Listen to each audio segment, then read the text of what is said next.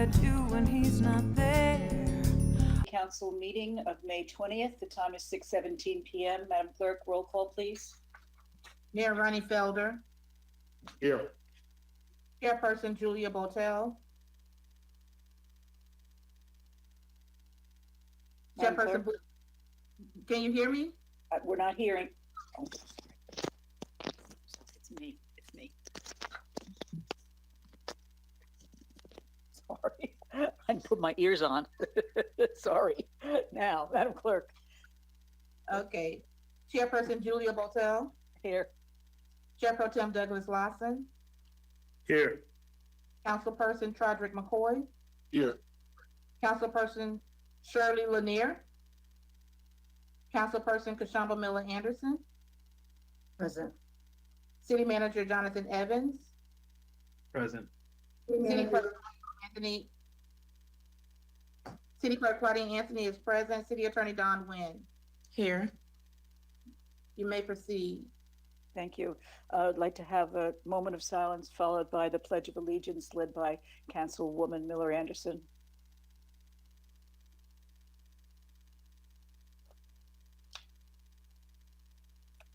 Pledge allegiance to the flag of the United States of America and to the republic for which it stands, one nation, under God, indivisible, with liberty and justice for all. Thank you. Do we have any additions, deletions, substitutions from the manager, the mayor, or council? I know we had a couple of additions, but they're on here, yes? Yes, Okay. Madam Chair, if I can have the city clerk read those items into the record for the additions from administration. Thank you. Madam Chair, members of the council, we have item number 5A, which is a resolution authorizing the administration to create and implement a phased reopening of city operations and services and a business recovery plan in response to COVID-19 pandemic. And item number 6A is a discussion item by Richard Blankenship on the July 4th celebration. Thank you. And Madam Chair, let the record reflect that Councilperson Lanier is present. Thank you. Do we have well, let's adopt the agenda first. Can I get a motion to adopt the agenda? So moved. And then I'll read. Second. Madam Clerk? Councilperson McCoy, Yes. Councilperson Miller Anderson, Yes. Councilperson Lanier, Yes. Councilperson Pro Tem Lawson, Yes. Chair Botel, Yes. unanimous vote. Thank you. Any member of the public wishing to comment publicly on any matter, including items on the agenda, shall submit their comments by email to City Clerk Claudine Anthony at publiccomments@rivierbeach.org. The email shall contain the applicable agenda item numbers along with precise wording to be read into the record. Explicit language will not be read. Emails without applicable agenda item numbers will be read under the general public comment section. Be advised, public comments will be accepted for each applicable item in the general public comment section until closure is announced by the chairperson or the city clerk. All email addresses and submitted comments are and will be public record. The city clerk or designee will read public comments into the record at the appropriate time for no more than 3 minutes. If you have any questions, please contact the city clerk's office at 561-845-4090 or email crobinson@rivierbeach.org. Thank you. Do we have any public comments? Oh, Mr. Evans, go ahead. Madam Chair and members of the board, pursuant to the direction that was provided to staff, we have also added a button onto the homepage of the city's website that says public comments. If individuals click on that particular button, it will have them fill out a form as it relates to which item they will choose to comment on, and they can put their comments and information in there. And as soon as they hit submit comments, it will be submitted to the clerk for the purposes of the public record and reading the comments into the record for the applicable agenda item. So we did add a addition component to it. That's great. Thank you very much. Let's see, we approved the agenda. Do we have anything on consent? Yeah, I'm sorry. Yes, we don't have any petitions. We don't have any. There's nothing on. Oh, I'm sorry. We do have a board. We do have board appointment. Miss, somebody's echoing. Miss Nguyen. Did you do disclosures by council? Do we have any disclosures? Thank you. You're welcome. No, thank you. Now we do have an item on consent. All matters listed under this item are considered to be routine and action will be taken by one motion. There will be no separate discussion of these items unless a council person so requests, in which event the item will be removed from the general order of business and considered in its normal sequence on the agenda. Do we have any public comments for the consent agenda? No, ma'am. Then could I get a motion and a second to approve the consent agenda? So moved. Ms. Lanier? I have a question before this. I was kind of going fast there. I wanted to ask a question about number 1, so I need to pull that. Okay, thank you. Anything else before we vote on the consent agenda? Madam Clerk, we have a motion and a second to vote on the consent agenda. Yes. Madam Chair, I ask who seconds the motion? I believe Ms. Miller Anderson. Mr. McCoy, the consent agenda has now been amended. Would you like to? Renew my motion. Second stands? Councilperson McCoy? Yes. Councilperson Miller Anderson? Yes. Councilperson Lanier? Yes. Pro Tem Lawson? Yes. Chair Botel? Yes, Unanimous vote. thank you. Item number 1. Planning and Zoning Board appointments, Ms. Raina Burgess, Mr. John Gustafson, Mr. Anthony Brown, and Mr. James Gallen. Miss. I wanted to ask this question about this item. I know that at about several meetings ago, there was some discussion that I had in regards to how these board appointments were made vis-a-vis towards sitting members. There was a discussion about alternate members staying as alternates. There was a conversation about term limits. How did that ever get rectified, and what happened with that?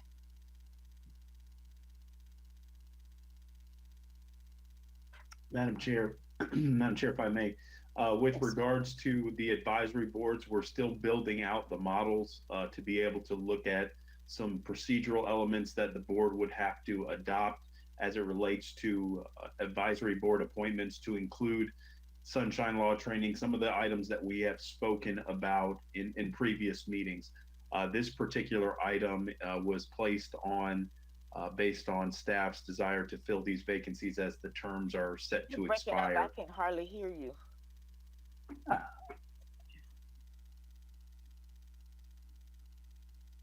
Can you hear me now? I can hear you fine. Okay, perfect. The city staff is working on a program to build out some procedural elements that would be utilized for the purposes of future board appointments, to include trainings and all those different elements that the council has articulated in previous meetings. This particular meeting, or this particular appointment, I believe, was out of necessity, as these positions are set to expire. Mr. Gagnon, do you have some additional remarks to add, or Ms. Busby? I see. I have a problem with this, because that was the point, was the fact that you had all these boards and people were on boards. It never retired. It never sunsetted. They could keep getting reappointed, and the people who were alternates never got an opportunity to become members of that board. So why are we moving forward with board appointments when none of that has been worked out?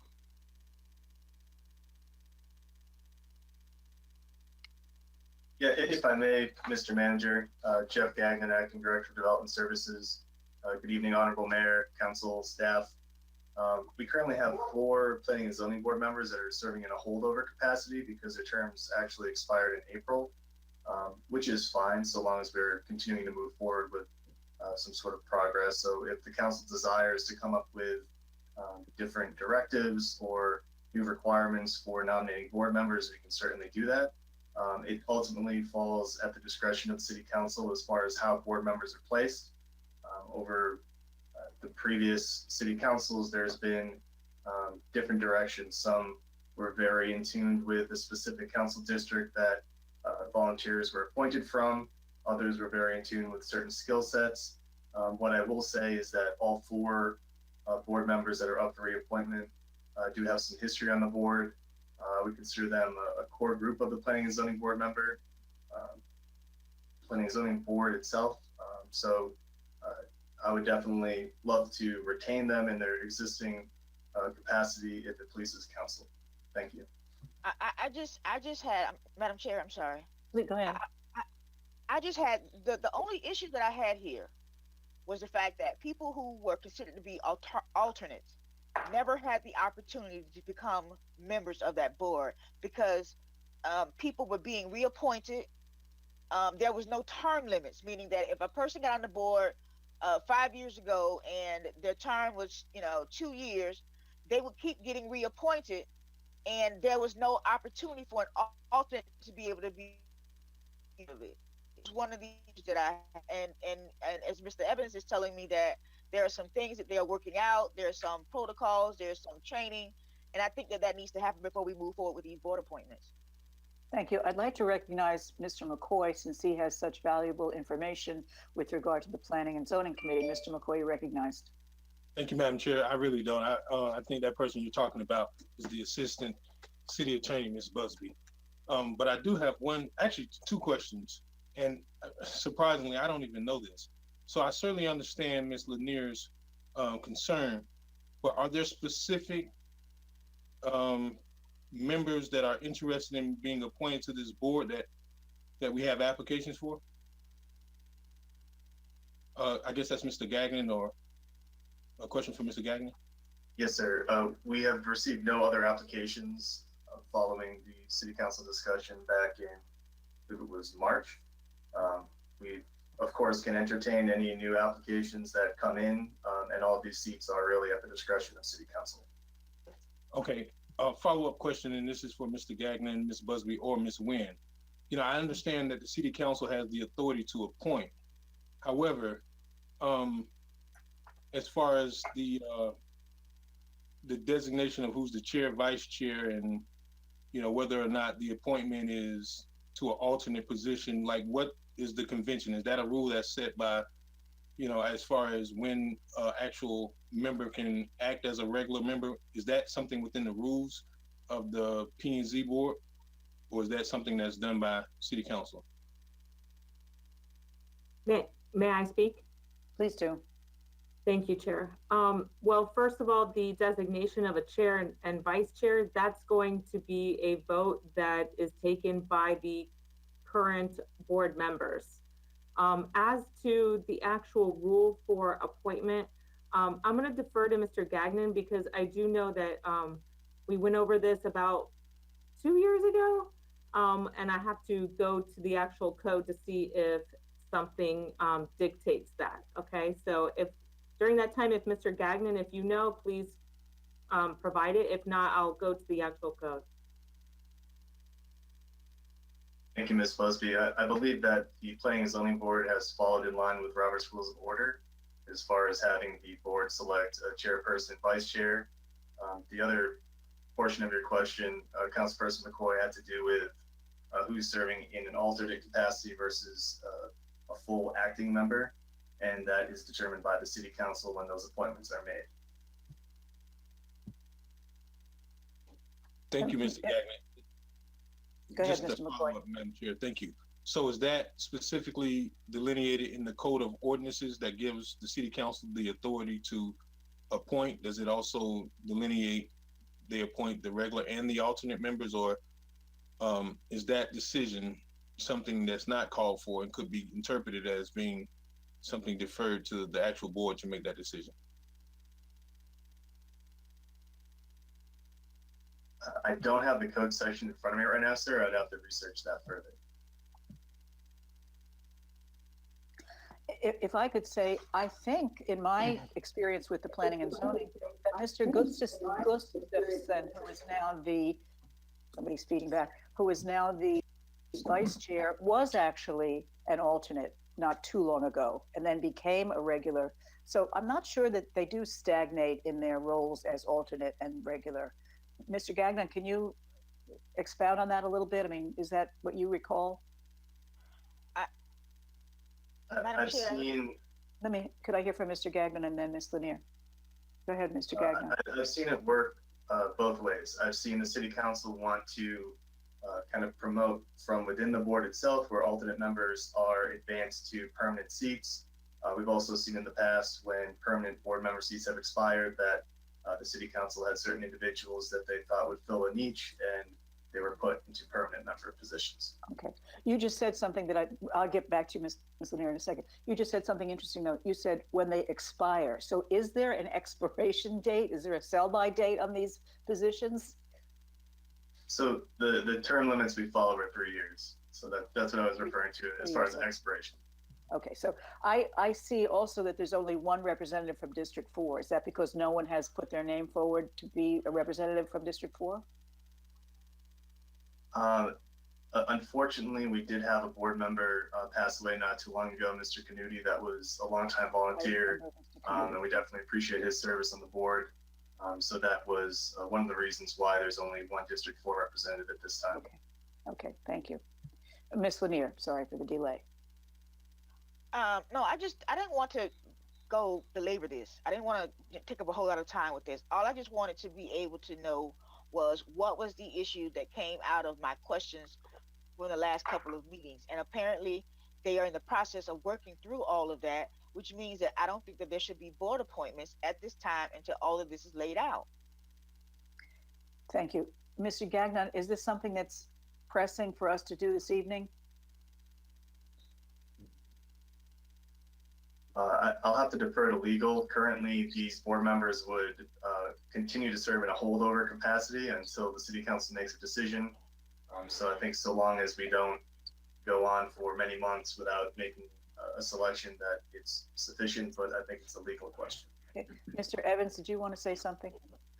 Yes, Madam Chair. We would have a shell of a policy that the board can consider completed for your next regular meeting in June. So if the board wishes to discuss more nuances of that and provide some tweaks to it, then conceivably staff can bring the final policy back your second meeting in June with the appointments to follow. Okay. Do any council people object to that? Then why don't we do it? It seems like there's no objection. So let's move this item. I don't want to table it because then we got to go through a process. Let's, Mr. McCoy, and then Mr. McCoy. I asked the question of Ms. Busby, and it seemed like I thought I seen her trying to get your attention to respond. Sorry. Thank you. Too many screens. Thank you. So I just wanted to answer Councilperson McCoy's question. He asked for the actual section of the code. And yes, section 27-31, and I'll point to subsection B, references that in cases of vacancies by resignation, removal, or otherwise, the city council fills such vacancy for the unexpired term. That term is 3 years. Okay, thank you. Mr. McCoy. So a follow-up to that, does the code specifically speak to the city council appointing specific designations as regular members, or does it just says members altogether? Because if that's the case, then it would seem to me that the authority to designate an alternate can be basically done by the board itself, which if a board has rules or by rules or some structure itself, then that should be a decision of the board. And it's a question, Ms. Busby, I'm sorry.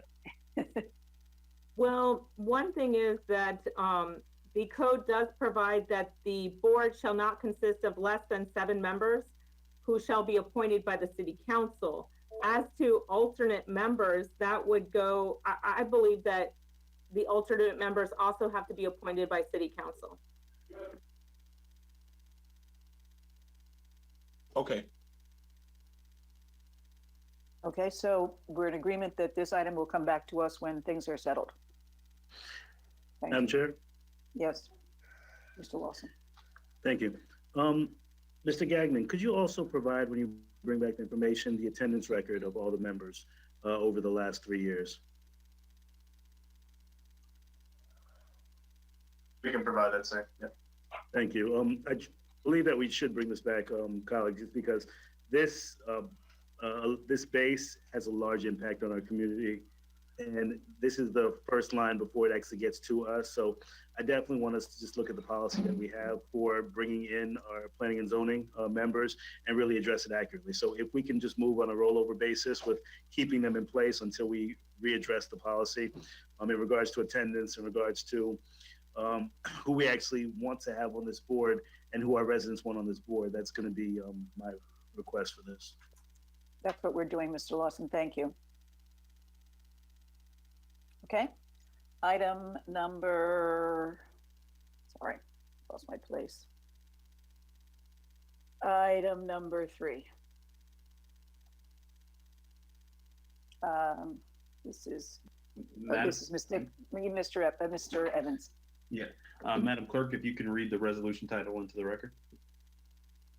A resolution of the City Council of the City of Riviera Beach, Palm Beach County, Florida, approving and ratifying a collective bargaining agreement commencing October 1st, 2019 to September 30th, 2022 between the City of Riviera Beach and the Police Benevolent Association for benefit of police officers and sergeants, authorizing the city manager and city clerk to execute said agreement and providing for an effective date.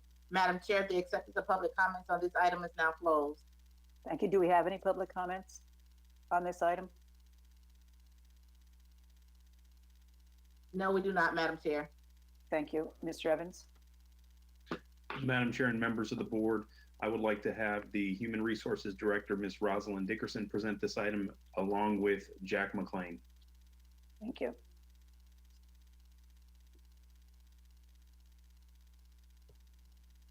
Good evening, Council, Honorable Mayor, Council and Chair. I would like to defer to Mr. McLean. As you know, we spent an extensive amount of time negotiating the contract and the merits of the contract. Mr. McLean, I'll defer to you.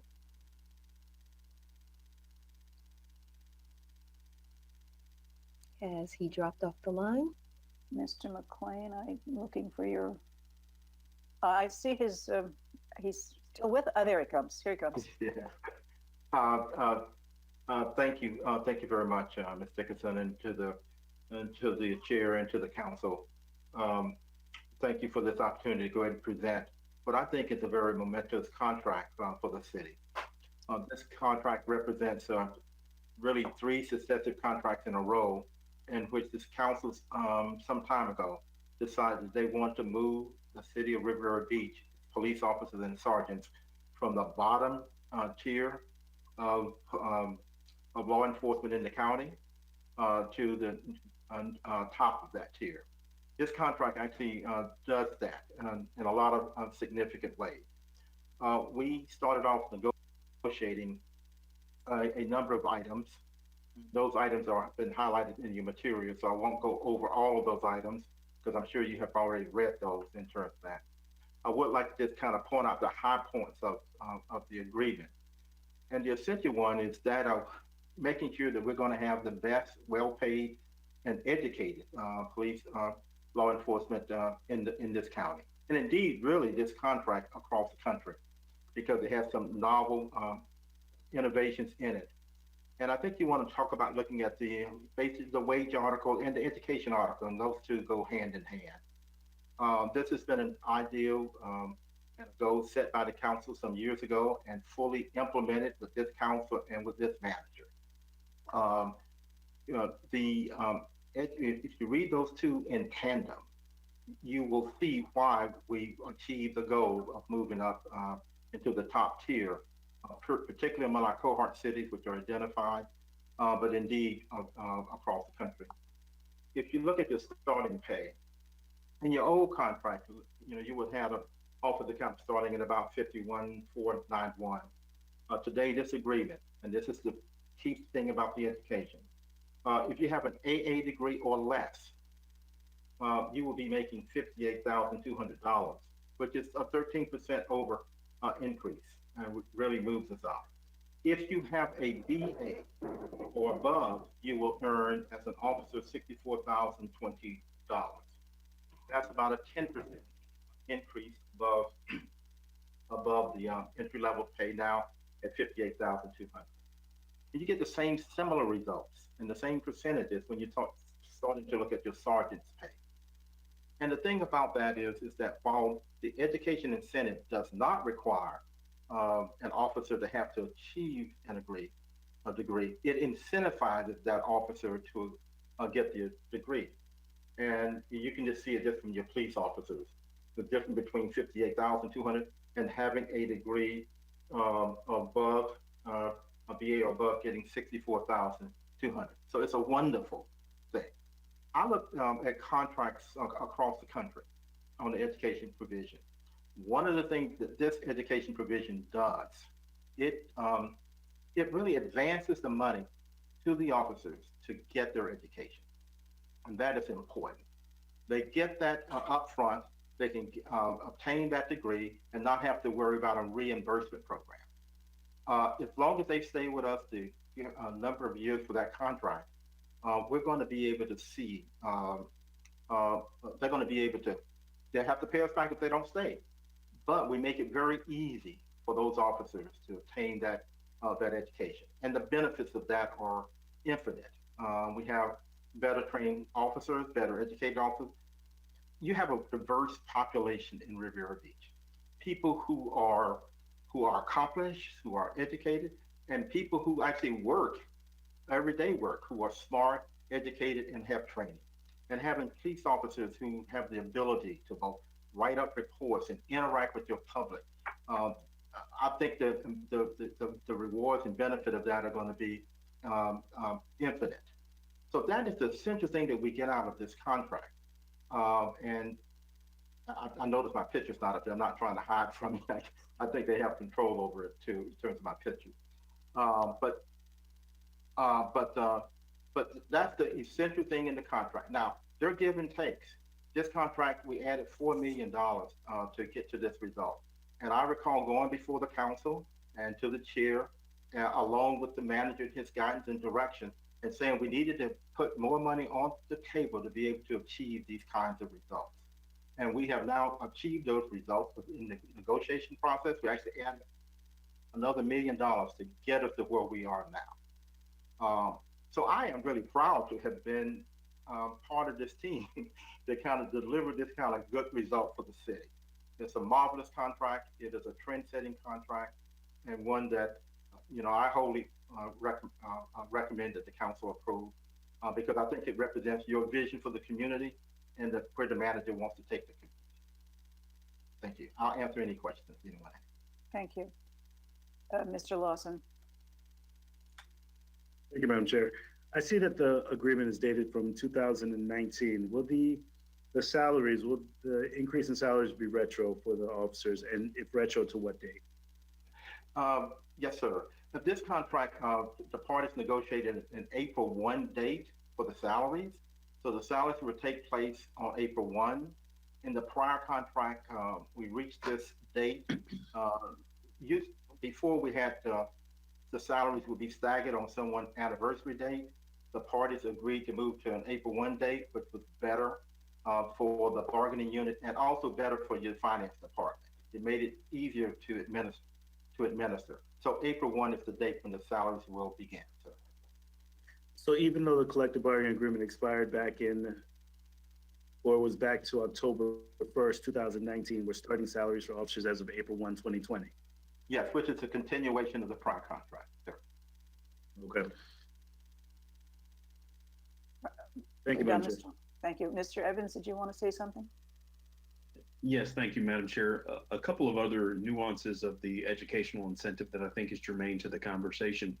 The model that is articulated in this contract is profoundly different than any other model that you would see across the country. And to Mr. McLean's point, we actually incentivize the officers to obtain degrees and pursue a higher education. Also, we eliminate some of the grade restrictions, because what happens is you have a situation where they would only get a certain segment of their reimbursements based on the existing program, based on the grades that they would receive. If they pass the class, they get the money. So it's not a B, or C. The other side of it is, as part of this contract, the city was able to transition the new employees that will join the organization into the Florida retirement system. Just to put things into perspective, if we would have had that incorporated in the contract previous, the city would have saved approximately $1.3 million. So we believe that in subsequent years that there is going to be substantial savings as a result of this contract, but also putting our officers in the top rung of officer compensation in Palm Beach County. And we believe there's the educational incentive will end up being a model for other individuals. So we've already have employees in the police department that are registering for classes and looking forward to that opportunity.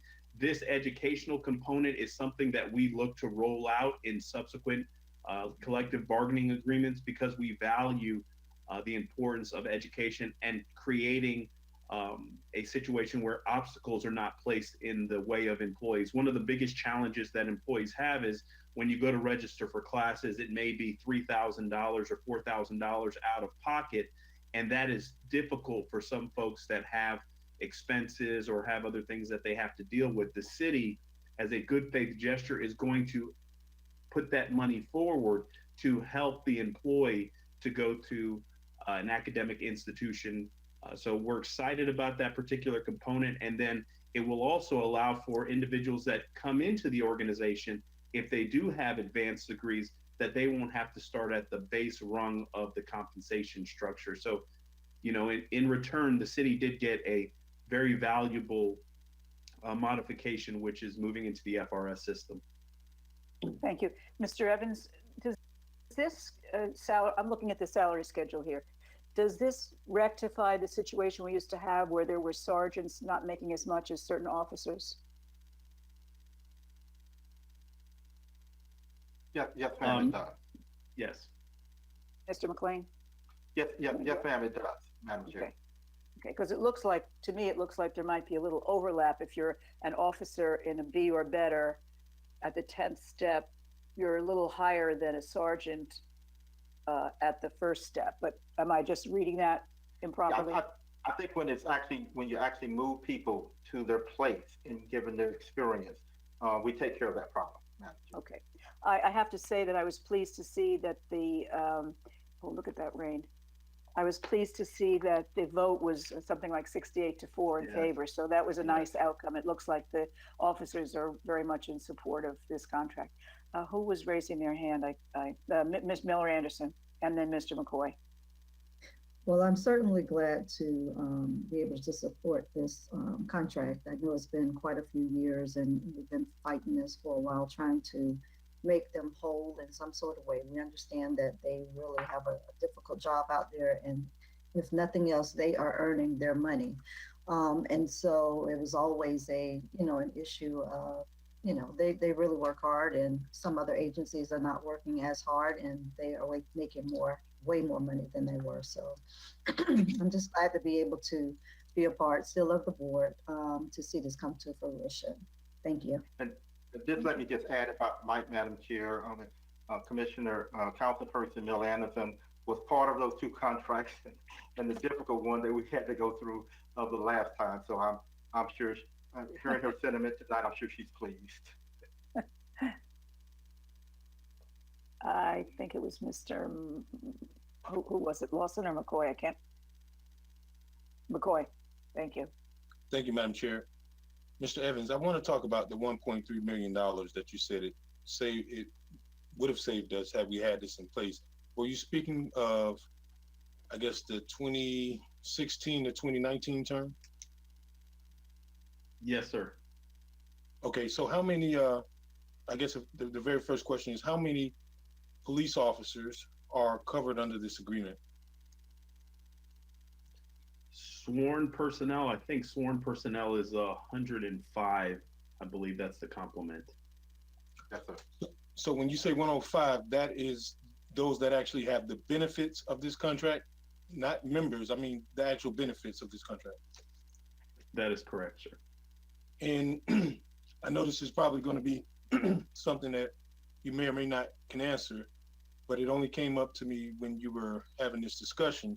But if that's true, how many officers have we had to start since the last agreement period, the last term, I guess the 2016 through 2019, that would necessitate $1.3 million?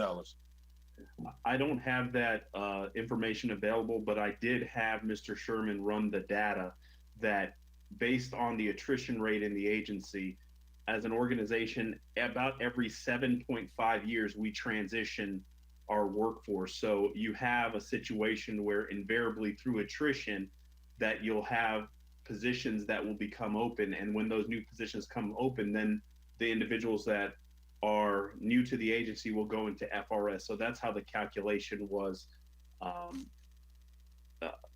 structured. We looked at the turnover, we looked at the numbers from the previous year and just extrapolated what it would be.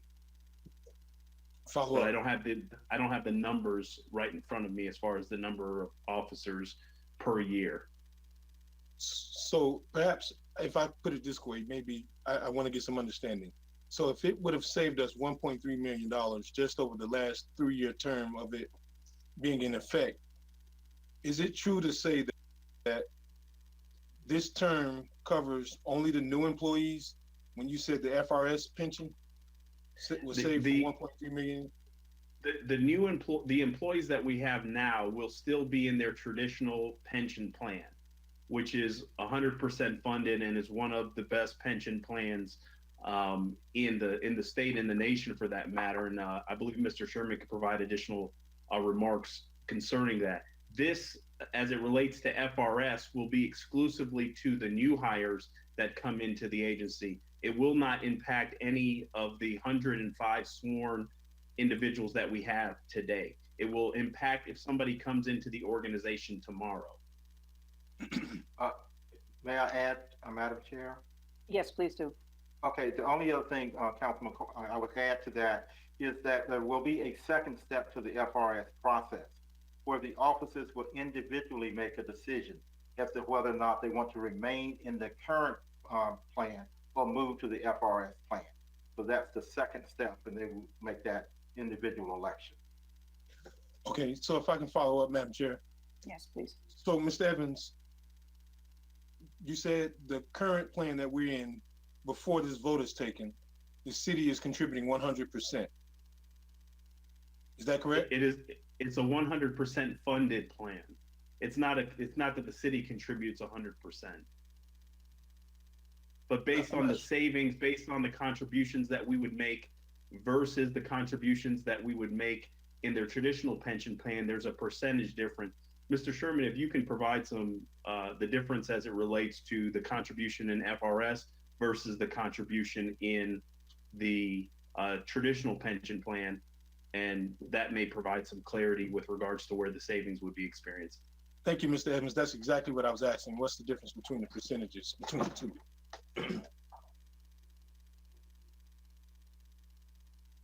There we go. Good evening, everyone. Randy Sherman, Finance Director.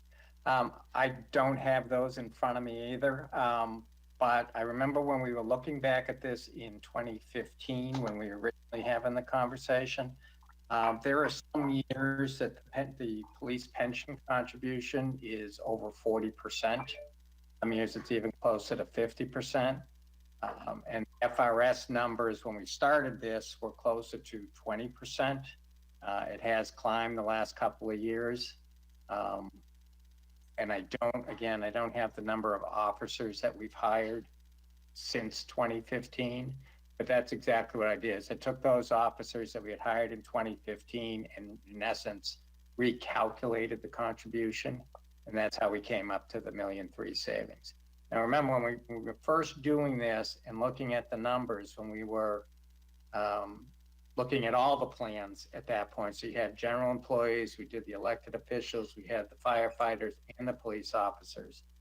That and issuing the pension obligation bonds, which we did back in 2014 as well, was $130 million of savings. So the fact that we are, in essence, 5 years behind on the police officers, because obviously it grows every year as you add new members. But going retroactive, it was the $1.3 million. Okay.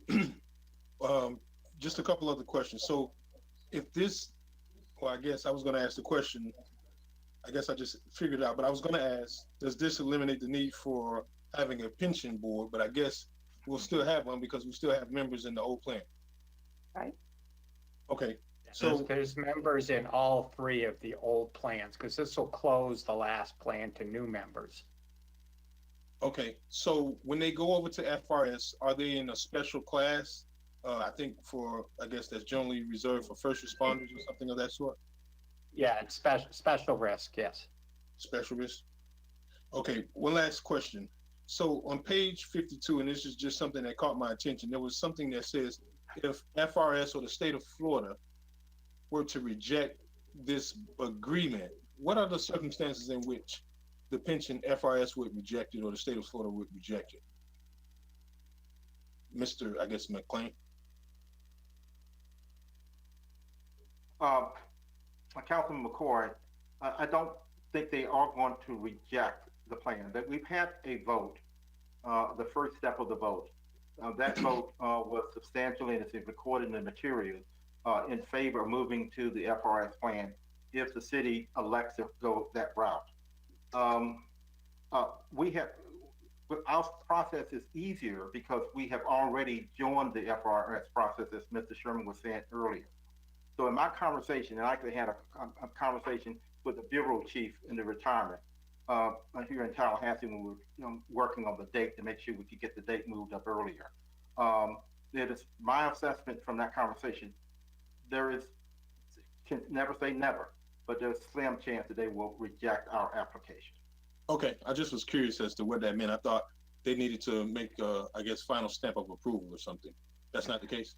No, they will do that. Okay, but we have met all of the procedural steps leading up to joining the FRS. Okay, good enough. Thank you, Madam Chair. Thank you. Anything else? Any other questions? You can call the roll. Madam Chair, we do need a motion and second on this item, please. Sorry, I thought we had a motion in a second. I beg your pardon. Can we get a motion? So moved. Thank you. Second. Thank you. Madam Clerk. Councilperson McCoy, Yes. Councilperson Lawson, Yes. Councilperson Lanier, Yes. Councilperson Miller Anderson, Yes. Chair Botel. Yes. That's a unanimous vote on that one. Thank you. Ms. Hall, I believe I have audio again, so I can proceed from here. Okay. Okay, thank you. Thank you. Madam Chair, are we ready for item number 4? Item number 4, please.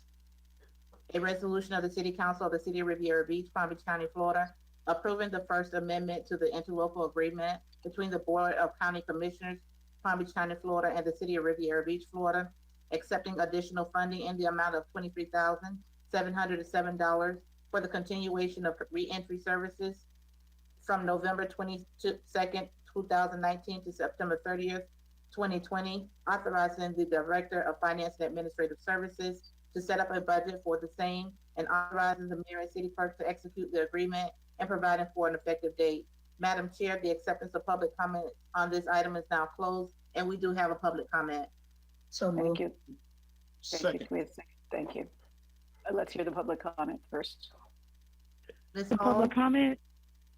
public comment comes from Erica Davis. First, I don't agree that Julie Botel should be voting on this item relating to the agreement with Palm Beach County Board of County Commissioners relating to the reentry program, the very board that she appeared before on May 8th to say that she represents only Singer Island. Julie Botel clearly lacks empathy and an understanding for the entire community, city, and the residents of Riviera Beach. Dr. Julie Botel, I know some of the individuals that participate in the Riviera Beach Reentry Program, and they aren't slaves as you may think.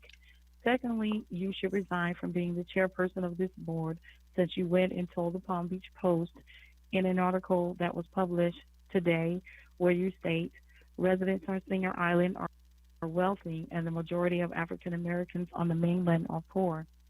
This is the epitome of bigotry and racism.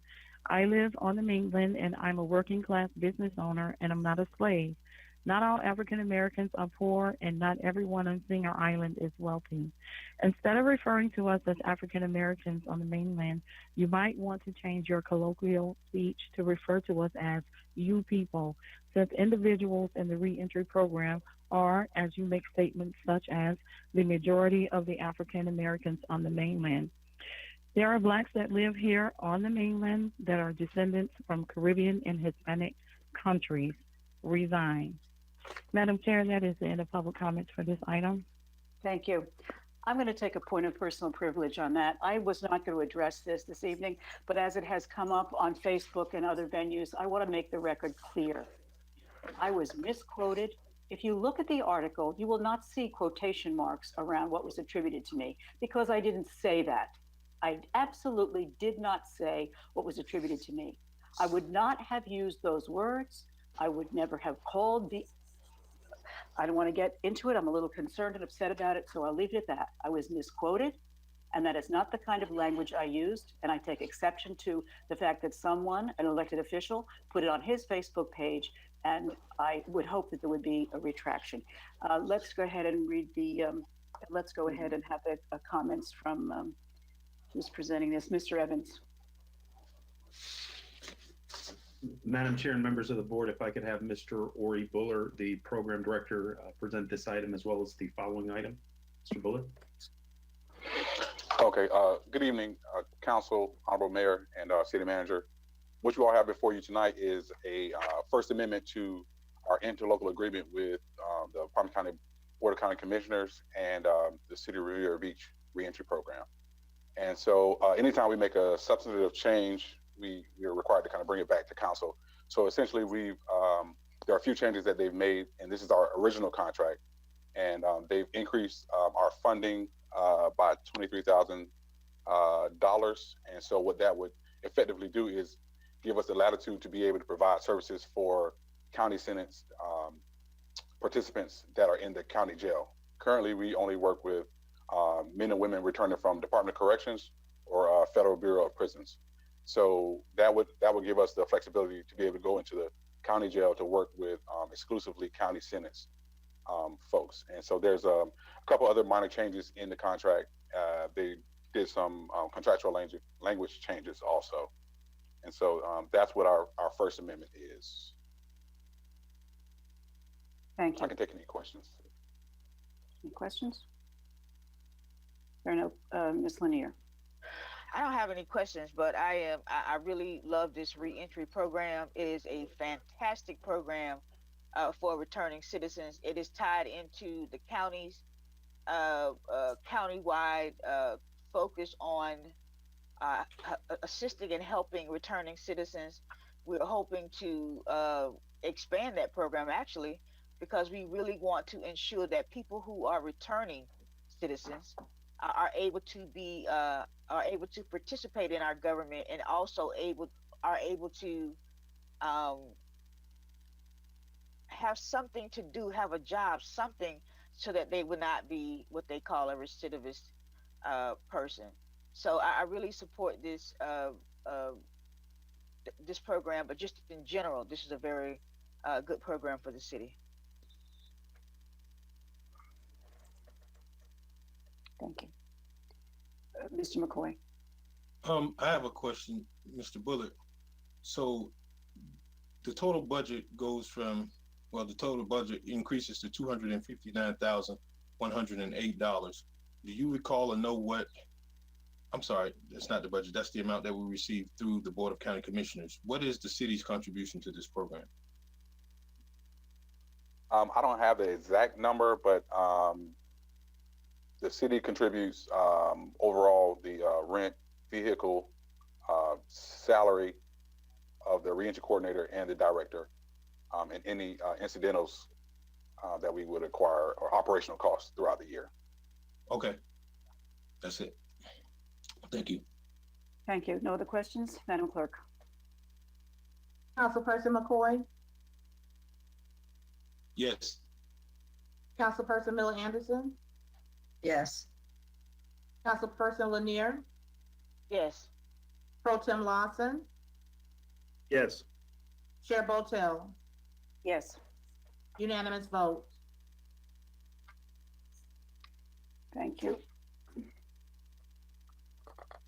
Item number 5. A resolution of the City Council of the City of Riviera Beach, Palm Beach County, Florida, approving the second amendment to the interlocal agreement between the Board of County Commissioners, Palm Beach County, Florida, and the City of Riviera Beach, Florida, approving the addition of compensation for incentives for successful performance outcomes as an allowable expense from the ad valorem funding in the reentry budget, authorizing the mayor and city clerk to execute the agreement and providing for an effective date. Madam Chair, the acceptance of public comments on this item is now closed, and we do not have any public comments on this item. Thank you. Can I get a motion? So moved. Second. Thank you. Mr. Evans? Madam Chair, members of the board, if I can have the program director, Mr. Ori Bullard, present this item. All right. Thank you once again. And this this amendment is our second amendment, and so it's attached to the first contract that we had. But we're actually pretty excited about this amendment because this gives us the flexibility to be able to incentivize some of our participants for successful completion of our programmatic outlines for them. So each time we have a case manager to set up program goals, and in the past we haven't been able to compensate them for successfully completing those goals. And so that this gives us the flexibility to be able to do that and provide that incentivized plan for our program participants. Thank you. Any questions? Comments? Madam Clerk? Councilperson McCoy, Yes. Councilperson Miller Anderson, Yes. Councilperson Lanier, Yes. Pro Tem Lawson, Yes. Chair Botel. Yes. Unanimous vote. Thank you. Item number 5A. Madam Chair, we're now on to item number 5A. Yes.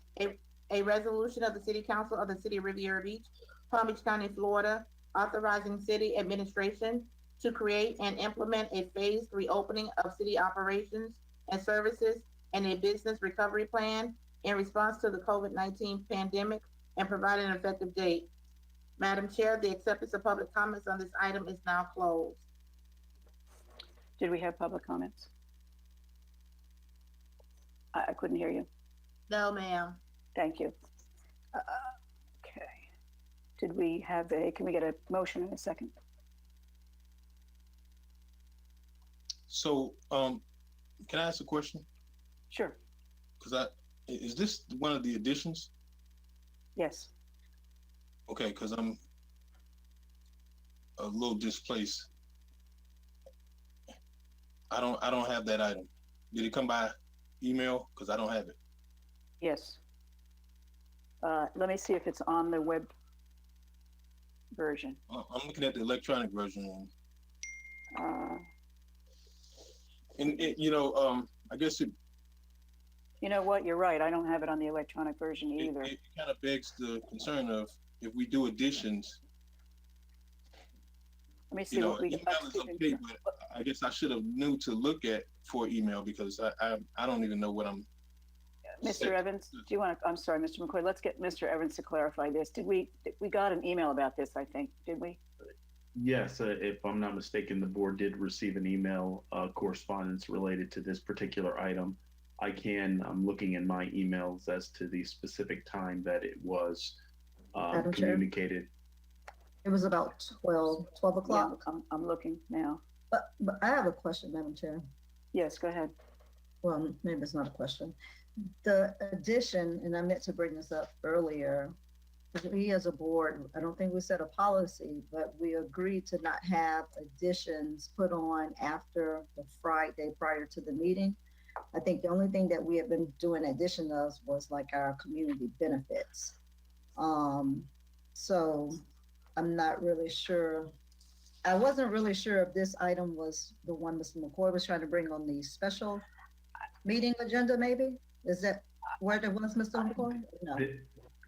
This item was, go ahead, Madam Chair, I'm sorry. I think this may relate to, correct me if I'm wrong, please, Mr. Evans, the keeping the street, one of the items in any case might be keeping that street closed. And we discussed it at a couple of meetings and said we would talk about it on the 20th. So that may be why it was put on, because we do want to make sure that we afford those restaurants over, any restaurant in town really that wants to utilize the street area or any surrounding area that would not typically be their outdoor seating. We want them to be able to utilize that outdoor seating. And I think that would be part of this discussion. Am I correct, Mr. Evans? Madam Chair, if I may, this item, the title is kind of lengthy, but realistically it gets into the nuances of what the board had communicated about the potential closure of city rights of way and how to help facilitate expanding of outdoor seating for local businesses. So this is what this item is exclusively about, to get direction from the board as to how they would like to proceed. And it did come up in conversation. So I'm hoping that we can, I mean, I know it was the last minute, but I'm hoping that we will allow Mr. Evans the opportunity to have us discuss it. Ms. Miller Anderson.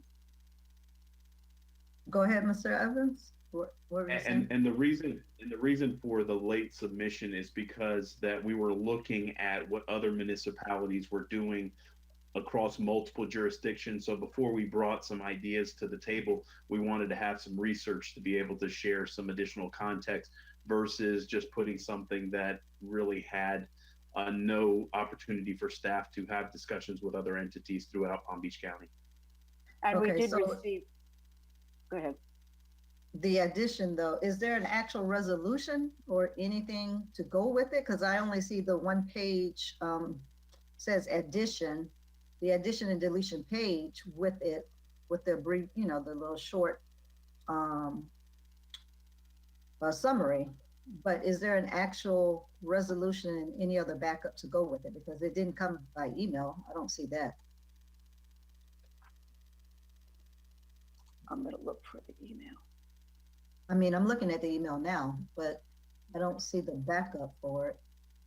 Yeah, there's an email, but there's it's just the wording itself. There's nothing else that goes with it. Yeah, I was under the impression that, that the resolution should have been attached, but it was not attached in the email correspondence that was sent to the board at 11:56 a.m. So I essentially didn't really know what it was about. Right, Ms. Lanier. I think that even though there is no resolution, I think that we don't have to, spend all night on it, but I think that we do need to have some conversation about this. This is talking about how we're going to safely open, how we're going to safely move forward in terms of reopening the city, and just to have some discussion about it and how that looks. I thank you, and I really would like it if we could make a resolution, at least for that component, about opening the streets, or rather closing the streets, to allow for the restaurants in the city to utilize as much space for outdoor seating as they can. That's really important to them, and I'd like us to have that settled this evening if we could. So that would be my only wish, that we could have a resolution on that one component at least. Madam Chair? Mr. Lawson. How can we make that determination to close those streets without kind of having the full plan in place? Because are we going to close down all the streets with all the restaurants throughout the city, or are we just looking at Ocean Mall?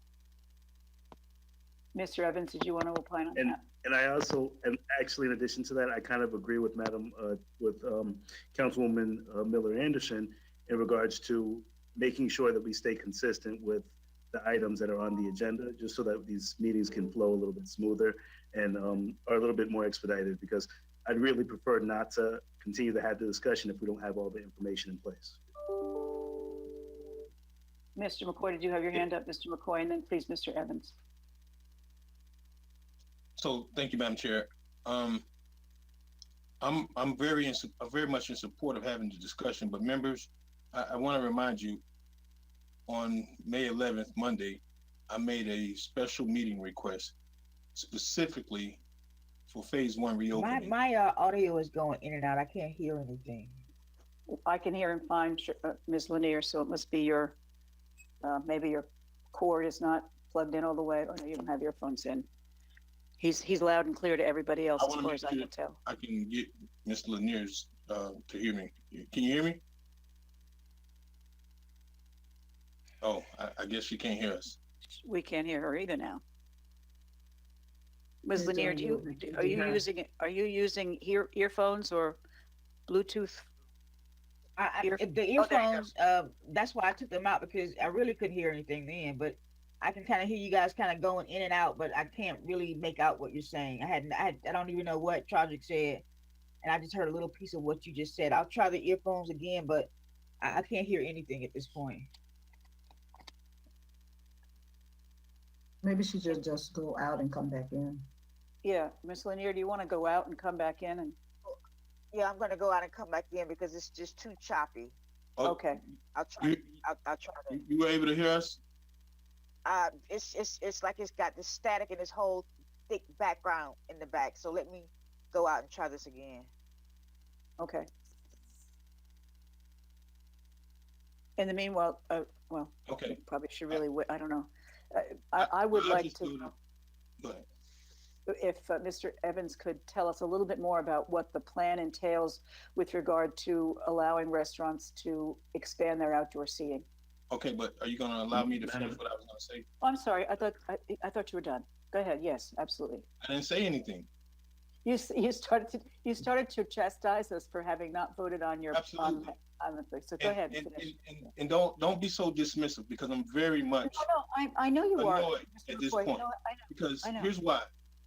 I mean, as a professional courtesy, if I go and put in a request for a special meeting, I would really rely on my colleagues to first not only, support me in that, but execute it and also adopt the agenda. But here it is now, we're having the same conversation, but I guess perhaps, I shouldn't say that, but, I just would have expected a little bit better, because literally we got beat up behind this stuff through our emails and on social media.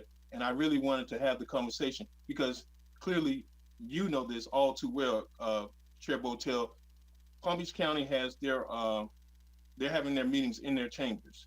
They're doing social distancing. So this, along with other items that I wanted to discuss about utility bill payments, because I've had some concerns with that, and also the reopening of the street there at the Ocean Mall. But clearly, I just want to make sure that I reiterate the fact that, if a member puts something on, I can respectfully agree if you have a difference of opinion, but at the very minimum, I think to have something like this blow up related to the beach closures, I think we could have had this resolved last week. But clearly, when the manager brings forth something, it's, we'll love to hear it. But, I don't think it's fair for me when I spend the time to put in a request when we're already at a meeting, not to even hear my discussion or my concerns. That's all I have. Thank you, Mr. Evans. And then Ms. Lanier. I just like to say, I hear what you're saying, Councilman McCoy, but really what we have to look at here is that I think that people get this all mixed up. This what we have going on now is not normal. This is not how things are supposed to go. We're in the middle of a pandemic. We're not saying that we're going to excuse, people not bringing something to the agenda. But this is talking about how we're going to reopen. This is talking about how we need to be able to make sure that how we reopen is something that we all can agree upon, and that it is something that we have discussed and we have laid out, and there is something that is in place and there's something that is happening so that we'll be able to move forward. Because, it is just, even with the whole beach thing, the country is moving forward without us or not. So we need to be in a position to be able to say, listen, how are we going to do that? How are we going to help our businesses? How are we going to help our residents? How are we going to be able to, not just open wide open here, but be able to move along in phases and have some discussion about that. Thank you. Can I just Mr. respond, Madam Chair? Sure, please do. Thank you, Madam Chair. And I'm just going to be brief. Councilwoman Lanier, this is exactly what was on my request for a special meeting. How we reopen, how we move forward because we're in COVID-19. I'm not sure if you were coming back in the meeting when I said that, but everything that the manager has delineated is the same exact verbiage that I had on my special call for a meeting that 3 of the members chose not to vote for. But clearly we're at this point now where the same items are on the same agenda. Everything, the PBA was on this agenda, the reopening phase 1, which, I don't care what you call it, but I basically called it the same thing the manager named it. And also the pandemic pay policy, the very exact issues. But what I'm saying to you, it appears that the grass is greener on the other side when it comes to the manager. And I don't even have the support of my own colleagues when I put forth the same exact items to be heard in a special meeting. And I'm a little disappointed and discouraged. And I will hope that going forward, even if you don't agree, extend the courtesy of at least having the item heard. That's all I have. Miller Anderson. I can only speak for myself, but for that particular meeting, that special meeting with the agenda, and I think I explained this on one of those meetings, that when we had the conversation in the previous meeting of bringing something back on the special meeting, you indicated you wanted to talk about the pandemic pay. And so we were all prepared for that. But then when the agenda came out, it had the additional 3 things on there, and we had not had a discussion on them, nor did we have any backup on them.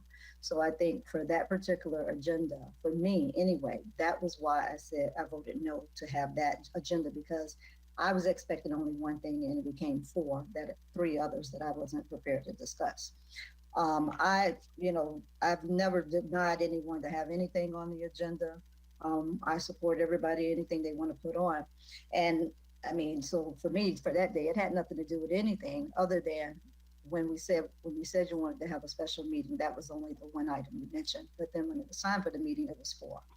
So that's the only issue I had. But Councilwoman Miller Anderson, there's a remedy for that. That's called add and delete. And then we could have had a discussion.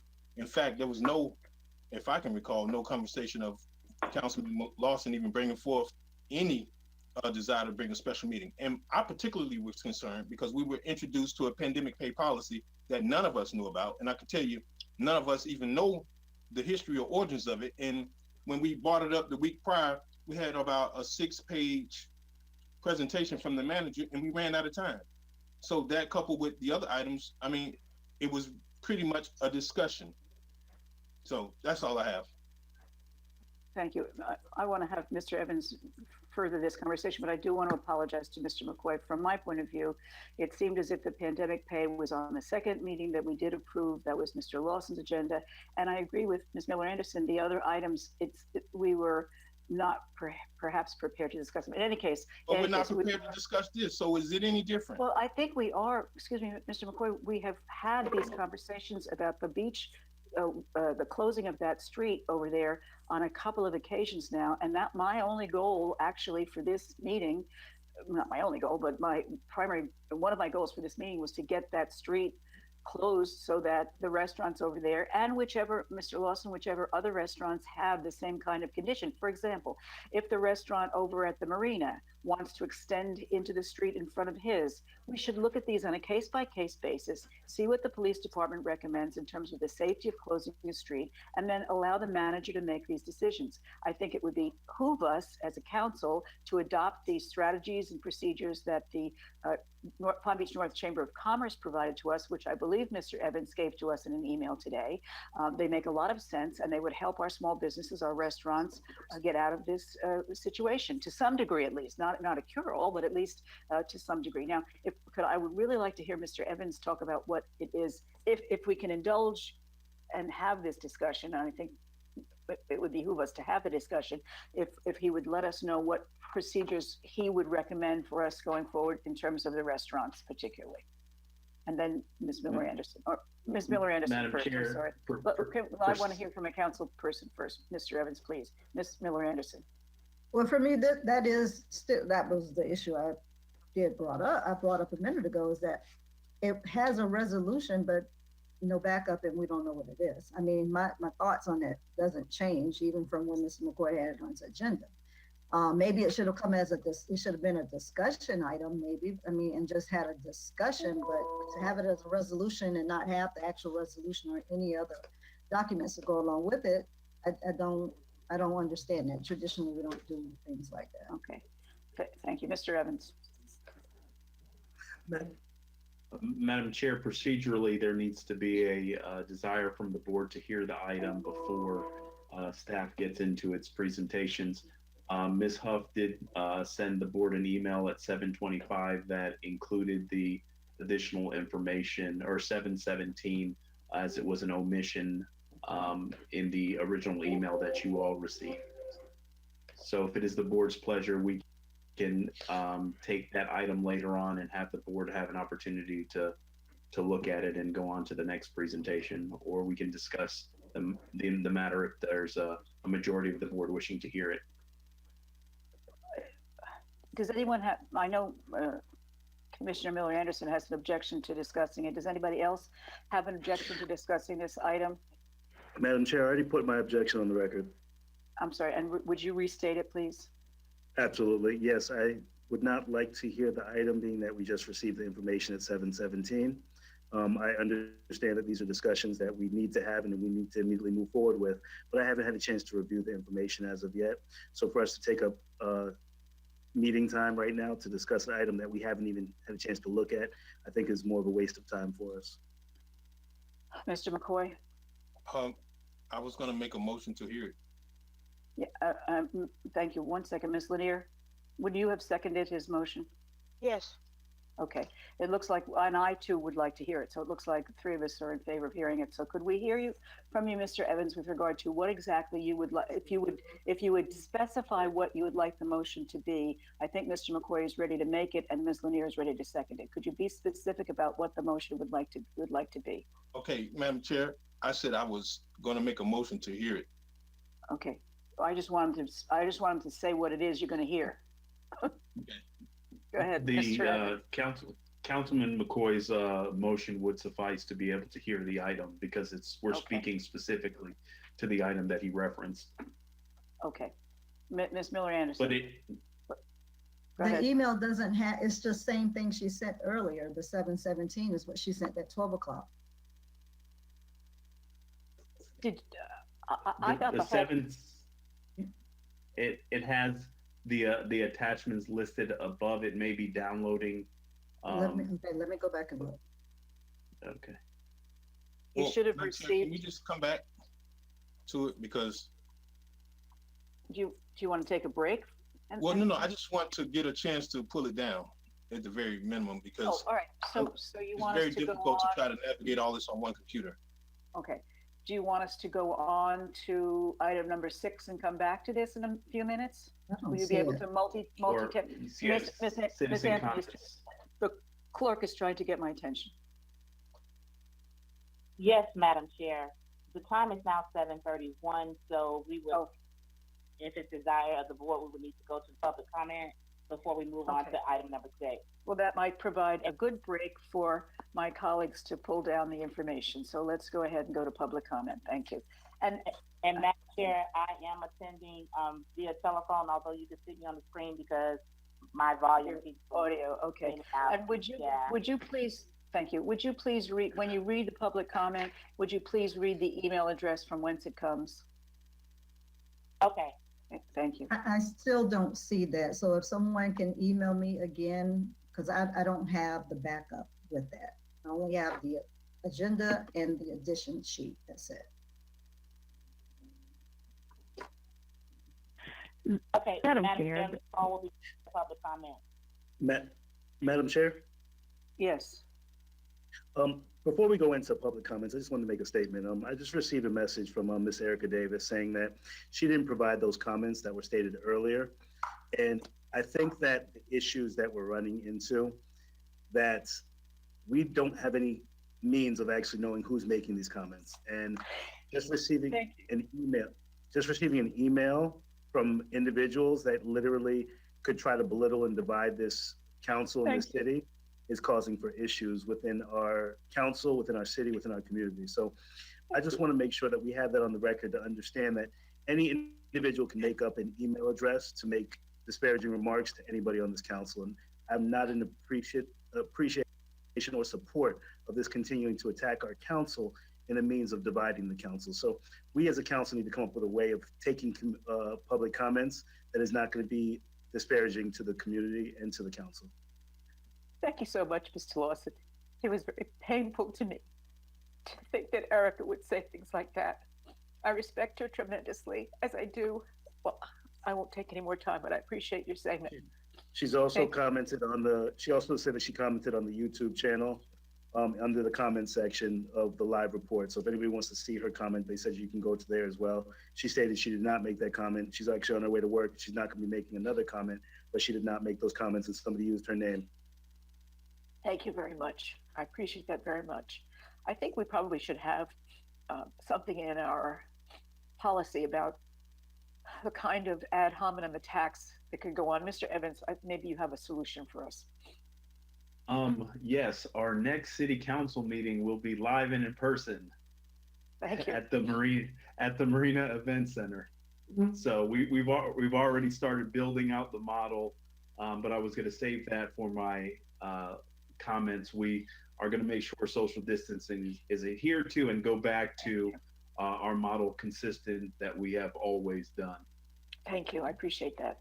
Now, will we have sufficient time, does the council think, during the reading of public comments to review the attachments? And does everybody have them? I want to be sure you got the piece that was sent out from the Palm Beach North Chamber, because that kind of gives some good advice about how we should be dealing with. And what time did that go out, Mr. Evans, and from whom? Did it go out from Ms. Noel or from, I'm trying to find it myself.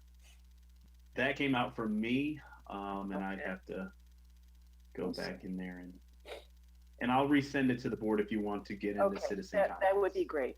I see your Madam Chair, yes, sorry. I just want to say this is just really not ideal to be conducting this item like this. I mean, I don't agree with it, but we got the majority vote. Yeah, thank you. Okay, let's have public comments, Ms. Anthony. Thank you. Madam Chair, before we start with public comments, I know you asked that we read the email address that the public comment comes from. Are we reading the individual's name as well? Yes, I think now that we know that some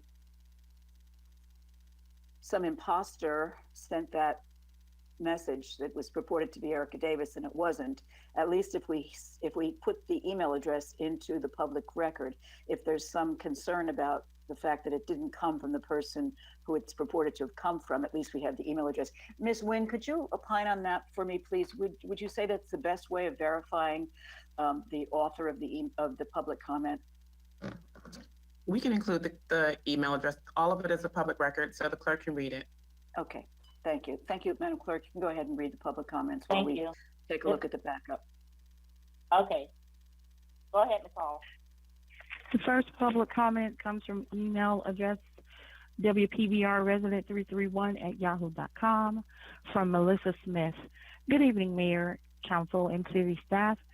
This comment is twofold. First, I would like to ask that the board chair, Julie Botel, to please address the recent comments made in Monday's May 18th Palm Beach Post article by longtime Palm Beach Post staff writer Tony Doris that states, the unwillingness to open the beaches has reopened a rift between the wealthy condo residents on Singer Island and the city's poorer African-American majority on the mainland, Botel said. Why would Mrs. Botel make such divisive and racially charged remarks regarding 70% of the population of the city in which she serves? There is no place for such behavior, especially from those in governing positions of authority. With that said, I believe that the mayor and fellow city council should ask Council Chair Julie Botel for an immediate public apology. I also think that Mrs. Botel would greatly benefit from some form of diversity training that would provide her with both historical and present day context as to why her comments are divisive, classist, and racially insensitive. Finally, I would like to state that since the City Council voted 3-1 to reopen the Riviera Beach beaches on yesterday and place their staff, specifically first responders, police, foot and water patrol, and beach lifeguards in potential harm's way, I believe that those same council members should vote to return to regular city council meetings. You should not be willing to place your employees on the front line while you remain safe in your homes. Only cowards require others to do the things that they themselves are unwilling to do. Leaders lead from the front, so if you want them to be placed in harm's way, you do the same. Open up the regular city council meetings and allow residents and strangers to come into City Hall and self-regulate. If you can make that decision for our first responders, surely you can adhere to the same standards. The next public comment. Madam Clerk, before you continue, I want to take this opportunity to once again debunk what was said. If you would look at the article, there are no quotations around what Mr. Doris reported. What I said to Mr. Doris was that I was very, very upset that this issue caused such a rift between us.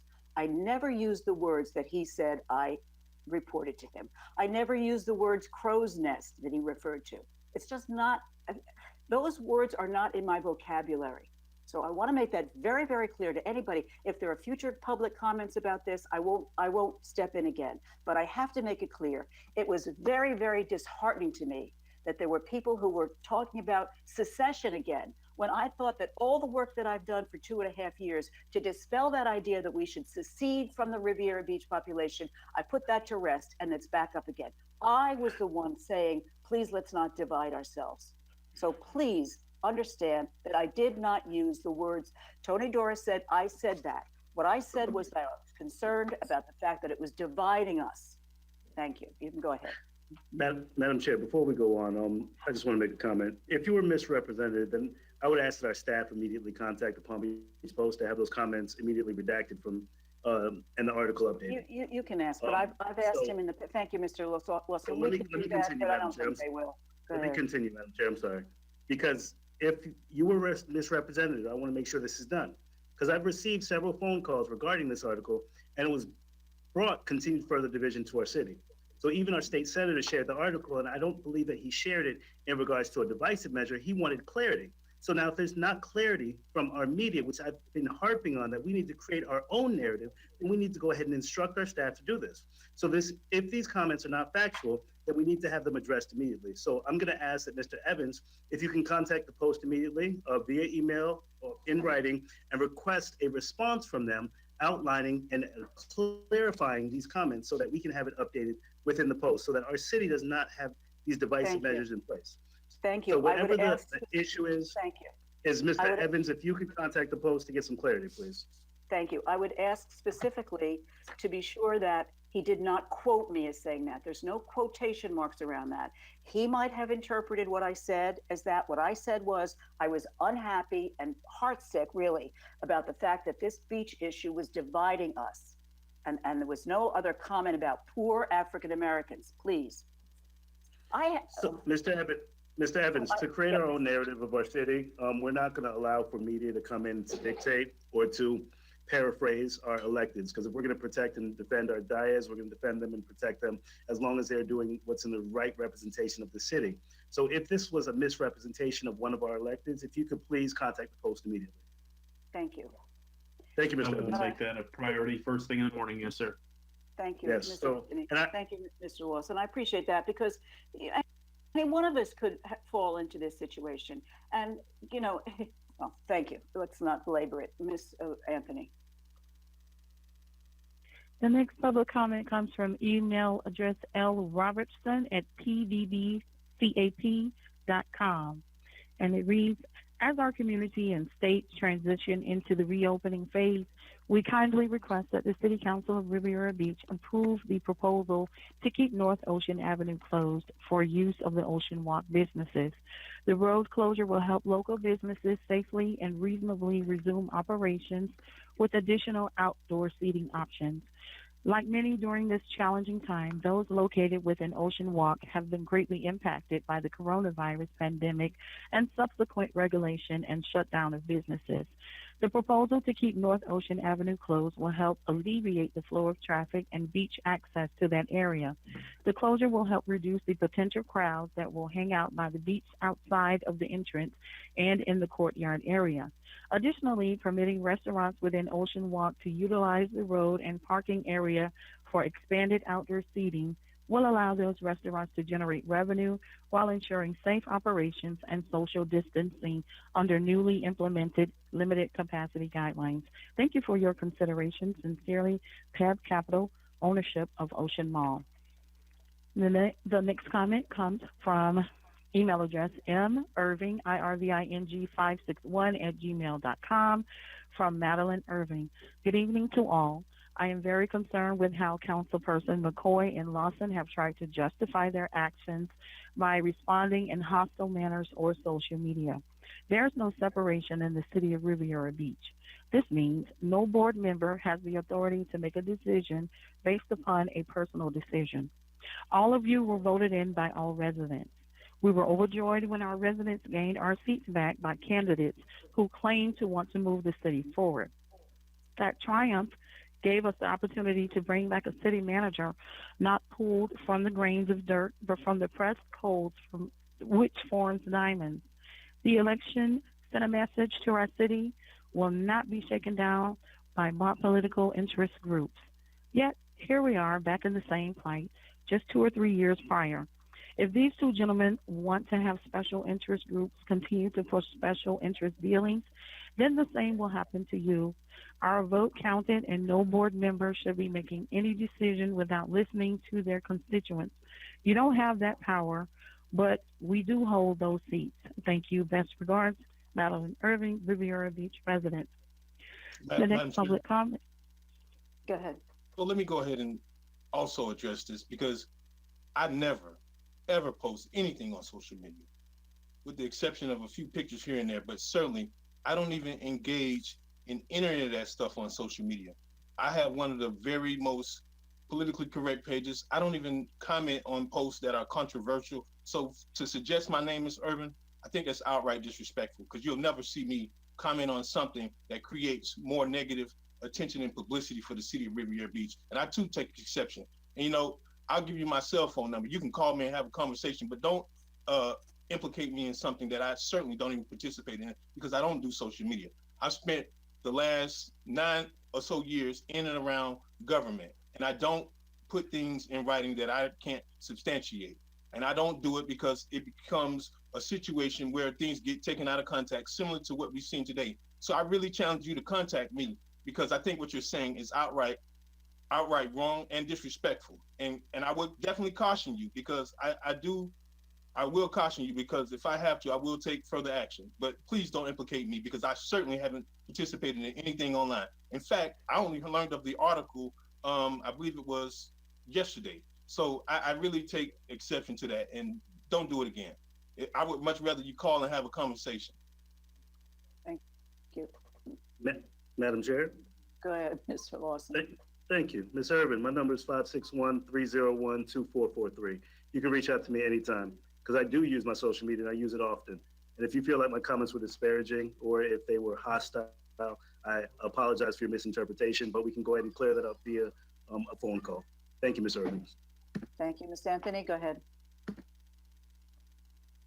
The next public comment comes from email VEGSEN10@gmail.com, and it reads, Erica Davis, wealthy condo residents on Singer Island. I would like to call your attention to the Palm Beach Post article titled Coronavirus Florida. Singer Island residents demand beaches reopen. that has been viewed and shared thousands of times on Facebook and other social media websites. It is apparent when anyone, including an elected official, makes statements saying a rift between the wealthy condo residents on Singer Island and the city's poor African American majority on the mainland, believes that the mainland African American residents are less desirable and that they are inferior to the wealthy. Singer Island residents, Julie Botel, I am insulted that you would even play the race card when you and Madam your... Clerk, I'm going to stop you since Erica has said that she did not make this comment. Ms. Nguyen, do we have to read something when the author has already said she didn't make the comment? Should we contact her now to find out if this is in fact from her? Is this the same? Yes. Is this? Yes. I think we have to read it, Dr. Botel. Okay. We submitted. All right. When we publicized the public comment, we did say that no profanity would be read. However, other than that, we have to read all the public comments, whether they're truthful or not. You know, it's very hurtful, not so much to me personally, but again, as Mr. Lawson pointed out, it's hurtful to the city to think that we as council would even entertain notions like this. It's really hurtful, and I just don't think it does us any good as a city or as a council. We'll let it be read, but knowing that it doesn't come from Erica, at least it relieves my heart to some degree that it doesn't come from somebody that I respect so highly. But it's not very helpful to the city. Go ahead, Ms. Anthony. I just wanted to say, Madam Chair. Yeah. I didn't think that we had to respond to every we comment. don't, and we shouldn't, and we can take. I'm sorry, I didn't interrupt you. We can take a point of personal privilege, and I was so disturbed by that first comment that I felt that I had to answer it right away. So we don't usually. It's not something that we would engage in normally, but we certainly can if we feel that we've been insulted or in some way we have to respond. Ms. Nguyen, is that not the case? Yes, you can take a point of personal privilege. Thank you. Ms. Anthony, go ahead and read the thing. Thank you. Julie Botel, I'm insulted that you would even play the race card when you and your big hat bag lady, J.B. Dixon, only court to a few Uncle Toms here on the mainland. As I said before, J.B. Dixon only deals with the mainland to get votes for Julie. A nice example of one of them is Chodrick McCoy, would conveniently didn't show up for the meeting on Friday to avoid voting because of funeral all of a sudden to attend, only to come back and vote in support of Julie Botel on yesterday to reopen the beach. Pressure. Julie Botel, your comments were vile and insulting to both sides of the bridge. With this COVID-19, it shows your real colors. I have begun organizing, and I have contacted the NAACP, the Urban League, and the local Black Lives Matter organization to begin calling for your resignation from not just chairperson of the board, but also your resignation from City Council. The next public comment comes from email address marvelouswashington@gmail.com from Marvelous Washington. Comment for Councilperson Botel. It was disheartening to read your comments in the Palm Beach Post article about the demand to reopen beaches. Statements that referred to the decision to reopen as being a rift between Singer Island versus the city's poor African American majority on the mainland. Today you posted on social media that your comments were taken out of context. I have two questions. If your comment was taken out of context, then what exactly did you say or mean? If you are truly concerned about the divisiveness in the city, why are you referring to it in two parts, mainland and Singer Island? If we are one city, you shouldn't use that term, mainland and Singer Island, while referring to the city residents. During the news broadcast of the protest, I heard many terms used to describe city residents. That was offensive, which leads me to believe the protest was not about the reopening of the beaches, but about who made the decision to keep them closed. Putting people before public safety is a dangerous game. We voted to put people in those seats to make decisions for all city residents, not just for some city residents, especially not for city residents that are threatening to vote them out of office because they made a decision to put public safety first. The next public comment comes from email sbennett10h@icloud.com from Susan Bennett. The audio of city meetings is a distraction and confusing the communication amongst the members. It is impeding the efficiency and clarity amongst members and confusing the public. Difficult to listen through the distortion. Please consider having the council members meet in a common area, event center perhaps, 6 feet socially distanced around a rectangular table. Use microphones. Televise the meeting. Presenters can be present by Zoom on large screen perhaps. Principals of the meeting would be in the same room, easy to hear, focus, and communicate, much less confusion. Support people could be socially distanced at separate table or remote. Not sure if this is possible, but it may be advantageous to consider it. And the final public comment comes from SP 500.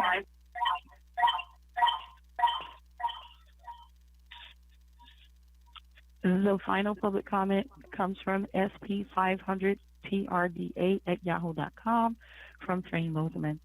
My comments are addressed specifically to Councilperson Lanier, Lawson, McCoy, and Miller Anderson.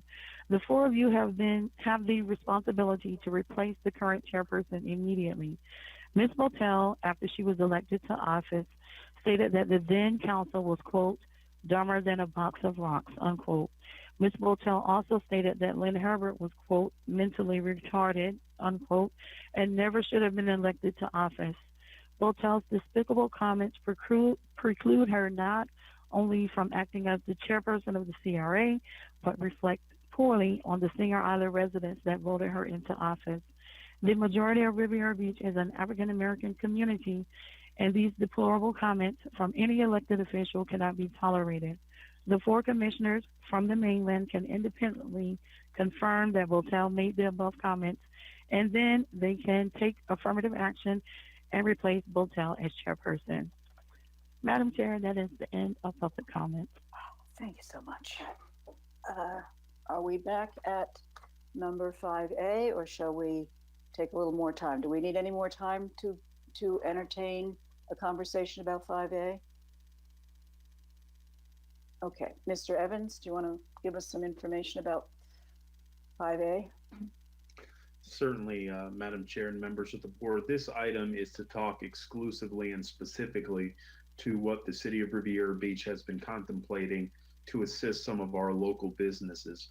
You will hear from the Acting Development Services, Mr. Jeff Gagnon, to talk about how we have looked at models in West Palm and what Jupiter is doing, and look to bring forth a plan that is more inclusive, that allows for not just the expansion of outdoor seating, but also looking for retail, sidewalk sales, and the like, to be able to assist in creating safe spaces for our members of our community to visit these businesses that are in desperate need for consumers to visit their shops. And so we're looking to put together a very expedited process, and the process that we're looking to do will allow for us to conceivably be able to, from application to the conclusion where we give the business the go-ahead to move forward within a 24-hour period.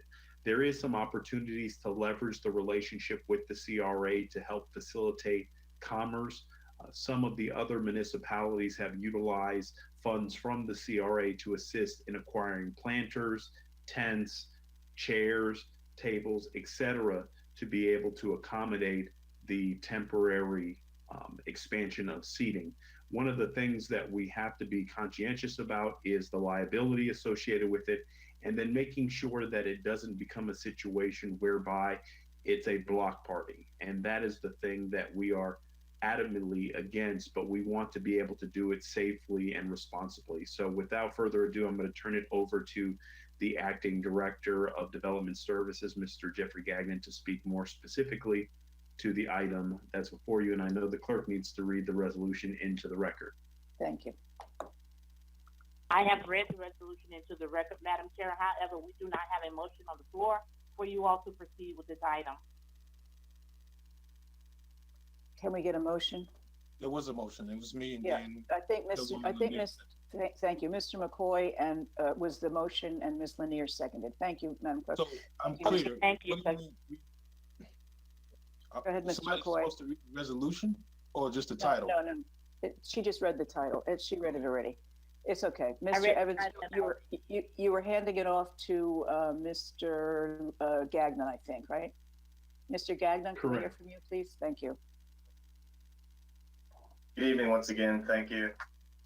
As the manager discussed previously, local municipalities throughout the county and state are looking to see how they can adapt to this ongoing pandemic as things are changing consistently and constantly. One of the things we really want to do is try to be proactive and try to be very nimble in our approach, and also try to expedite any possible process that we come up with. So we're really looking to develop a business recovery plan that would allow for businesses to submit something very similar to a special permit to the city that would allow for potential use of outside space. It would allow for some new allowances as far as how parking areas are utilized, how green space is utilized. And although the conversation really developed, I think, with the service industry and restaurant industry, as you know, the North Chamber has really developed some talking points that are very strong to support that industry. When staff sat and really started analyzing what other municipalities are doing and really started looking at what the true potential of this could be, we quickly realized that this was something that could help all businesses in the city, and it was not only something that was going to help the restaurant industry.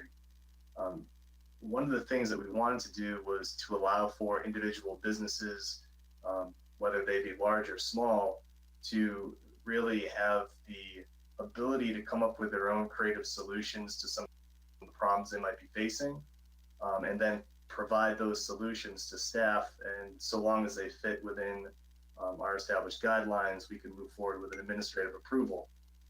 For example, if we had a small barber shop that was looking to have a small outdoor area for additional seating for their customers, perhaps on the sidewalk or something that's maybe outside of the scope of their property boundary, then we can move forward with approval of a plan that would accommodate that. We also recently received an inquiry from a major car dealership in the city where they're looking to establish some tents to help with sale and operation, also to assist with vehicle inspection, things of that nature. So even though a lot of the conversation before had stemmed from the restaurant industry and associated with seating and use of outdoor space in that manner, we think that this could really assist cities throughout, businesses throughout the city with their operational needs at this time. One of the biggest things that we have really seen throughout the county is others are taking a very deep delve into their approach, which I can't fault them for, but what we're anticipating is if we don't move quickly at this point in time, by the time those other municipalities are up to speed, the state may have other regulations in place, or it could be moving forward with loosening some of the restrictions. So we want to make sure that we can provide benefit to our businesses as quickly as possible. So in a nutshell, if you could envision, a Mother's Day flower sale or a vendor outside of a business, is something that you'd see during Valentine's Day, Mother's Day, any major holiday. That is something that typically follows a special permit process. So we really want to use a similar special permit process to allow for these businesses to expand their typical footprint, which may slightly go against our current codes as far as parking, things like that. But we want to make sure that businesses have that opportunity to make that pitch to us. And we also want to make sure that it's safe for everybody. So each industry may have specific standards that they have to follow. And what staff can do is provide specific conditions of approval that need to be followed by these businesses in order to get these special permits. The other thing that we wanted to expand administration's reach to was the ability to provide the city manager to approve closures of sidewalks, alleys, roadways, if those conditions seemed fit. We also wanted to have flexibility as far as applying this to maybe an individual business, or it could be a multitude of businesses in a shopping plaza or a specific geographical location, so long as those business owners group together and again provide a proposal to the city that we can support. So I'm here to answer any questions you may have, and thank you for your time. Thank you, Mr. Gagnon. Any questions from council? I have a question, Mr. Gagnon. So the special permit part of it would relate to businesses other than the street. Are you separating out special permits from the street closures and allowing this, by this resolution, allowing city administration to make decisions about street closures and the like? And if there is, answer that one first, then I have a follow-up. So what this proposes is that the special permit would provide administration with the ability to close streets, would close sidewalks if necessary. And also keep in mind that we would have to maintain ADA accessibility at all times. We'd have to maintain other clear pedestrian pathways. So public safety is going to be paramount. However, we want to see if there's flexibility to expand some of these business operations. Great. And do you have the ability to process these special permits in a timely manner? Will that be something, I mean, if somebody puts in a special permit request, will that be something that your office can handle fairly quickly? We're going to make it happen. Okay, thanks. Well, I, for one, think it's great, and I would love to give this city administration the ability to be flexible and allow for some of these accommodations so that we can promote businesses in the city. Any comments from other council? I can't see if that, Mr. Lawson, was that a hand raised? Yes, Madam Chair. What is this, Mr. Gagnon, what is the submission process that what businesses are going to do? Are they going to submit online? Are they submitting a paper application? How are they supposed to submit to this process? So what we're contemplating now is to have an online portal. So we'll have a fillable PDF. And what I'm envisioning is almost setting up appointments with staff so we could talk through certain conditions for each site. What we've discovered is that each site's going to have different characteristics, different geographical features, maybe different parking area or green space that could be available. So we probably have to set up some face-to-face time with applicants as well to make sure that we're all on the same page. Okay. And what will be the response time to the business applications from the time they submit the request? Yes, sir. The goal right now is 24 hours for the city manager, and we're going to work to meet that goal however possible. Okay. They're going to have to submit a plan or an outline as to how they want the process to, or the setup to look, or is that something that staff will discuss with them when they arrive? So the basics that would have to be provided would be the application itself, as well as a scope of work or scope of services. And we'd also ask for just a sketch or a drawing. It doesn't have to be a survey. It doesn't have to be an official document, but just something that identifies the general location of expansion of business operations.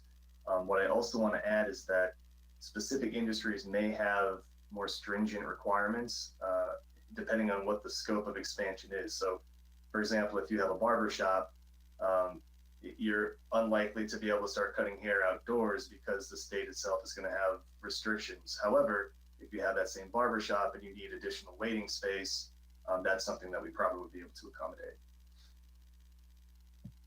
And will these special permits require approval from council? So I'm glad you mentioned that. What we wanted to do is really use an administrative function, so it'd be at a staff level.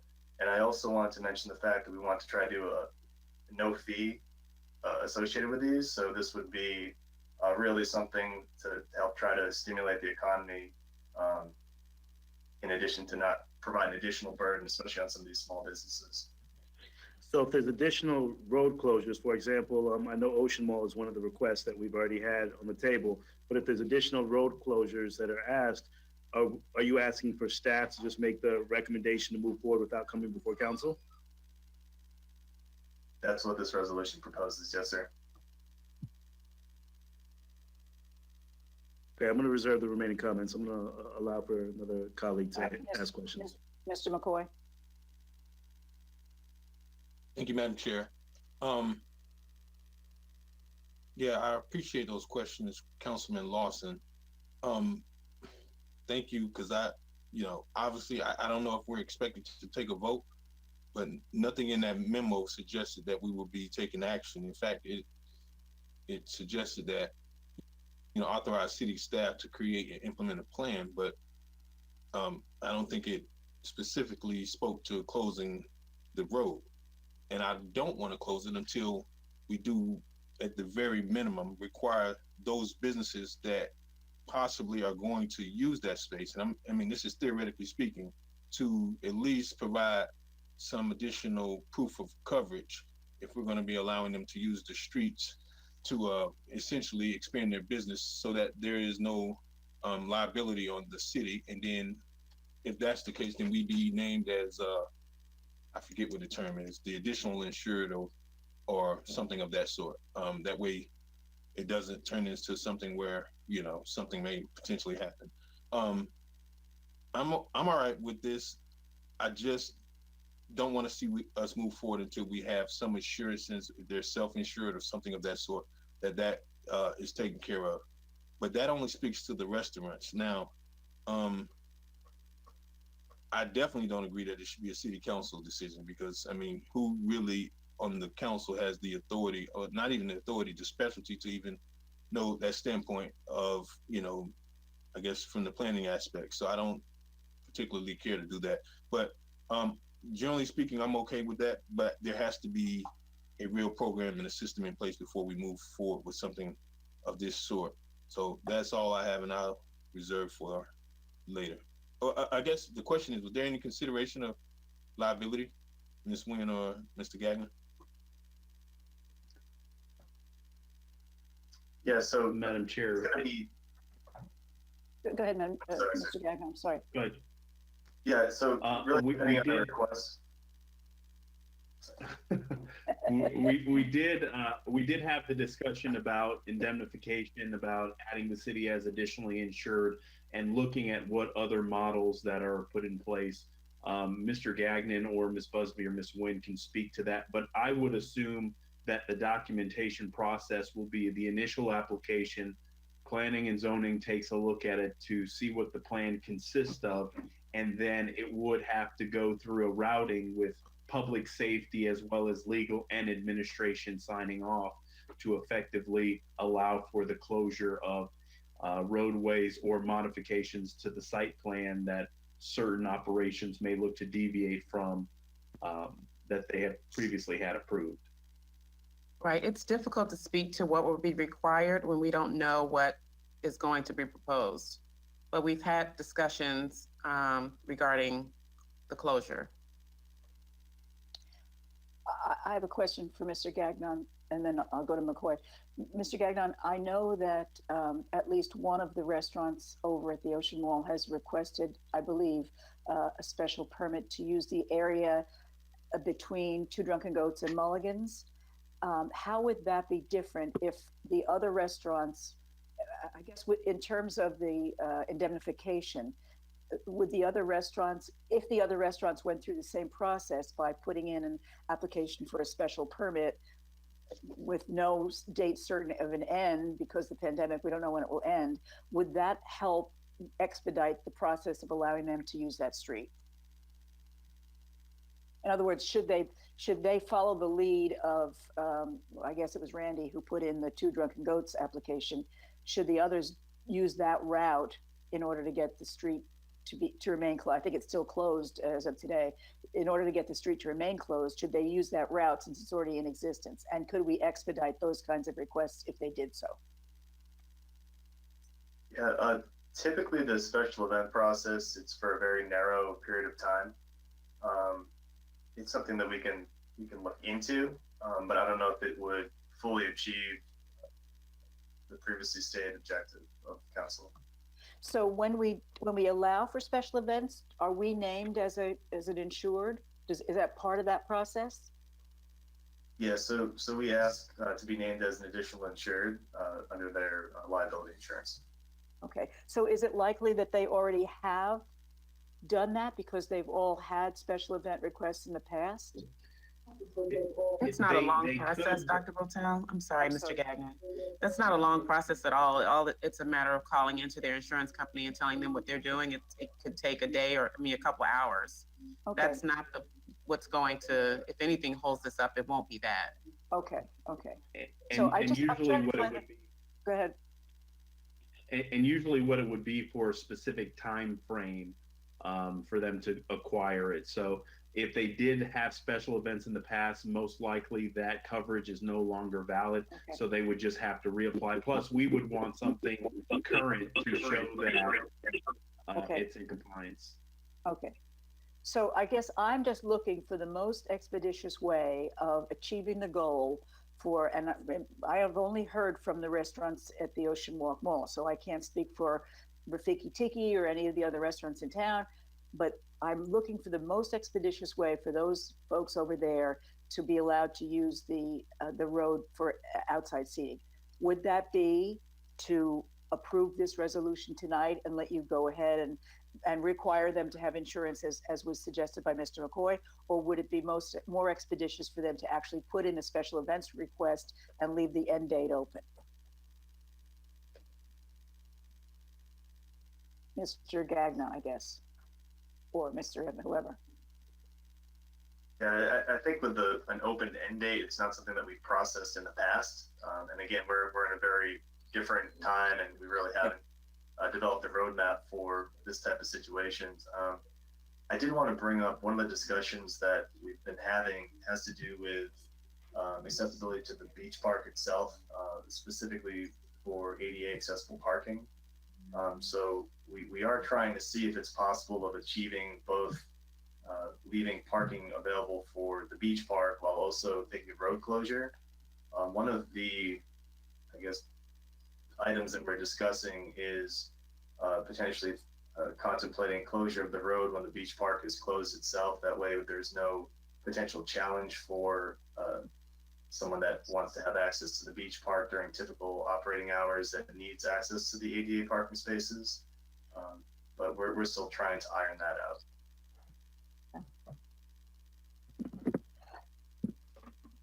Any other questions by, did somebody else have their, Mr. Lawson, did you want to finish up your comments?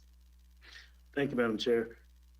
So I just want an understanding for the resolution that we have in place, what action is going to take place? Are we going to implement a process and a plan now with this resolution, or what are we doing with approving this resolution? Because I'm literally just seeing it.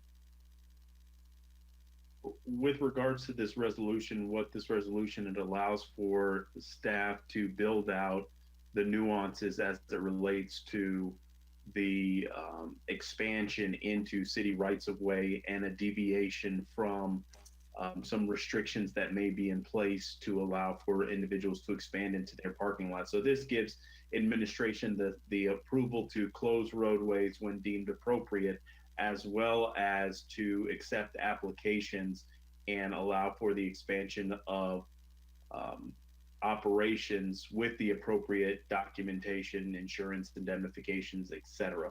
So this is similar to what is happening in other municipalities. And so this resolution memorializes that and gives us the ability to do it administratively versus a situation where it would have to come back before the council for your authorization. It abrogates the authority to administration and staff to be able to move forward with the parameters and the procedures expeditiously. Okay, so Mr. Gagnon stated that if conditions seem fit, so the determination is going to be on staff to decide if a road should be closed instead of it coming before the council for this resolution. And the additional parking or additional space for services for the businesses, restaurants will be outlined and detailed by staff. And Mr. Gagnon did state that you're going to be responding within 24 hours. The applications, is it possible to make them all visible online so that all residents can see what's being requested? You're muted, Absolutely. I don't think that that's a problem. I think that's probably the best way to track it to ensure that we meet that 24-hour benchmark. So we can probably create a fillable form with some things that we need to be able to move forward in that direction. And then if there's additional information that needs to be submitted, individuals can submit it accordingly. But we are going to assign one particular staff person that their responsibility is exclusively looking for those applications and working with those individuals so we can be able to provide them feedback and ultimately approve the applications as quickly as possible. And how long do you foresee having this process in place with this resolution? I conceivably think that we need to continue to look at this similar to that of West Palm. I believe West Palm Beach's program is going to be in place until the restaurants are able to get up to 75% capacity. So this is something that conceivably, if we see ourselves move into phase 2 or phase 3 in the next couple of weeks, then we would probably sunset that and return back to normal. But we will follow, our intent is to follow what other entities are doing to ensure that there's no ambiguity in how we operate versus how another entity operates. Right, and if we approve this resolution tonight, how quickly do you think the application will be made available to the businesses? Today is Wednesday. I would hope we can build out an application by no later than Friday and have it up on the line. Okay, so we'll have an application by Friday for the businesses to apply, and then hopefully see some closures and some additional space by possibly Monday, Tuesday, because as you stated that we may be moving into phase 2 and 3 in the next coming weeks. So if it takes too long for us to get this built out, it's not going to be a benefit to the restaurants. And then I don't want this process also to be in place for months on end. So I would be in support of getting this resolution moved forward so that we can kind of give some additional support to our businesses. Ms. Miller Anderson.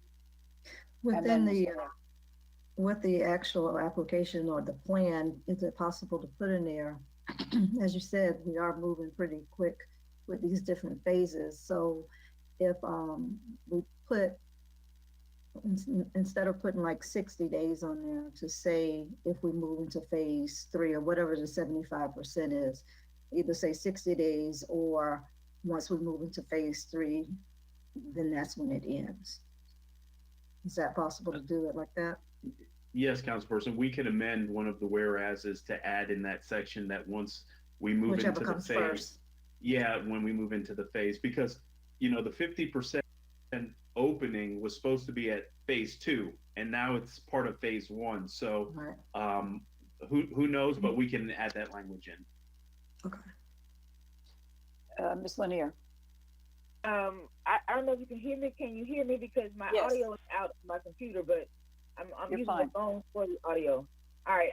I wanted to say that in terms of reviewing this information, and to Councilman McCoy's point, there should be someone from risk management as a part of this team to be able to ensure that there is no liability that the city incurs for either closing roads or for closing whatever we need to close for the purpose of business.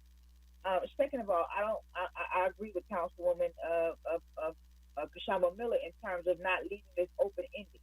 There needs to be a cutoff point for this so that this does not go into just keep going. We need to have some type of cutoff point for this action. And also, we also need to have an administrative review to ensure that the city guidelines are being followed for every step of this process. Thank you, Councilperson. That would be a condition of.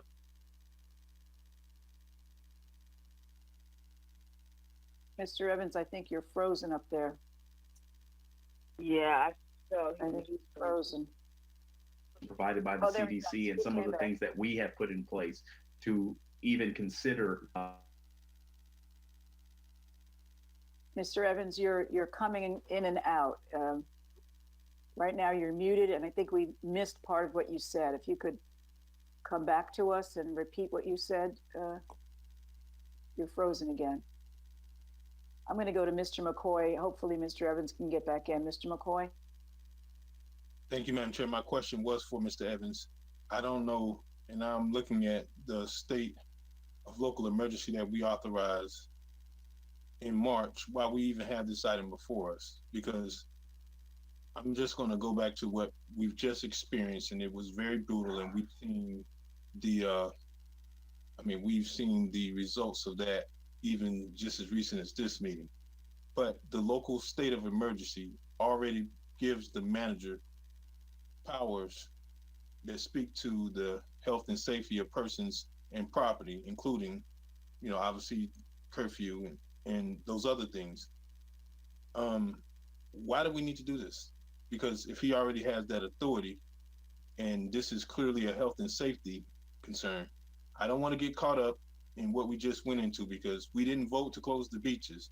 And I don't want it to be, now we have a duty to clear up something that we should not have been involved in initially.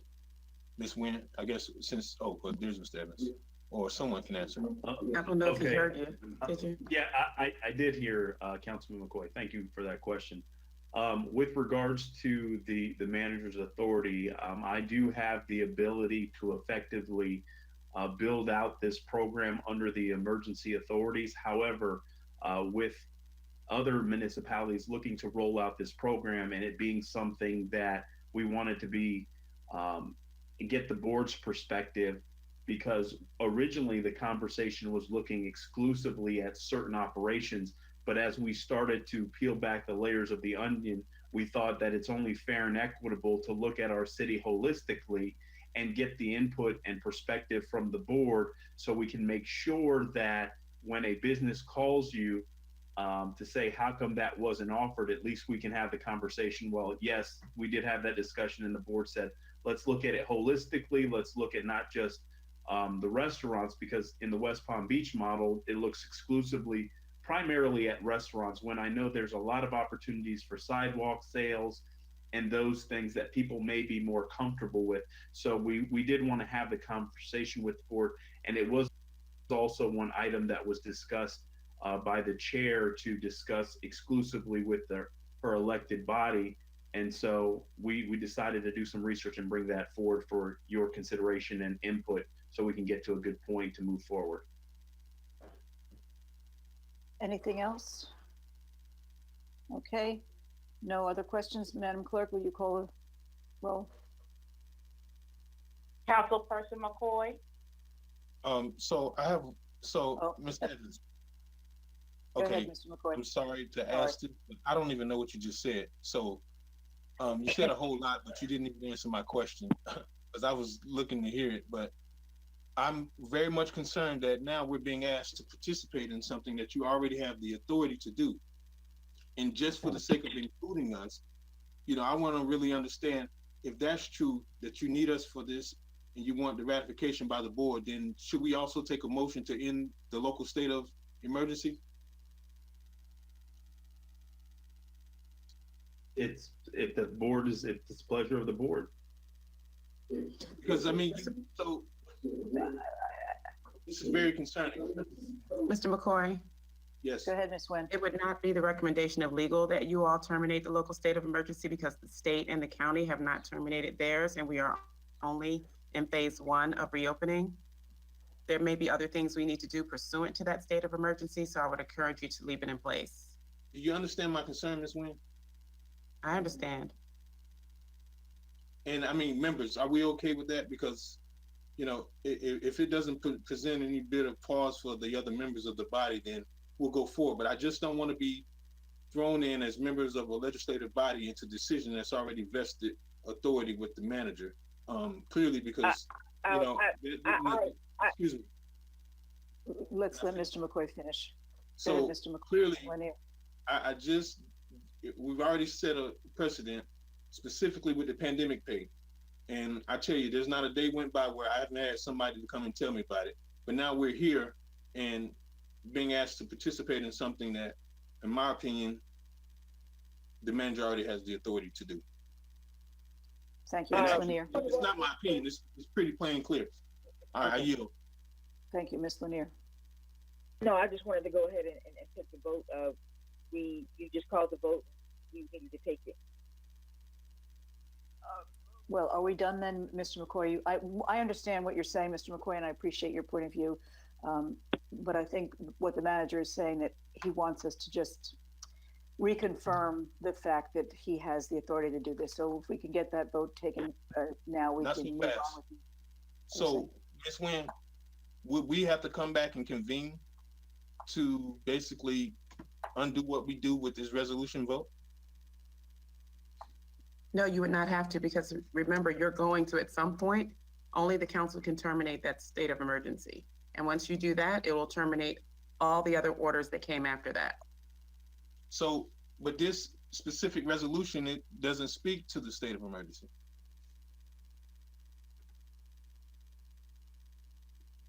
Madam Chair, point of order. The vote is called. There is no discussion after a vote is called. I do, but thank you, Ms. Lanier, but I do want Mr. McCoy's question to be answered. And I want to restate it so that I'm sure I'm understanding it. Please correct me if I'm wrong. What you're saying is that by virtue of a previous vote to enter into a state of emergency, we have given the manager permission to do certain things that are encompassed in this resolution. Am I right, Mr. McCoy? That's precisely what I'm saying. So I want that, and I appreciate, I'm glad I understand it. I guess I want to know, is there harm that would be done by just passing this? Can somebody turn off whatever the feedback is? Thank you. Is there harm that would be done by just passing this resolution so as to reconfirm our position about allowing the manager to do this? If there were harm to be done, I could see it. Is that you perceive the harm that we shouldn't be voting to reconfirm his ability to do this because it might Point of order, Madam Chair. This is a separate discussion. You called the vote. Now we're on to a whole different discussion here. Okay, but I think we can quickly settle it, and then Mr. McCoy might be happy with it. Mr. McCoy, that's not Robert's rules of order. I mean, you call the vote. Well, we vote, and we come up with a different issue. But now you're going into a whole separate issue about harm that that should have been had before the vote was called. That's okay. Just basic Robert rules of order. The vote has been called. We didn't actually. Come back for a separate issue. I think Mr. McCoy raised his hand while I was attempting to get the clerk's attention. Mr. McCoy, are you all right with us going forward? Honestly, no. And, okay, then you can vote. Lanier, I was trying to get an answer from the manager, and I didn't see that he gave me an answer to my actual question.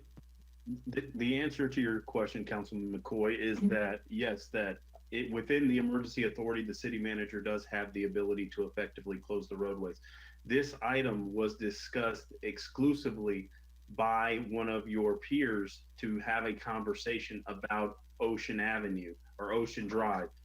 We then, the chair did want to have the discussion, so that discussion item was added onto the agenda. Staff then did more research and then brought the discussion to the board holistically.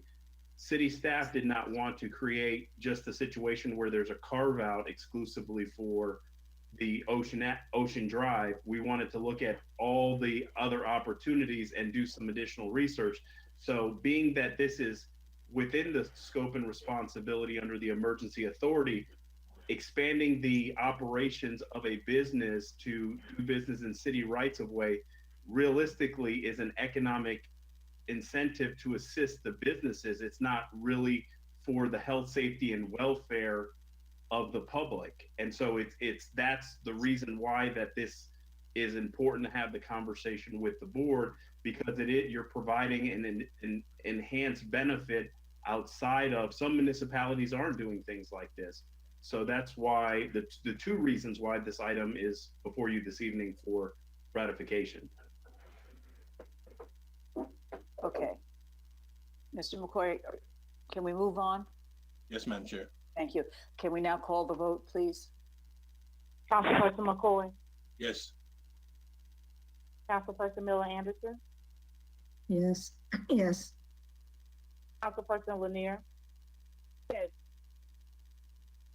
Pro Tem Lawson, Yes. Chair Botel. Yes. So, Madam Item Chair, number. Let me ask you a question. So let me just make sure I clarify what was stated by Ms. Nguyen. So even though this resolution we just voted on makes no verbiage or reference to the state of emergency, this sunsets when the state of emergency ends? Did I hear you say that, Ms. Nguyen? It doesn't make specific, it's not verbatim to the state of emergency. However, it does address the business recovery plan in response to the COVID-19 pandemic, which is based upon the state of emergency. Right, but COVID-19 isn't going anywhere. The state of emergency is going to go before COVID-19. COVID-19 in the aftermath is going to be for, for years to come. So my question is, do we have to have another vote on this to sunset this resolution? Only if you want to sunset it prior to terminating the state of emergency. All right, thank you, Madam Chair. Item number. I'm sorry, Madam Chair, before you go on, because I do need clarity.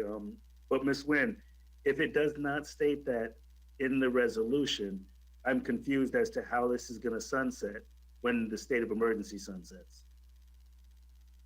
No, I didn't say that. I said that this resolution could sunset. You all could terminate this prior to the sunsetting of the state of emergency if you want to. So for instance, if the state moved to phase 3 or phase 2, whatever that looks like, and let's say it's 75, 80% or 100% occupancy of restaurants, then we could bring this back to you and say, there's no need for this anymore.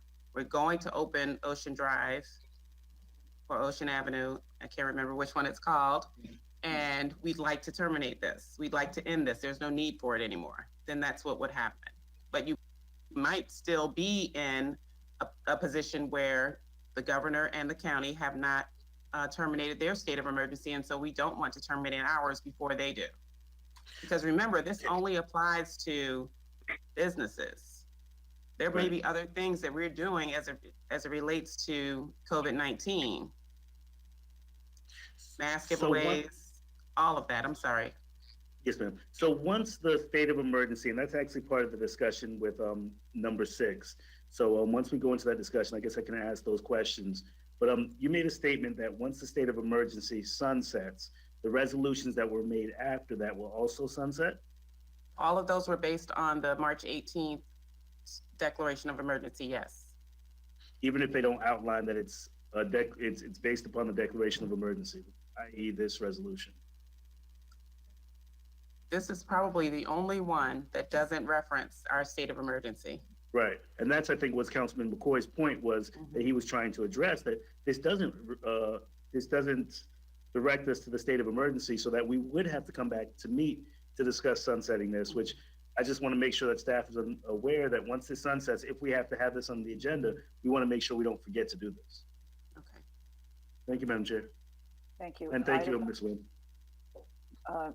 Madam Clerk, discussion of COVID-19. Please read the discussion. Item number 6, discussion on COVID-19 local state of emergency update, transition to recovery and union conversation update, and pandemic pay. Madam Chair, the acceptance of public comments on this item is now closed, and we do not have any public comments on this item. Thank you. I recognize Mr. Evans. Do we want to take the 4th of July item first? That item is a quick presentation by Director Blankenship. Sure, I have no problem with it. Anybody have an objection? Okay, let's hear from Mr. Blankenship first then.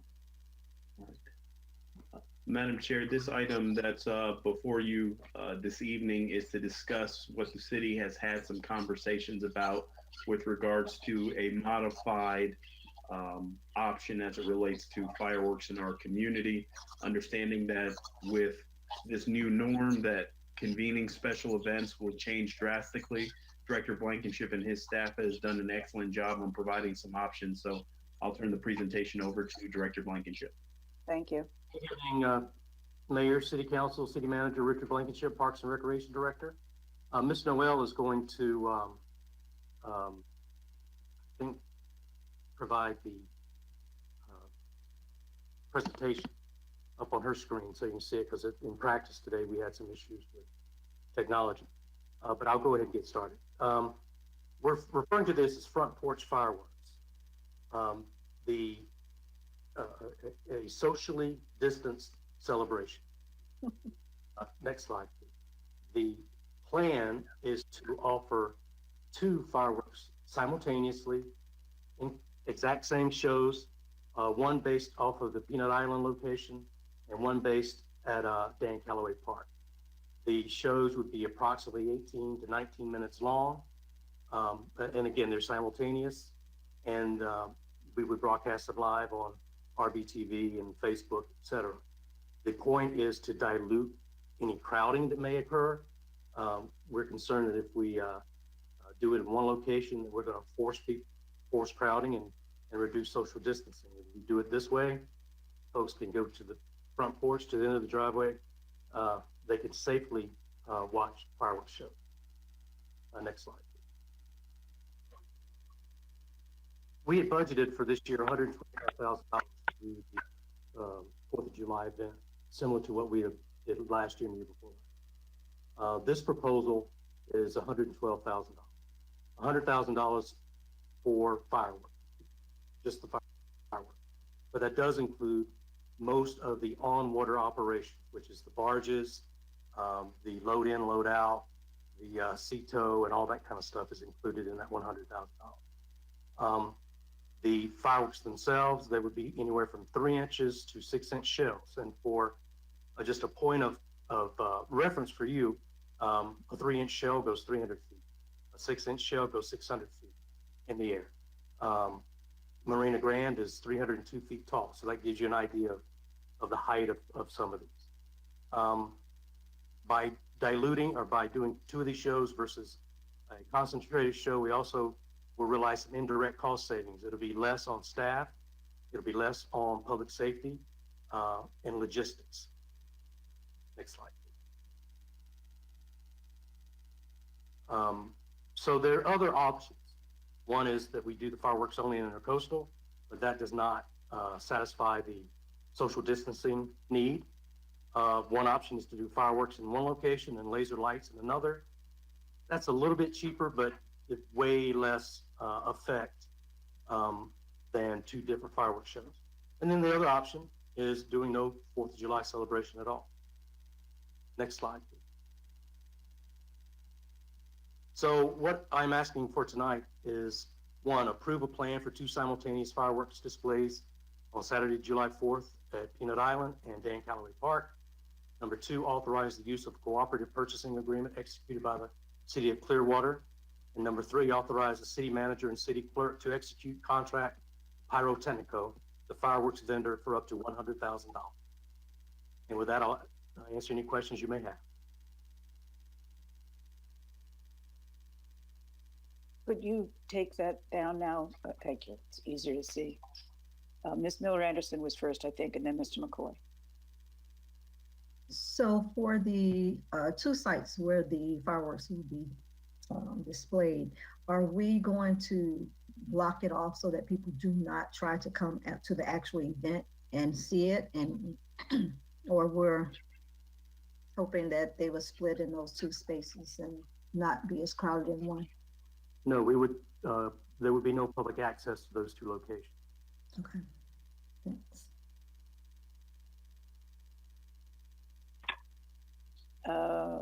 Mr. McCoy, and then Ms. Lanier. Thank you, Madam Chair. Mr. Blankenship, what are those locations again? I heard you say a barge, and then the other one is? Dan Callaway Park, and then the Peanut Island location that we've done the last 2 years. Okay, so Park, it's on a barge. That's the purpose of front porch? The purpose of front porch is that by doing it this way, you should be able to see it from virtually anywhere in the city. From your front porch, from the end of your driveway, from your balcony. Okay. That just seems pretty excessive. What was the total overall budget last year for the July 4th events? About $165,000. And we're at 112? We have 125 budgeted, but I'm proposing this will cost about 112. 100,000 for the fireworks, and then 12,000 for ancillary things. We have to pay for buoys around the barges. If we decide to close the Blue Heron Bridge, there's some costs of that. Just ancillary stuff that may not be included in that fireworks contract. So it could be less than $112,000. Okay, thank you, Madam Chair. Ms. Lanier, I think you're next. Yeah, Madam Chair, I really like this idea. I like the idea that people can stay home and watch the fireworks. I like the idea that it's less money than last year. I like the idea that I can just stay where I am at my house and come outside and see the fireworks, that no one has access to where they're being, where the fireworks are being performed at.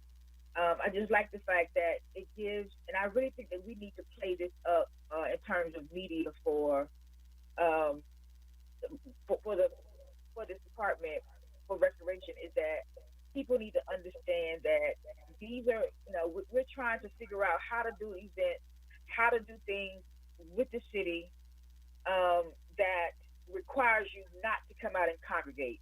So I think this is a very good precedent for the city in terms of how we do business and how we're going to further do business with, we're going to be looking at, before you know it, we're going to be looking at Winter Wonderland. We're going to be looking at Kwanzaa programs. We're going to be looking at a lot of things that'll be coming up through Parks and Rec that the city has normally congregated to, thousands of people. And this gives a very good precedent for the fact that, guess what? You don't have to go anywhere. You can sit in your front yard and you can watch the fireworks. And I really like that idea, given the fact that people will not be congregating to be able to do that. So hats off to you, Mr. Blankenship, and to Miss Aladia Frank, because I know she's a big part of this. And I really, really think that this is a very good idea going forward for all of our activities. However we can figure out to do this from home, however we can figure this out to be able to not have people to congregate, the better. I agree. This is something that we may continue in the future after the pandemic if it's so successful. I love the idea that people could just stay at home. I like the idea. I like the name. I like what you named it. What was it? Front porch something? What was it called again, Mr. Blankenship? Front porch fireworks. Front porch fireworks. I like it. Anyone else? Mr. Lawson. Mr. Blankenship, I know with the fireworks show that the locations were so anybody in the city, but our residents on Military, they're not going to be able to see the show from Woodbine or Lone Pine area or Turtle Cay. That's going to be a little bit more difficult of a view if it's at Callaway and over in the Intercoastal. Yes, sir, that would be the stretch limit as the unit for Military. Okay. I don't really have much of a solution. I love the idea, though. I mean, the ability to just kind of continue the social distance and still provide some type of interaction from the city with our residents is great, but it's just really trying to touch every resident that we can as best as possible. So I love the idea still. Ms. Miller Anderson. Mr. Blankenship, do you know how many feet does the fireworks for West Palm go up? Do you know? No, ma'am, I do not. It's the same vendor though, but I don't know how. Because I recall being able to see West Palm's fireworks from, my location over here by City Hall. So I'm just wondering, do we need to have two? So that's just a thought for me. I'm sure they should be able to see it in Lone Pine if it's the same, obviously if there's nothing blocking it. But I know West Palm, I can see that all the time if I'm stepping outside. So if it's the same distance, I would imagine they should not have any issues viewing it. Actually, no one should have any issues viewing it from any location in the city. They're not that wide, I don't think. So if we can find that out, I would just like to know what theirs look like. Thank you. My concern is social distance. Having one versus two. Huh? What do you mean? Well, if we have one, that tends to force people together. If we have two, they're less likely to come together as if we had. Well, no. Well, the one, they can still step out on their porch. If I'm just like I'm saying with West Palm, I step outside the house and I can see it. So I don't have to go closer somewhere else to see it. But it's not a deal breaker. I was just curious about it. Ms. Lanier and then Mr. Evans. So I just really wanted to say that I think this is a very good idea, and I'm happy that it's over in Dan Calloway Park, because where I am on 13th Street, in Federal Gardens, I could not hardly see those fireworks from Peanut Island. It was very difficult for me. I saw some pieces of it, but I really couldn't see it there. But having it closer to this particular area, to this whole area, not just District 3, but because it's where it is, District 1, and also the esteemed gentleman from District 5, you know, all the money you got in District 5, you can sponsor your own fireworks thing over there in your whole area, man. So, yeah, Must stay muted. Must stay muted. Mr. Evans, before they get into it, Mr. Evans. Madam Chair and members of the board, we're also going to be carrying it live on Channel 18. And if any of the council members want to be our Anderson Cooper or be our host for the festivities, we are looking for someone to fill in that capacity. Also, I think that's germane to this discussion, Director Blankenship, if you can communicate the municipalities that you're aware of that have just decided to cancel their fireworks and do something different. So I think our plan is, again, going to be another model that other entities are going to say, well, we can do it in this particular form and fashion. Mr. Blankenship? Well, there are several entities in the area that are not doing it. I haven't gotten a confirmation from Lake Park. North Palm Beach is questioning whether they're going to do it. Jupiter is questioning whether they're going to do theirs. So it would be a unique model if we were able to pull off two of them and prove that we can recreate and socially distance at the same time. And I believe, Mr. Blankenship, aren't we working to have a local radio station or have it, done simultaneously with music, et cetera? Right. So we'll be over social media, radio, TV, many different medias to enjoy this. Thank you, Mr. Blankenship. I have a quick question. I'm very much in support of, by the way, support of this idea. Just a quick question. What do we do with regard to the yacht folks, Rabovich in particular, well, any of them over there? Do we get with them in advance, and how do they protect those white coverings and so on that are from the embers? Yes, ma'am. We notify them of the plan, which we've done the last couple of years. And the barge is stationed such that that those locations are well outside of the fall zone. Okay. So we'll make them aware and make them comfortable of what our plan is.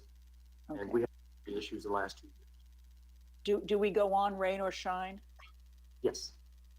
I thought because it rained. Did it not rain last year? Was that the year it rained? 2 years ago. 2 years ago. Okay. Well, if not, one more from Ms. Lanier, and then we'll call a question. Just one more. I just wanted to say that not Anderson Cooper, but our own Max Robinson, Mr. Douglas Lawson, can be the person who is going to moderate this great event. I nominated him to do that. I think he's perfect for the job, and he can move around the city, giving us reports about how everybody is doing these fireworks.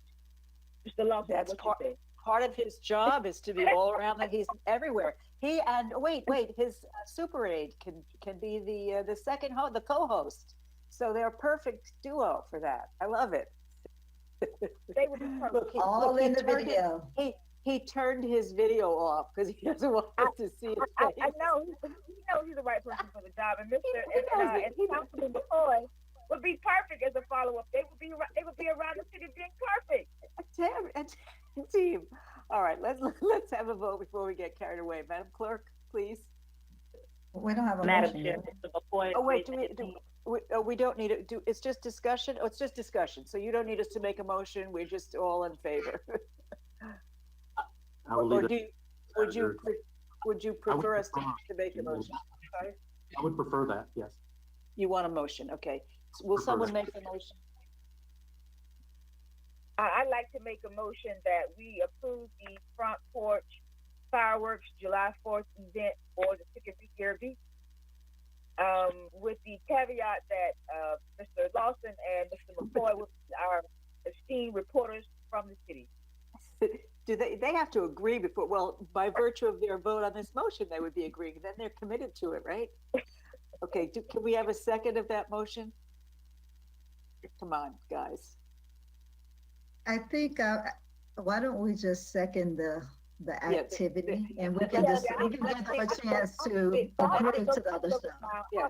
Let's not strong arm the people into doing that. Okay. So can you restate your motion?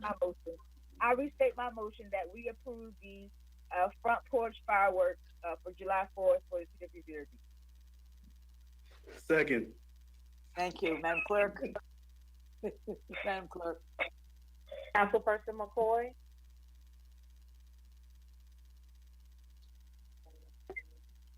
Yes. Councilperson Miller Anderson, Yes. Councilperson Lanier, Yes. Pro Tem Lawson, Yes. Chair Botel. Yes. Unanimous vote. Thank you. Now, Mr. I've Blanket. been trying to ask a question, Madam Chair. Oh, I'm sorry. I really wanted to suggest something, but I guess even the clerk had tried to get your attention. I was just waving, but we've already voted on it. But I think it's best that we voted on it because my suggestions were going to be that we just watch Lake Parks and watch West Palms.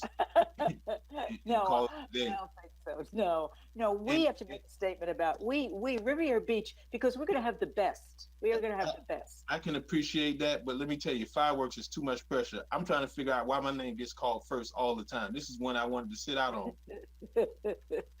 Thank you. All right. Thank you, Mr. Blankenship. Now we're going to go back to item 6, discussion, etc. Madam Clerk.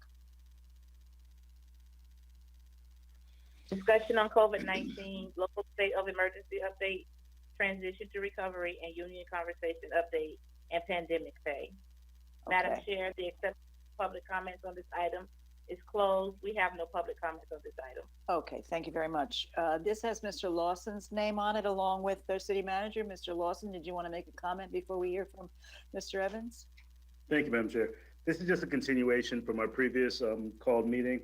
There were a few things that I wanted to receive from Mr. Evans and just get information. So I'm just going to ask Mr. Evans to kind of give us an update on the state of emergency, the transition, some of the questions we've been having about what this transition looks like, and then also the pandemic pay. I know that we've had some detailed discussions. I believe that Mr. Evans has a report coming from the union as well in regards to updates that he's received so far and what he's discussed with them. So, and then I have a few questions follow up after his presentation. Okay, thank you, Mr. Lawson. Mr. Evans? Madam Chair and members of the board, thank you this evening for an opportunity to present to the City Council a couple of different things. First, I want to get into the restoration of certain operations that we put forward. We drafted a plan and communicated that to employees with respect to some of the steps that we were going to take place to ensure a safe incremental return to work.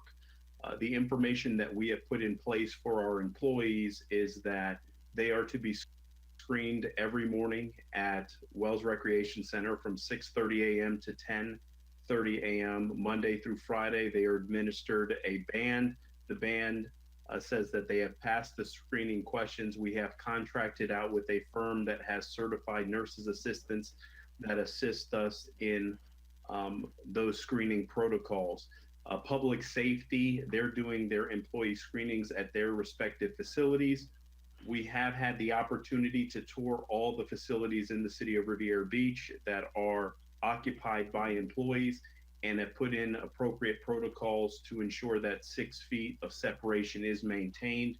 We are purchasing some sneeze guards as well as additional hand sanitizers are being deployed, and items that employees can utilize to open doors without having to actually physically touch the doors. We're discouraging face-to-face meetings if at all possible and still utilizing digital media platforms. Individuals that are in their office in a confined space are not required to wear a surgical mask or a face covering, but in the event that they are walking through any facility, they are to have a face covering on. We have increased our cleaning and sanitation services in the city.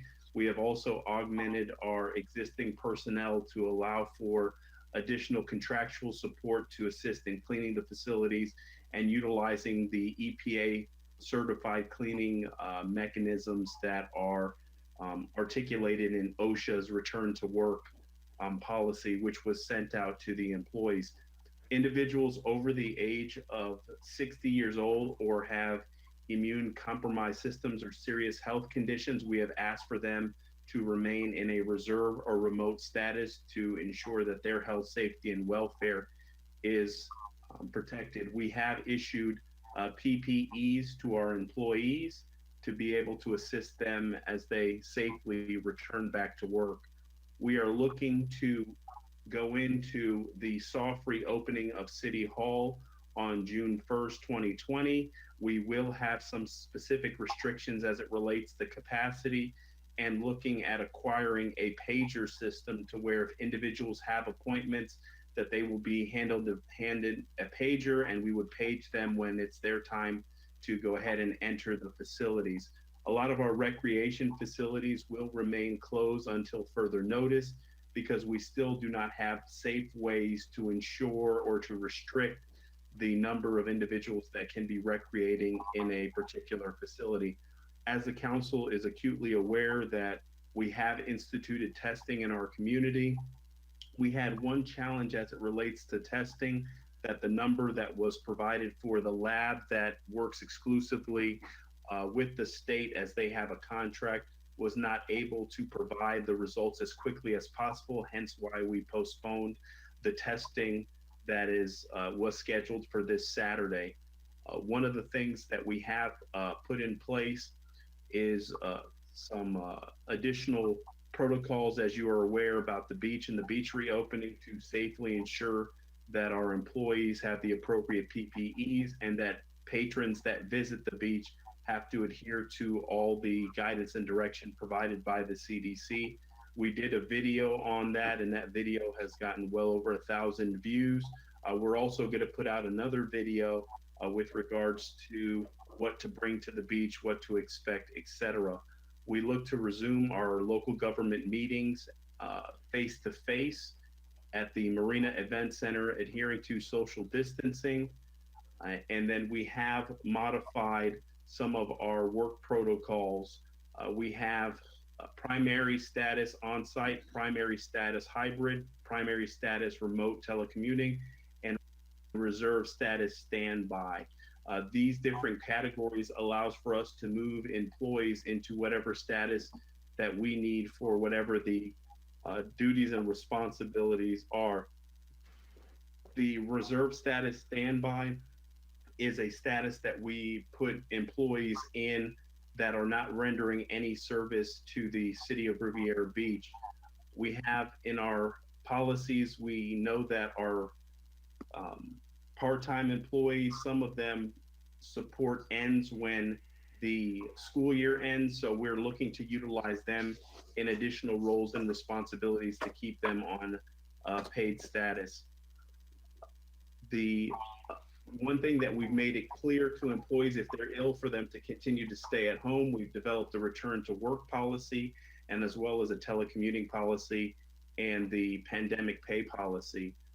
With respect to the phases that we look to move into, as we know that the governor has moved the Palm Beach County into phase 1 with additional elements that have just been communicated as early as the first of this week, that restaurant capacities are at 50%, gyms are able to open at 50%. And if you look at the plan that the governor put forward and the recommendations by the task force, some of those elements were supposed to be contained in phase 2 and phase 3. So we're constantly looking at information that is provided by the state and recommendations that are provided by OSHA to ensure that our employees are safe as they return to work. With respect to the pandemic pay policy, I want to allow for an opportunity for Ms. Denise Matumbo and Mr. Randy Sherman to provide some information as it relates to the modifications that are being considered as part of that policy. We've had productive conversations with all the collective bargaining units and believe that we have come close to a resolution.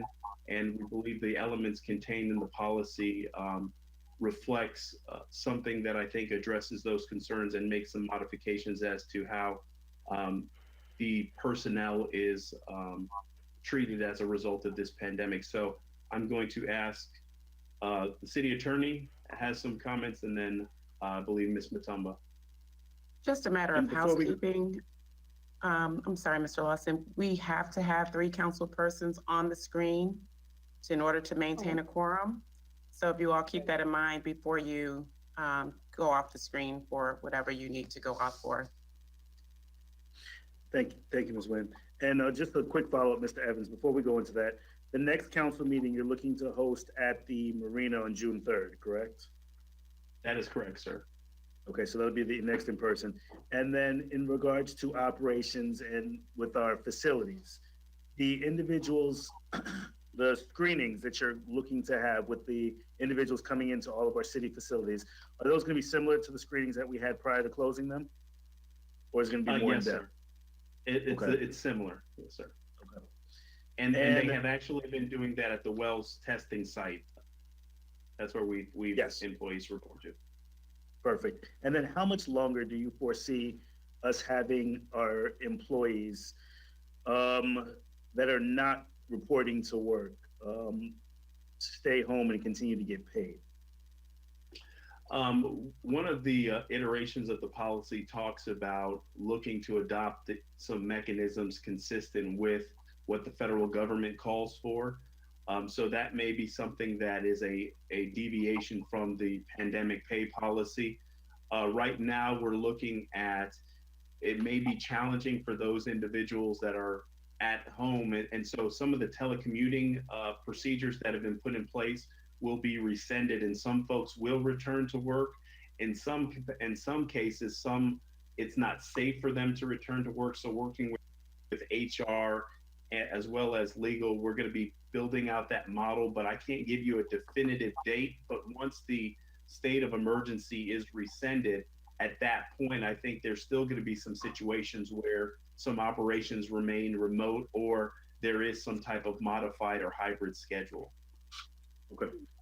And then the utility bills. Currently, I believe we approved to allow for a relief on utility bills for April and May. Are we looking to enact that bills will start to be collected, that will starting suspensions of accounts? What is our phase with the utility bills for our residents? We have already started having the conversation internally about allowing for individuals to work out payment arrangements to bring their account current. Mr. Sherman is doing some analysis to provide how many accounts have become delinquent, but I would assume that probably in the next 30 days, we'll be providing literature to the residents as to, this is the date when we're asking for, payments to be caught up, et cetera. One of the things that I would say would be charged to the Health and Human Services arm of the economic recovery. I know we have said that there's no such thing as free utilities. The fund, it has to be paid for, but there is an ability to utilize general revenue to pay for a utility account. So if there was a situation where one of your committees wanted to set aside monies for individuals to bring their account current, that's a spinoff that can happen to assist in the facilitation of bringing account current. But we're not going to change anything probably for at least 30 days.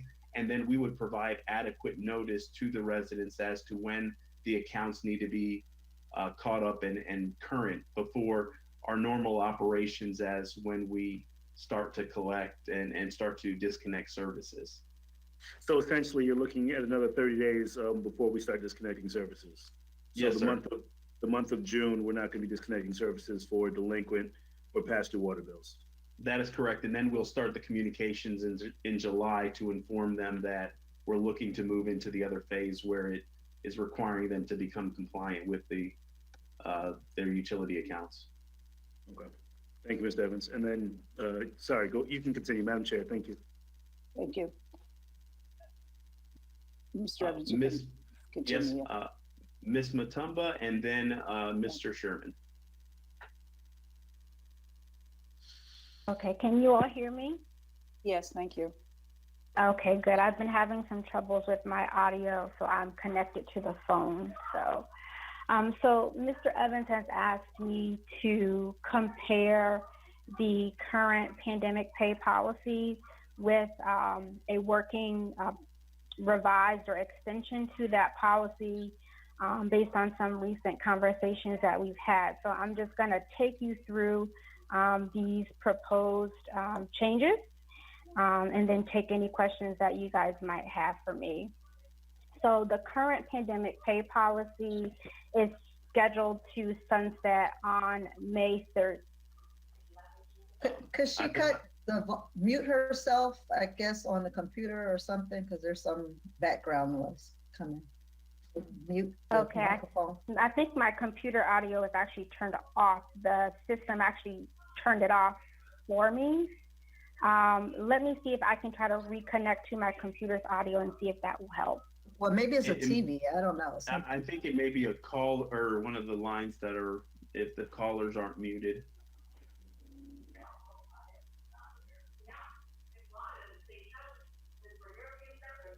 Is that better or no? No? Okay. Can Marshall just go ahead and mute everybody? Lawson's not muted.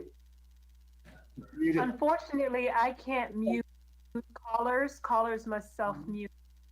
I'm unable so to. I just switched to my computer's audio. Is that better?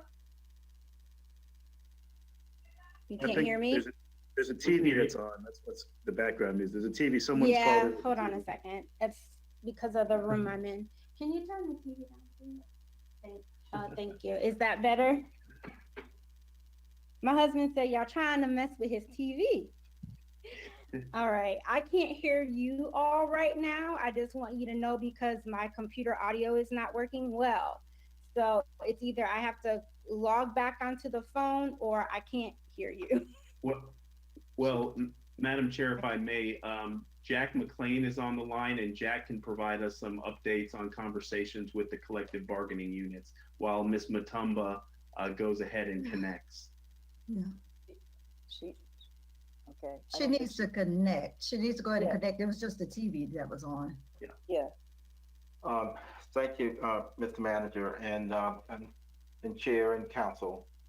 We have been in conversation with the various unions over the past few days, and our latest communication, I guess, was actually yesterday, and some of which was in live time with SEIU, as well as with the PMSA and the PBA. Those discussions with the PBA were very, very positive, and they were in line with the manager's restructuring of the pandemic policy. And I think that was at that time looking at 5%, but with the possibility of upping that in terms of trying to address some of the retroactivity issues back to the March timeframe.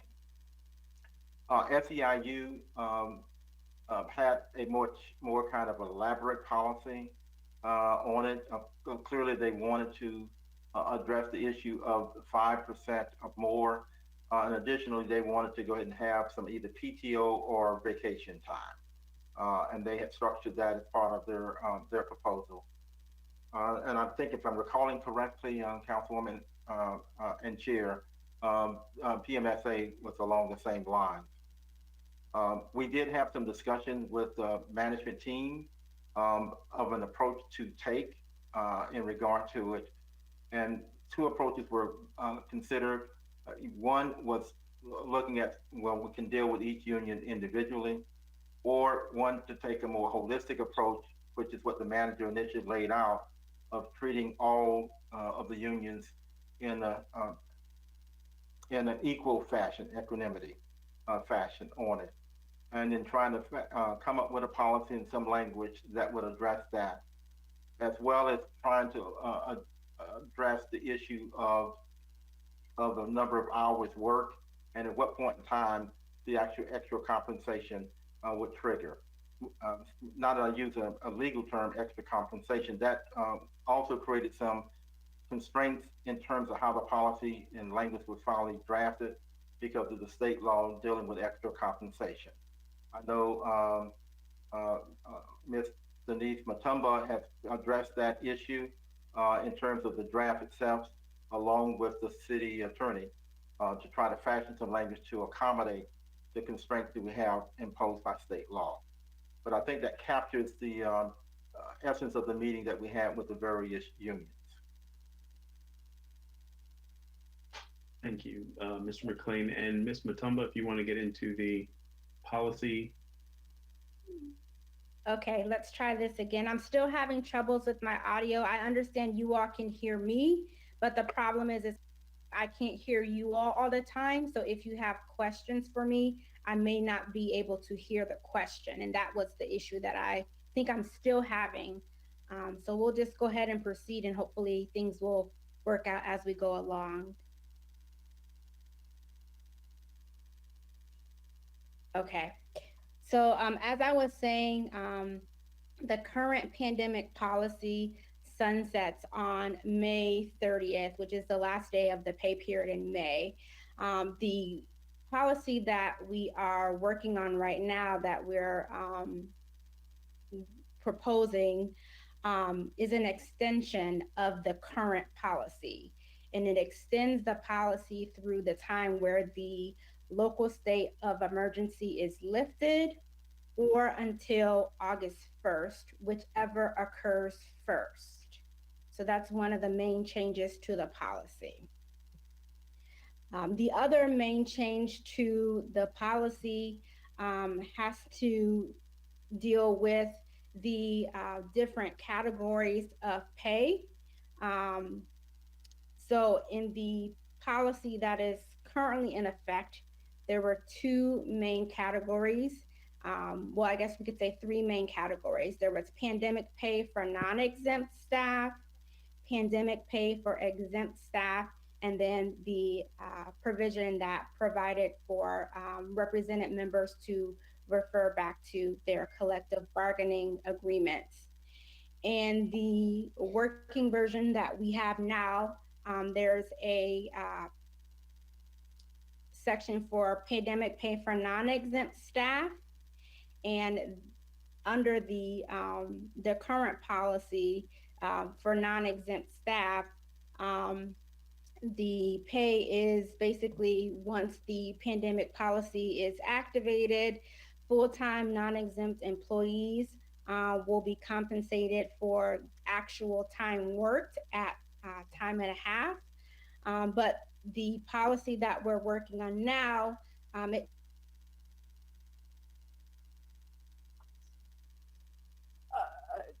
Ms. Matumba, did other people lose her? Yeah, Ms. Matumba, your audio is not working.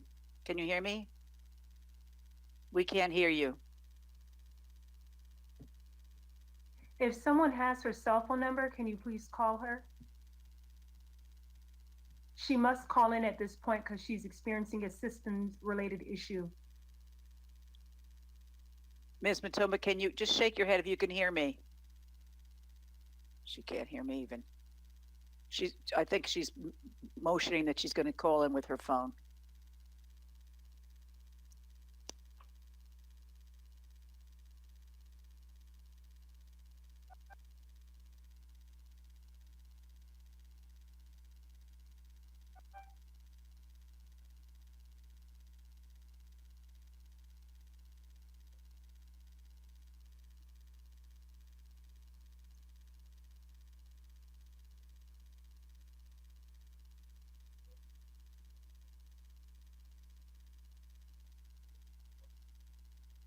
Madam Chair, do we want to allow for Mr. Sherman to get into the fiscal side of it? okay, so, okay, can you guys hear me now? Yes, yes, we can hear you now. Thank you. Okay, and there's no feedback. There's no feedback. Thank you. Okay, so at what point did you stop hearing me? Where was I? The non-exempt was when you were talking about the compensation based on the existing plan for non-exempt. Okay. Okay, so under the working policy, the one that's in effect now for pandemic pay for non-exempt, it basically states that, someone would get time and a half for all hours actually worked during the pandemic, as long as it's related to pandemic related activities. Under the policy that we're working on now, it changes and it says for the first 40 hours that you actually work, you'll be receiving your regular rate of pay. All hours in excess of those 40 will be paid at time and a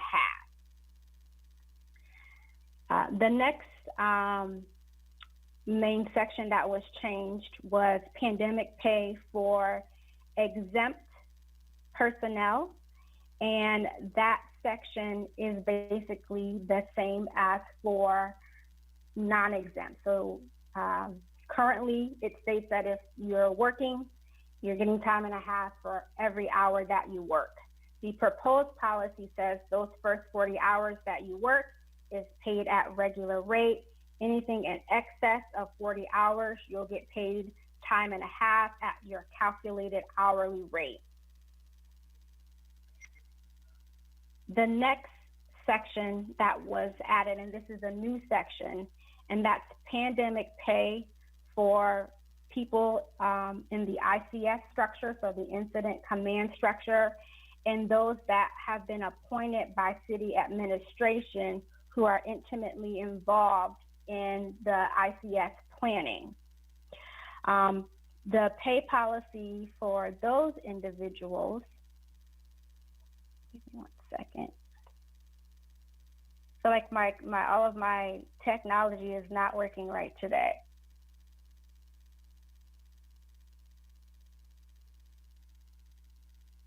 Okay, so in the incident command, the people who are in the incident command, the policy basically states that those folks will receive their regular rate of pay for their first 40 hours, and then anything in excess of 40 hours, they'll be paid at time and 1/2. One of the things I want to note is the difference between exempt personnel and people in the ICS command structure. Folks that are in the exempt category, there are salaried employees, but there is no expectation that they're working more than the 40 hours a week. They will come in and they'll work their regular schedule, but it's unlikely that they will work more than 40 hours a week. The folks that are in the ICS command, it is a regular expectation that they will be working more than 40 hours a week, and they are basically on around-the-clock duty, and they are to show up to work and do what is necessary whenever that job needs to be done. The last major change to the policy involves our represented members. I know Mr. McLean was speaking a little bit about it, but then I know I jumped off the call, so I'm not sure how much he covered. How much did you cover, Mr. McLean? Did you go into the proposed compensations, or you did not go into that? I did not, Ms. Matama. Okay, so the current proposal, and I think this is the proposal that Mr. Evans will be presenting to the unions.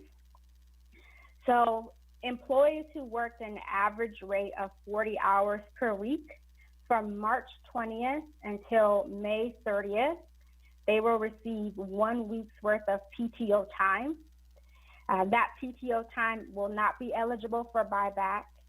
It will not expire, and people who are in the ICS command structure will not be entitled to this 1 week of PTO time. It excludes them specifically from receiving that PTO time.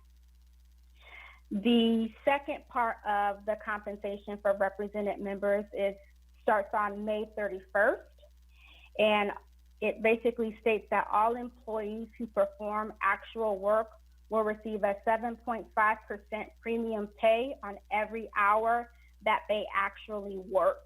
And that's up to their first 40 hours, because anytime they work over 40 hours, they're going to receive time and a half. So for the first 40 hours, 7.5% premium pay.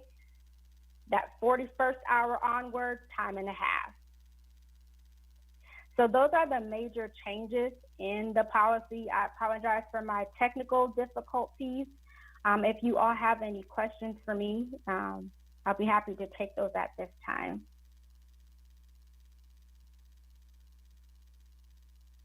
Mr. Thank you, Ms. Matumba. Mr. Evans, did you want to call on Mr. Sherman? Yes, Mr. Sherman's going to talk about the fiscal elements associated with the policy. Madam Chair, I want to ask a Oh, question. wait, Mr. McCoy is recognized. Okay, so you said a whole lot. The first 40 hours for the 7.5% increase, that's for the non-exempt, correct? No, sir, that is going to be for our represented members. So there are some non-exempts in that category, but that's specifically for the represented members. So members of SEIU, PMSA, PBA, and IAFF. Okay, and then after 40 is time and a half? Yes, sir. And is there a requirement? You said it starts on May 31st. What does that mean? So the compensation for them is split into two sections because by Florida statute, we're not able to go back retroactively and pay actual money for the hours that have already been worked. And so beginning March 20th through May 30th, anyone who worked an average of 40 hours per week during that time period, they will receive 1 week PTO. And remember, this is just a proposal that we are providing, or I should say Mr. Evans is providing to the unions. It may look differently at the end of the day, but this is at least what the proposal is. So PTO for anyone who has an average weekly, work an average of 40 hours per week from March 20th through May 30th. And then May 31st onward until the local state of emergency is lifted, or August 1st, whichever comes first, represented members that are doing actual work, they will receive 7.5% premium pay for each hour worked up to 40 hours.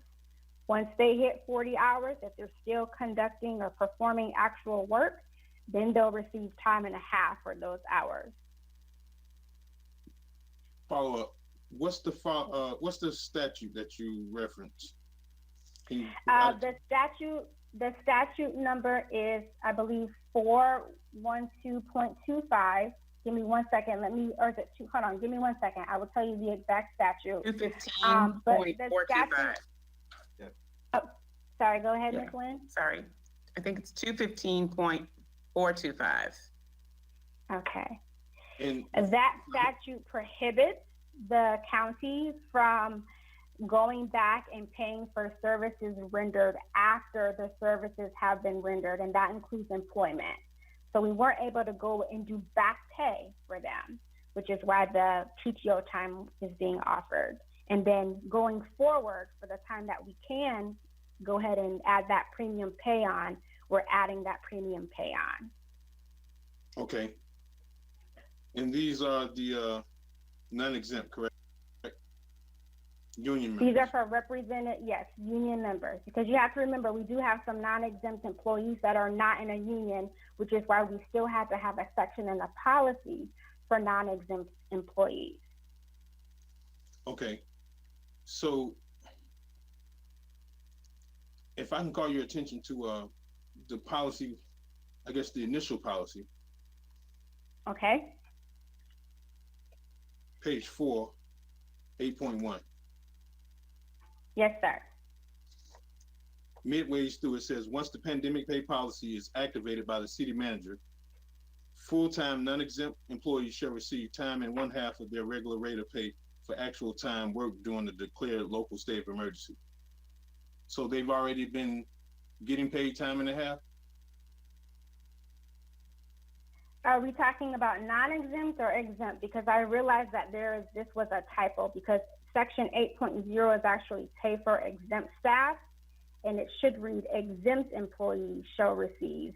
But to answer the question that you posed, yes, non-exempt employees that were working during the pandemic and they were performing pandemic-related activities, they should have been getting time and a half.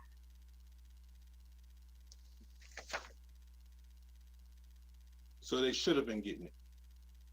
Yes, sir. I can't speak to the finance because I'm not a finance person. So maybe Mr. Sherman can better answer that. I'm sorry? You said it was a typo. Yes, you referred to Section 8. The title for Section 8 is Pay for Exempt Staff. The sentence that you highlighted was once the pandemic pay policy is activated by the city manager, full-time non-exempt employees shall receive time and 1/2 their regular rate of pay. I just wanted to point out that where it says non-exempt there, it was a typo because the section is supposed to be applicable to exempt employees. However, the typo says non-exempt employees. I just wanted to make sure that we were talking about the same thing. So I want to be very blunt and clear, and you may not like it. Who made the mistake? Because clearly, if this is the manager's policy, and if I'm correct, you said it, you drafted it. Yes, that is correct. I did make the typo. Okay, so reading this would ultimately suggest exempt staff, it doesn't explicitly call out exempt staff, wouldn't be receiving time and a half. No, I mean, it's a clerical error. So clerical errors do happen. And as long as you read the policy and the intent of the policy is understood, then you go with what the intent of the policy is. If you take a look at all of the other sections, all the other paragraphs in that section, you will see that it only refers to exempt employees. So that one little outlier is a clerical error. Well, I respect your response, but we didn't know what the intent was. I mean, because this wasn't done with any kind of city council oversight. So arguably, I mean, this is a big deal because even if you're exempt, right? According to this, there would not have been time and a half. So absent of any presentation to the city council, I don't understand how we would understand what the intent is when clearly it didn't come into after the fact. And then I guess after it was already corrected. So I certainly disagree with, I mean, first of all, I disagree with the implementation of it because it lacked any kind of oversight from city council, but I reserve the rest of my comments until after Mr. Sherman finished, but I wanted to make sure I point your attention to that. Okay, thank you so much.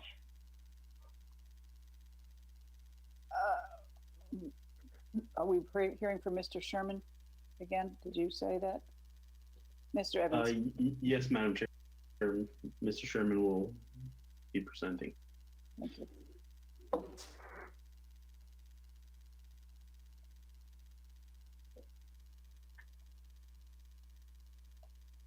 Mr. Sherman, are you with us?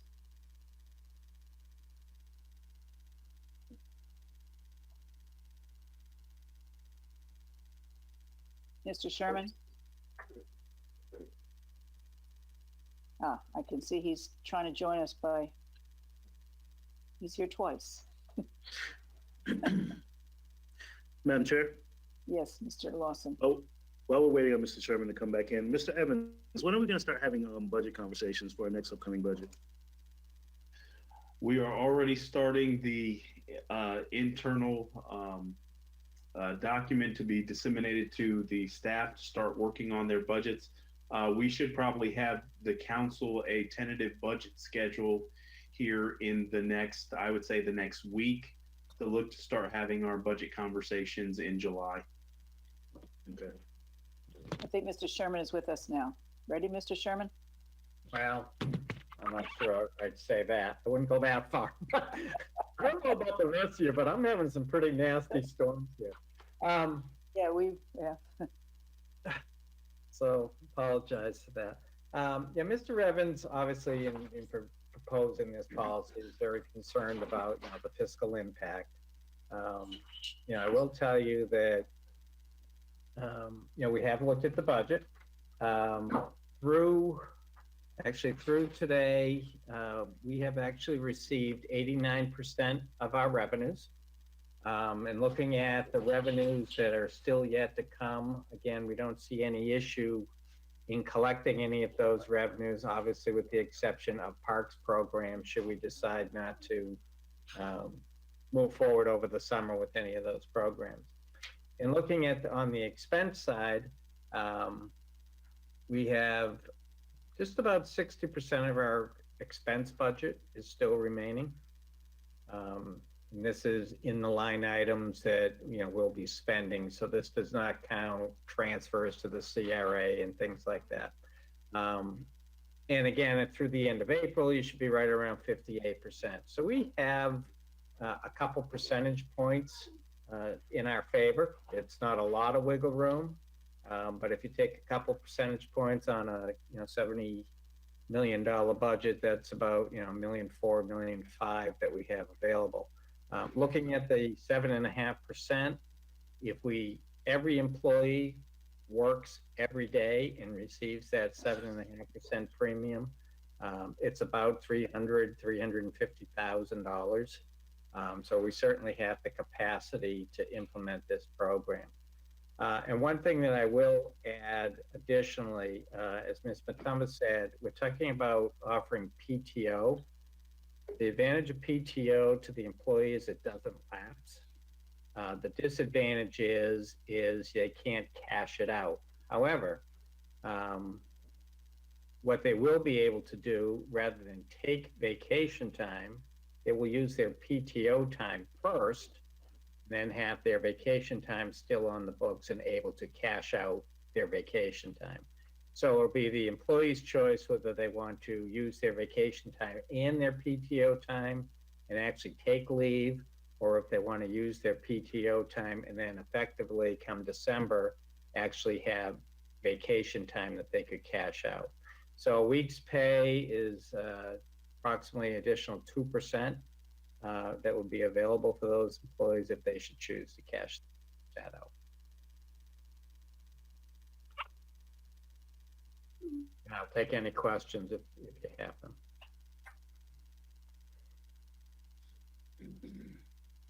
I'm sorry, Mr. Lawson. It's hard to see. Was that Mr. Lawson? No worries. Actually, Mr. McCoy was before me. Mr. McCoy, sorry. Thank you, Madam Chair. Mr. Sherman, so can you speak to where we are to date in dollar amounts of the additional pay associated with the pandemic policy? Through the last payroll cycle, so that one ended on May 9th, we were just shy of $500,000. How much? $500,000.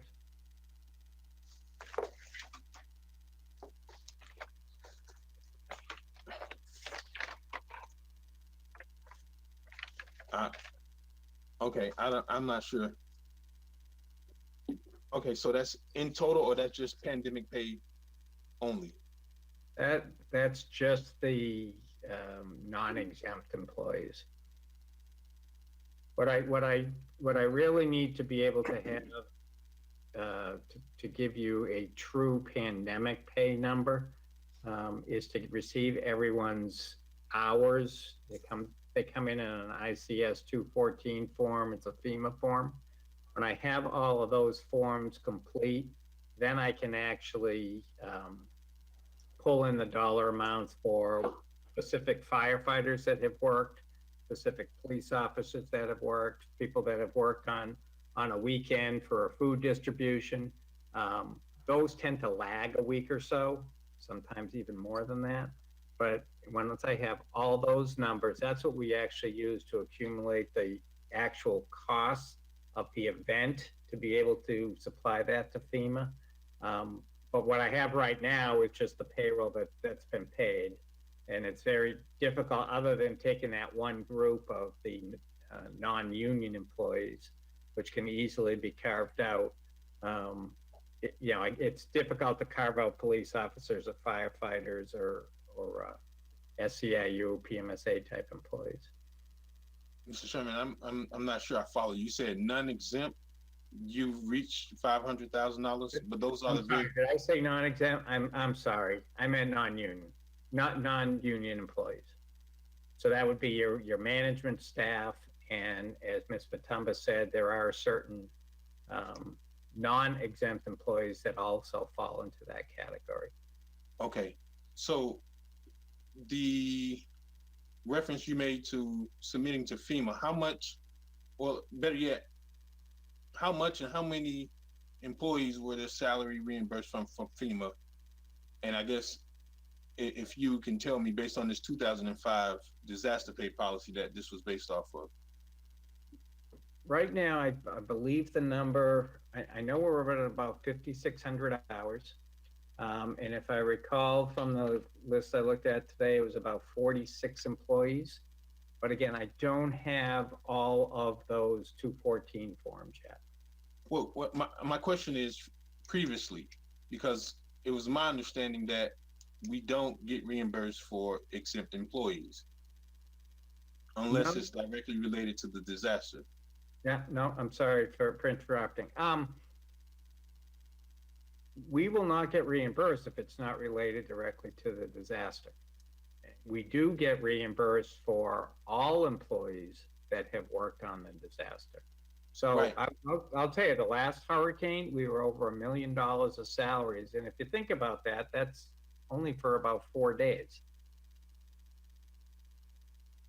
So the fact that we're probably about half that number at this point,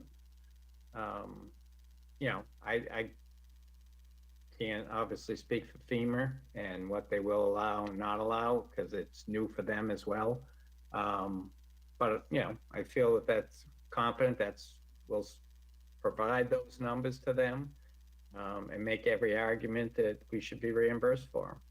Okay, but Mr. Sherman, I mean, I guess it's very simple.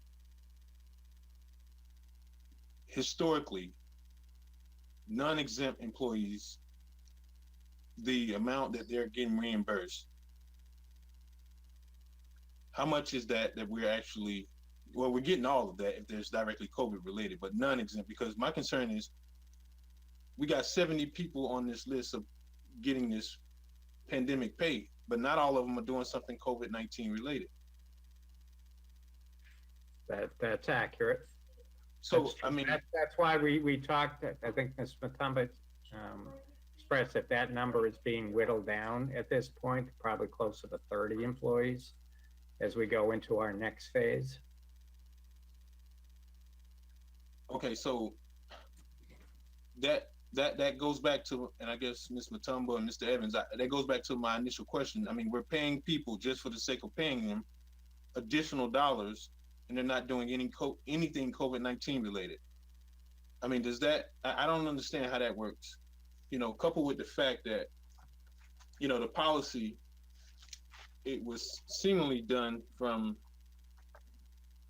a 2005 disaster pay policy, which in itself still, in my opinion, is inequitable. And not only that, it's inaccurate on its face just because of the transpose error from the first version.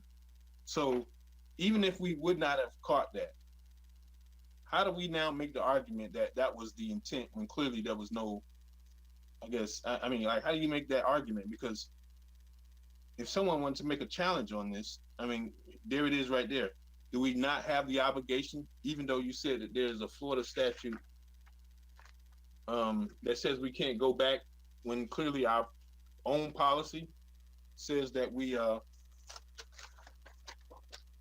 our own policy says that they should have been entitled to receive the time and a half? I don't think I quite understand the question, Mr. McCoy. Can you repeat that, please? Sure. You gave me well, Ms. Williams provided a statute and I wrote it down. 215.425 prohibits paying for work that has already been done. But even on its face, even though it's a typo, why couldn't we use this as a situation to pay our employees? And not only that, if you think of it in the reverse, we essentially got 70 employees who received time and a half pay for the first 12 days that they were not entitled to because of the policy. And arguably, we can go back and forth about intent, but I mean, I'm coming from my standpoint as a legislative person in this governing body. So, I mean, like, does 70 employees owe us 13 days worth of overtime, or 12 days versus overtime? Because clearly it wasn't in the initial policy. And I mean, intent is neither here nor there because it wasn't the intent of the governing body that sets the budget. No, sir. Those 70 employees would not owe the city. I mean, it was a clerical error. So clerical errors, they do happen. They happen in the legal field. And usually what happens when it happens in the legal context is the decider of fact, usually the judge, they will look at the policy in its totality and determine what the intent of the policy or that section is. And here, as I mentioned earlier, the title of that section is Pandemic Pay for Exempt Policies. In all paragraphs in that section, with the exception of the one you pointed out, 8.1, there was one clerical error in that section. And so when you read that section as a whole, it applies for exempt employees and not non-exempt employees. And I think your point is well taken, that we are disagreeing on this matter. I appreciate, your opinion, just like I'm sure you appreciate mine, but it is a clerical error, and that is the only information that I can provide to you at this time. Okay, well, here's where I don't agree, because I think I first heard it from Mr. Sherman when we first got the first, I guess, as a body explanation of the pandemic pay policy. He stated that it was mirrored or styled off of the 2005 policy. So clearly, I don't know how we can start to begin to say the intent was that applied to, for instance, that applied to exempt staff, when clearly the verbiage exactly says non-exempt shall be paid time and a half. But when you look back at the disaster pay policy, non-exempt workers were getting time and a half for everything they did associated with the disaster. So it seems like we can't use the argument when it's convenient for us. But this is why I really disagreed with us putting forth an item that didn't have any kind of oversight from this legislative body. And this is the exact reason. The other thing that I'll point to your attention, the disaster pay policy from 2005 that you sent us last week by email clearly shows that it was reviewed for legal sufficiency by the attorney and also signed off by the city manager. I don't know how that changed this time around, but clearly, absent of any legal sufficiency approval, at the very minimum, this is why you need to have these decisions go before the governing body, especially with, for instance, and I'll give round numbers sake for the members of the board.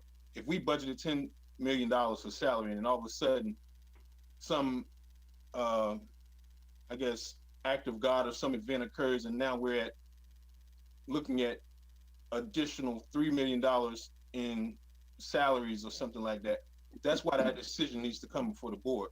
And I'm very not encouraged to even hear any more of this because, I mean, I heard you mention that we're possibly going to extend this all the way up to August or when the state of a local emergency is ended.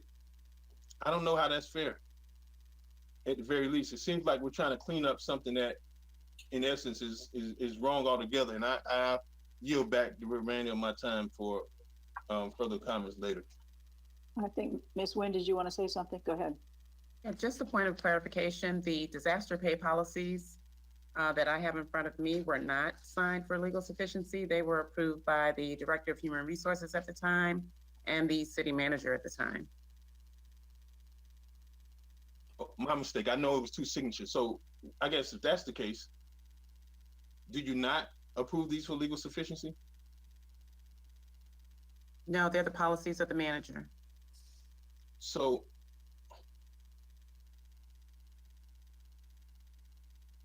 nothing further, Madam Chair.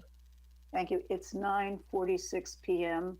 I think we should make a motion if someone will entertain a motion to keep going until we're almost finished with this. Are we expected to make a decision about something tonight, Mr. Evans, for you to move forward? With regards to the modifications and going back to the collective bargaining units, I wanted to hear the board's perspective with regards to the intent to modify the policy and then be able to move forward with addressing the items that were articulated by some of the collective bargaining units. So in other words, are you, go ahead, sorry. Not by virtue of a motion or any legislative action, just wanted to get the board's, consensus with regards to moving forward with what staff is proposing. Okay. Or not move forward. Okay, so let's say 10:15. Do you think we can be done by 10:15? Any suggestions about what time people think we can be done? Then I'll say, can somebody please make a motion? Go ahead, Mr. Lawson. Sorry, Madam Chair. I believe it's the last agenda item, so I believe we should complete the agenda instead of putting a time on it. So 10:15 is fine, but I just make a motion to extend the meeting until agenda is complete. Okay. Second. Madam Clerk.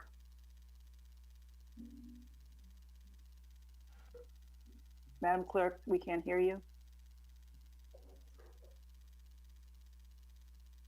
Claudine, could you unmute, please? Can you hear me now? Yes, thank you. That's better.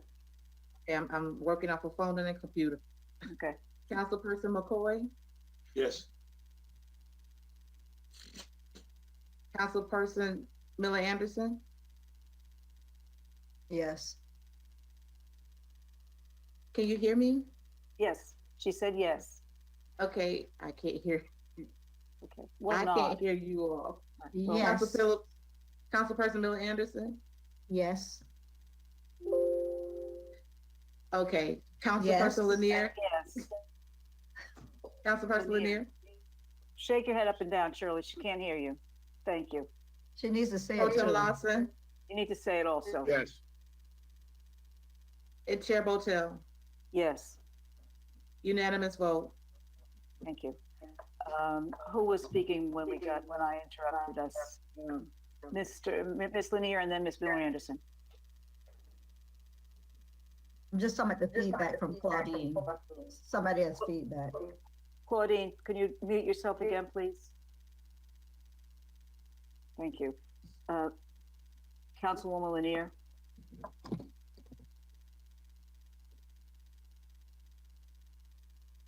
We can't, Councilwoman Lanier, if you're speaking, I think you are speaking. We're not hearing you. Shirley, we can't hear you.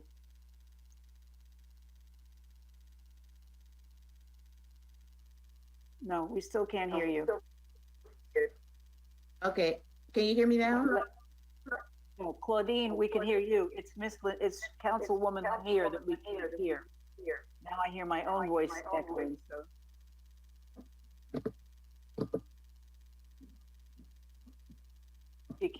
Shirley can't get herself back on.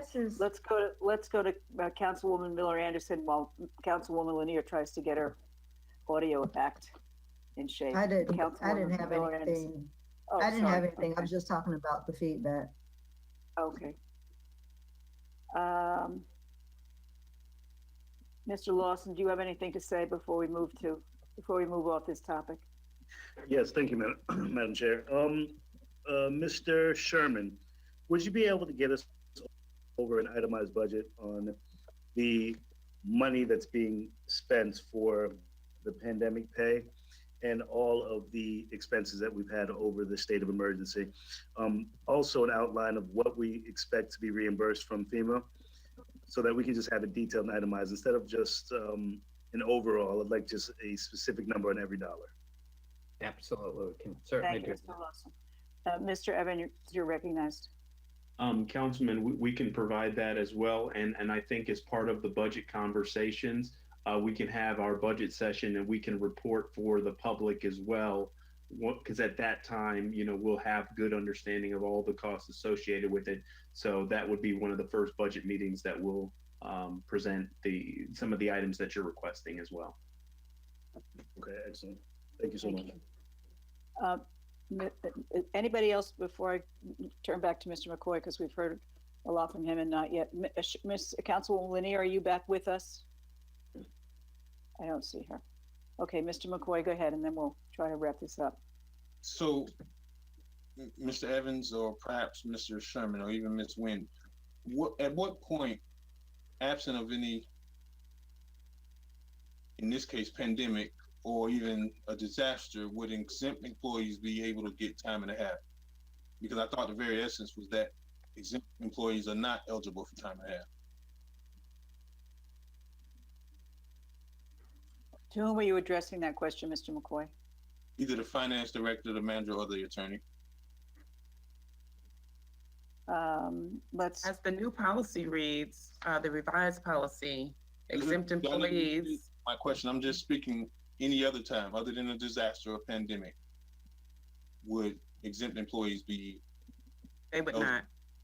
Not unless another policy was developed for another reason, just like we never anticipated this pandemic. And with that being said, and that is concerning because let's just take it if it was January 14th and we were doing MLK festivities. An exempt employee wouldn't be receiving time and a half for additional hours work associated with the MLK festivities, correct? That's correct, but also a state of emergency would not have been declared for that. Right, but my question is, so this whole policy is only because of the current situation of a pandemic? That's correct. So let's just say for January 14th, an exempt employee can work 60 hours in a week. Their pay is still going to be their pay based on the salary amount divided by the biweekly pay periods. That's correct. So, I'm gonna go ahead and state that I don't particularly care for the exempt staff receiving salary, and I think it's a really a straight out abuse, because had we not had the pandemic, they would not be receiving this. This is something that by virtue, and especially for Ms. Nguyen and Mr. Evans, that your contract doesn't provide for it. And to now go from a salary position, whether you work 40 hours or you work 60 hours, you would have normally been getting the same pay. But now to implement a policy that only benefits people who generally would not have had the ability to get overtime is outright an abuse. And we did that at the cost of sacrificing those same people that's out on the front line. And I just don't understand it. And I would love to offer a motion to terminate the paid pandemic policy for exempt employees. Because, I mean, even if you don't agree with me, I think we've all acknowledged that there are several problems with this policy. And until we can get to some parity or some equitable place where everybody's getting it, we shouldn't be rewarding top management and allowing those people who literally stop us every day to sit and stand by and wait. And those are the people that's generally out working on the front line. And especially after I heard some utility district employees tell me the hours that they were working, and they are working over 40 hours. They don't get time and a half until they exceed 40 hours. And much of it is dealing with the public. So, I mean, this is, in my opinion, I don't agree. And I really would like to see a policy that completely removes it from exempt employees, because you wouldn't normally be getting it. And I think at the very minimum, being that it didn't come before City Council, who provides oversight, and specifically financial oversight, I think it's an abuse. And that's all I have. Madam Chair, can you hear me now? Now I can hear you. Thank you, Commissioner Lanier. Go ahead. I just wanted to ask one of the attorneys, is the policy consistent with federal labor standards for emergency and for emergency pay? It is. It actually gives more compensation to employees than the Fair Labor Standards Act provides. So for instance, under the current Fair Labor Standards Act, if our non-exempt employees are not rendering any services, we don't have to pay them. They are not entitled to any pay. Also, with the newly enacted legislation, the Families First Coronavirus Act, after employees have used the time under the emergency paid sick leave, which is 80 hours, they aren't entitled to any other pay. They would have to either use their accrued time, or if they don't have accrued time, they would not be getting any compensation. Yeah, I know I know how that works. I'm trying to see. I think I have an echo here. You're feeding back, Cheryl. You must have two devices on at the same time. Oh, no, I don't even know what's going on now. Let me try that one. Okay, That's better. Thank you. yeah. So the reason I asked that is because at Tuesday's meeting, well, actually, let me put it this way. When this pandemic first started, I had to use all of my vacation and sick time to be out. To telework from home, I have to do a whole host of things to be there.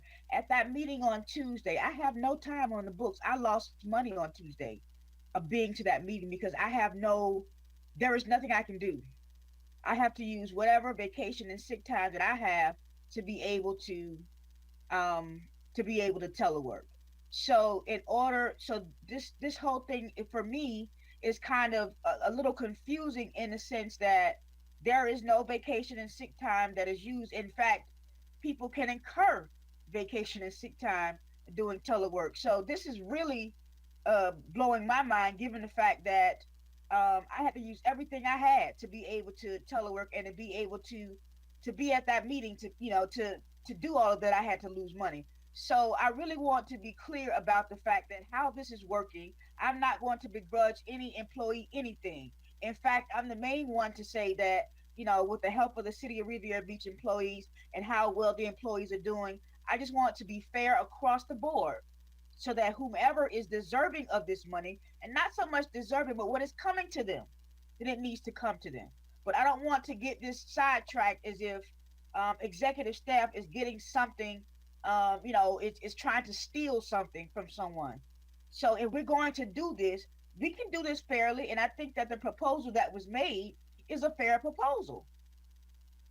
Given the fact that no other municipality in 37 municipalities in Palm Beach County are doing this. If I call off for work tomorrow, I lose 8 hours, I lose money. That does not happen at the City of Riviera Beach. So let's be fair about this. But we also want to make sure that if money is entitled to the employees of the city, then they should get it.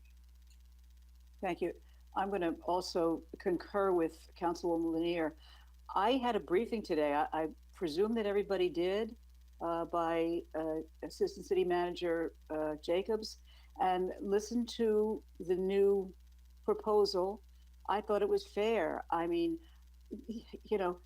this is an emergency situation. People are working way above and beyond anything that they would encounter for MLK Day or any other kind of a situation where they would be working even a few hours overtime. These manager level people are taking their phones to bed with them and waking up and starting work at 6 o'clock in the morning. And I think they deserve to be compensated for this extra stress, this extra amount of work. I thought it was a very fair decision. I think that I would like to see us do this evening is to allow Mr. Evans to do what this discussion item indicates, and that is to have the conversation with the union and see if they are in agreement with this new proposal. The new proposal is much more, I agree, what was happening in the past was very unequal. It was very inequitable for some of the staff, but I think this addresses those inequities, and I would like to see us move forward and give the manager the permission to go forward and have the conversation with the union based on the what I heard today from Deirdre Jacobs. So, did we have a motion on the floor about this or not? At this point, I'm tired and I don't remember. Did we have a motion on the floor about this, Madam Clerk? No, we do not, Madam Chair. I believe Councilperson McCoy was attempting to make a motion and to terminate the pandemic pay for exempt employees. Well, I would like to. I would. That I have. Okay, I would like somebody perhaps to make a motion that we allow Mr. Evans to review this new pandemic pay policy with the union and see if we can get accord from the various entities that are involved in this. Is that the motion that you would want us to make, Mr. Evans? Or maybe So you can not what I clarify want what to it do, is. what he wants. No, Mr. McCoy, excuse me. I'm asking for clarification on the verbiage that will allow him to go forward. And I will, he's not going to make the motion. I'm asking for his clarification. Mr. Evans. Madam Chair, I believe you have a motion on the table from Councilman McCoy, so you'd have to dispel that motion before entertaining an alternative motion. Thank you. Did we have a second on Mr. McCoy's motion to terminate the pay policy, the pandemic? No, I believe Councilman McCoy stated that he was going to make a motion. I did not hear a motion. That's why there's no second on the table. Okay. Mr. McCoy, Councilman McCoy, did you want to make that motion? I don't have a problem with making that motion, but here's one thing I will say to both you and Councilwoman Lanier. There's no way you can sit here and suggest that this is a fair policy for the exempt employees, because literally I'm seeing a receptionist on this list of employees that's taking time and a half. And I don't understand how that's possible when their only job is reception. So I will entertain the idea that the manager can go back and work with the unions to craft this policy, but that's going to be inclusive of us terminating the pandemic pay policy for the exempt employees. So you're making a motion that the manager go back and discuss this policy with the union, and that your motion includes terminating the pandemic pay for exempt employees. Does anybody want to second that motion? Ms. Miller Anderson. Can I just get clarification from you, Mr. McCoy, on that? You say for the exempt employees, you're saying all of them, or because I know that earlier they discussed the number of people had decreased from like 70 something to 20 or 30 something. And you're talking everybody, period. That hasn't occurred yet. The numbers haven't occurred. That hasn't occurred yet with the decreasing. I thought Mrs. Sherman said that that's what they're proposing to do.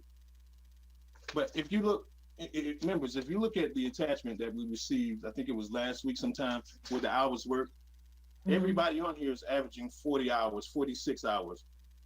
I don't see anybody over, with the exception of obviously the manager, but anybody really averaging more than 40 hours. So, I mean, I don't understand how we're sitting here making bones about this when we got employees who are only getting 40 hours, maybe 50 at the most, 51 at the most. And we seem to think that that's something excessive than they would normally do. I think it's ludicrous to continue this conversation about not paying, well, about paying for somebody that's only doing basically the same amount of hours that they were doing before. And I would love the fact that if we could turn around and say, because we take our phones to sleep at night, we should deserve more hours. It's $19,000, and it was set by the voters, just like the salaries was set by city council. And we shouldn't allow a policy that was done without any oversight that clearly only favored exempt employees and disregarded non-exempt. So I renew my motion, and I would love to see if the council members would support that the manager can go back and work with those unions, but at the same time ending the pandemic pay policy for those exempt employees who would normally not be getting time and a half. So just for clarity, Madam Chair, the exempt employees are getting time and a half for every hour worked, and that's the policy that Councilman McCoy is proposing to end.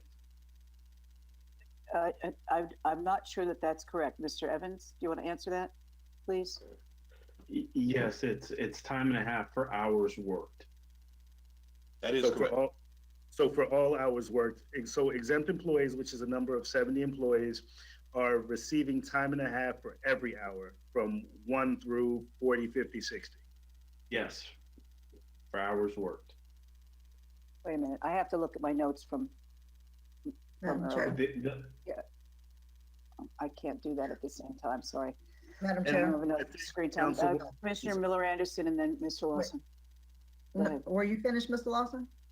Well, it was just a continuation, because I think Councilwoman Lanier, she made reference to this policy is, there's no comparable policy throughout all other municipalities. So is that in reference to the time and a half, or is that in reference to the pandemic pay policy. I just want to make sure we have clarity before we go into it, because Mr. McCoy is asking for us to begin negotiations, or I'm sorry, to continue the discussion with the unions to move forward and to end the time and a half pay for our non-exempt employees. That's the motion, I believe, that's on the table. Well, if that's the motion that's on the table, then he needs a second. Well, I just want to I just wanted clarity before it was seconded. What you're asking me is that you're saying that I'm telling you that this policy that the city has is unlike no other policy that is in the other 37 municipalities. Meaning, if people are, there are people who are actually at home who are getting paid. Hey, if that's the way it is, that's the way it is. But that is not happening anywhere else. There are people who are in executive positions who are not getting time and a half. That's not happening anywhere else. So my thing is that the way that the policy stands now, the non-exempt employees benefit from it, basically, given the way that it's structured. So the thing about it is that we have numerous. Now listen, let me be clear here.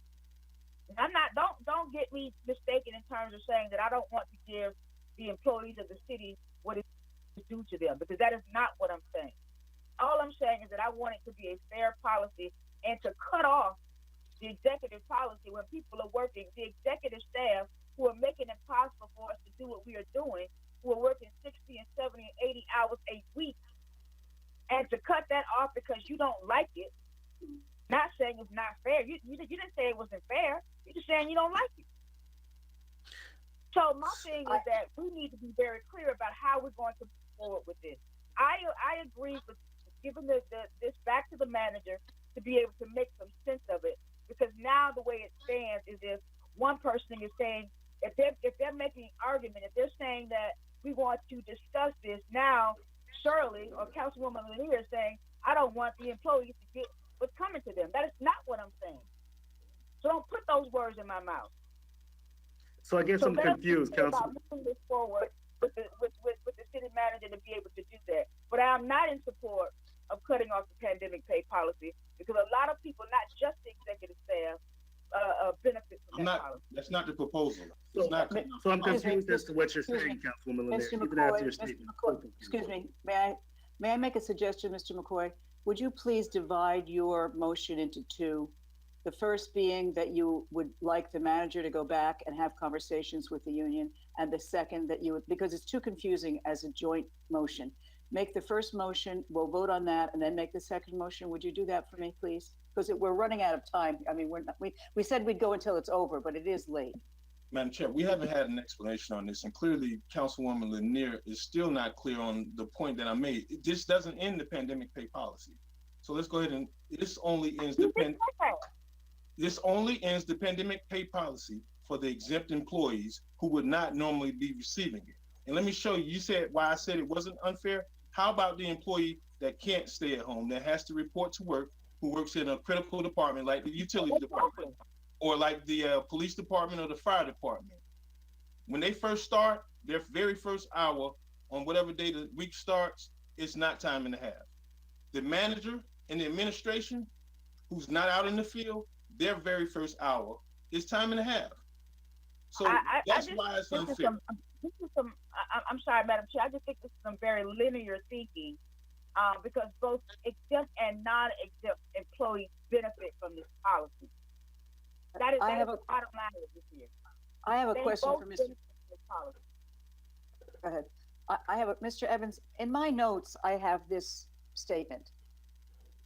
This section applies to ICS and appointed by city administration involving ICS planning.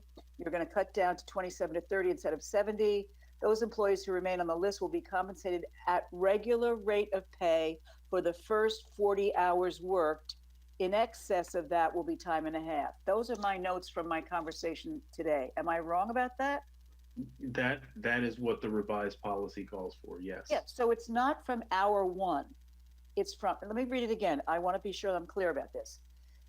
Those employees who remain on the list, in other words, the remaining of the original 70, the 27 to 30 who are remaining, Those employees who remain on the list will be compensated at regular rate of pay for the first regular rate for the first 40 hours. And then in excess of the first 40 hours, they'll get time and a half. So they're really just getting overtime, time and a half. Am I correct about that? Well, you are, but here's the problem, Chairwoman. That's absolutely correct. But if it was equitable, if it was fair, then there wouldn't be a modification that's before us. So you know what that tells me?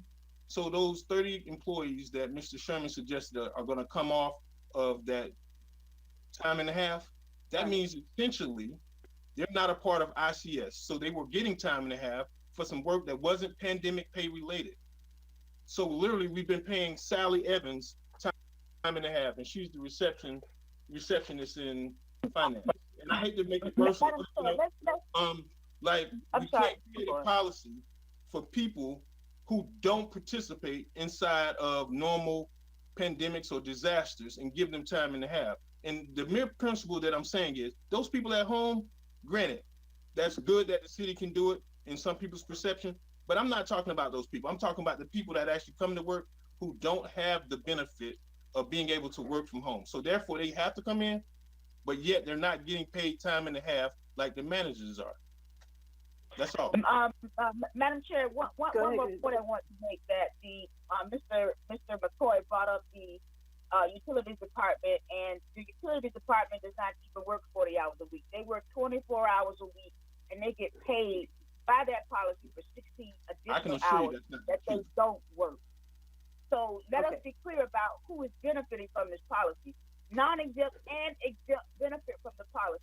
There are departments that only work 24 hours a week, and they get paid 16 additional hours, but they're not working. So people are benefiting from this policy. Well, Ms. Lanier, that's not true for all employees. They're not benefiting, and for you to suggest that there may be, for you to suggest that we are trying to be unfair to the employees of the city is ludicrous, given the fact that we have always, and everybody on this board has always advocated for city employees. Everybody here is advocating for city employees. We are just trying to be fair, and we're trying to make sure that across the board, everybody is compensated. The proposal, and because Mr. Evans is suggesting a caveat to this policy, now you're saying, oh, because he's suggesting this, oh, now I know it's wrong now. So he can't even come and even make a suggestion. So I just want to be able to be clear that we are looking at a situation where we are trying, everybody at this table is trying to be fair to the employees of the city. Okay, because of the hour, and I think we've given this a lot of conversation. Mr. McCoy, would you divide your motion into two? One, to allow the manager to have the conversations with the union, and the second to eliminate the pandemic pay for managers? Because I think it would make it easier for us to understand exactly what the motion is. Would you do that, please? Is it that you don't understand, Ms. Councilwoman?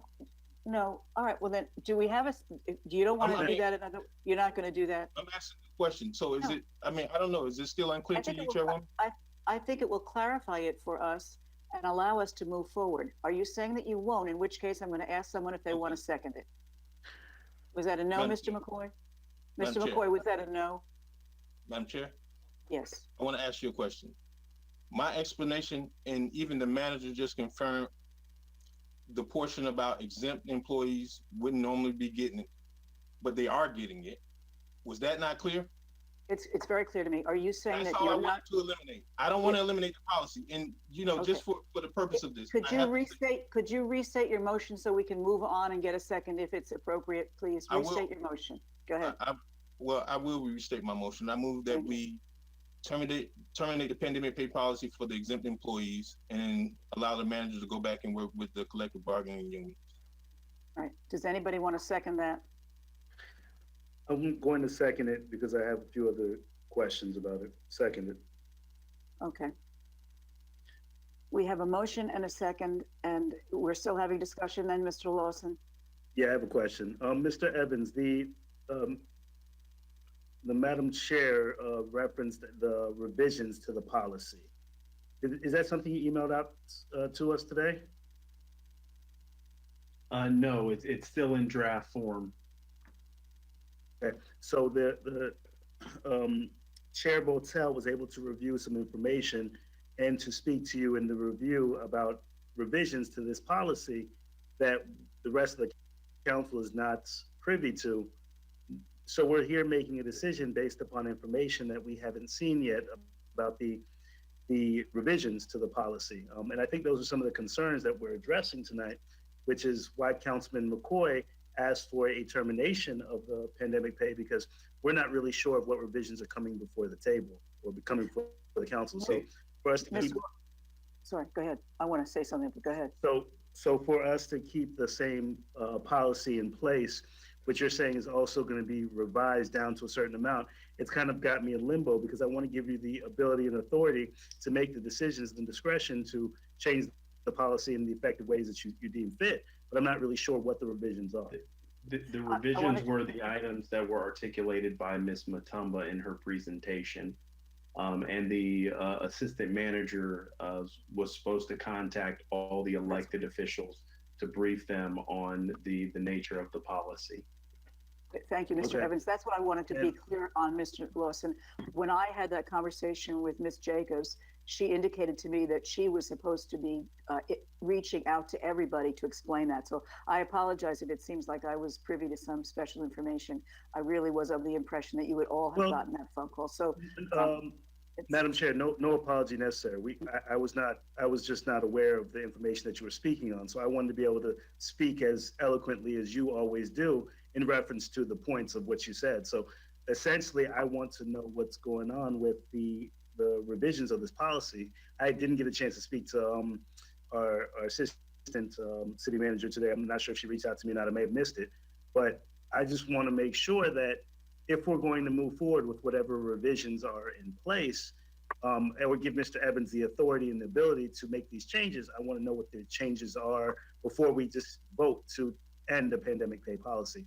And then I guess my question for, I believe, Ms. Nguyen, if we go forward with, and this motion passes to end this policy, what then happens to the revisions that Mr. Evans is currently working on? Pandemic pay policy would be revised and exclude exempt employees. Okay, and then the recommendation, from what I'm understanding in the proposal, was that the exempt employees go down from 70 down to 37, I believe what was stated? Probably around 30, 27 to 30. 27 to 30. And they will continue to be paid at the time and a half for every hour worked from 1 hour? Or is it from the... No, they would be paid for their 40 hours, and anything over 40 hours, they would then get paid at the time and a half rate, consistent with what the other collective bargaining units are receiving. Okay. Okay, thank you, Madam Chair. Thank you. Ms. Nguyen, City Attorney Nguyen. Mr. Lawson, just so that there's no confusion, you and I spoke yesterday about the pandemic pay policy. And although I didn't go into great detail, I believe that that's why Assistant City Manager Jacobs did not call you, because I did tell her that you and I spoke. Okay.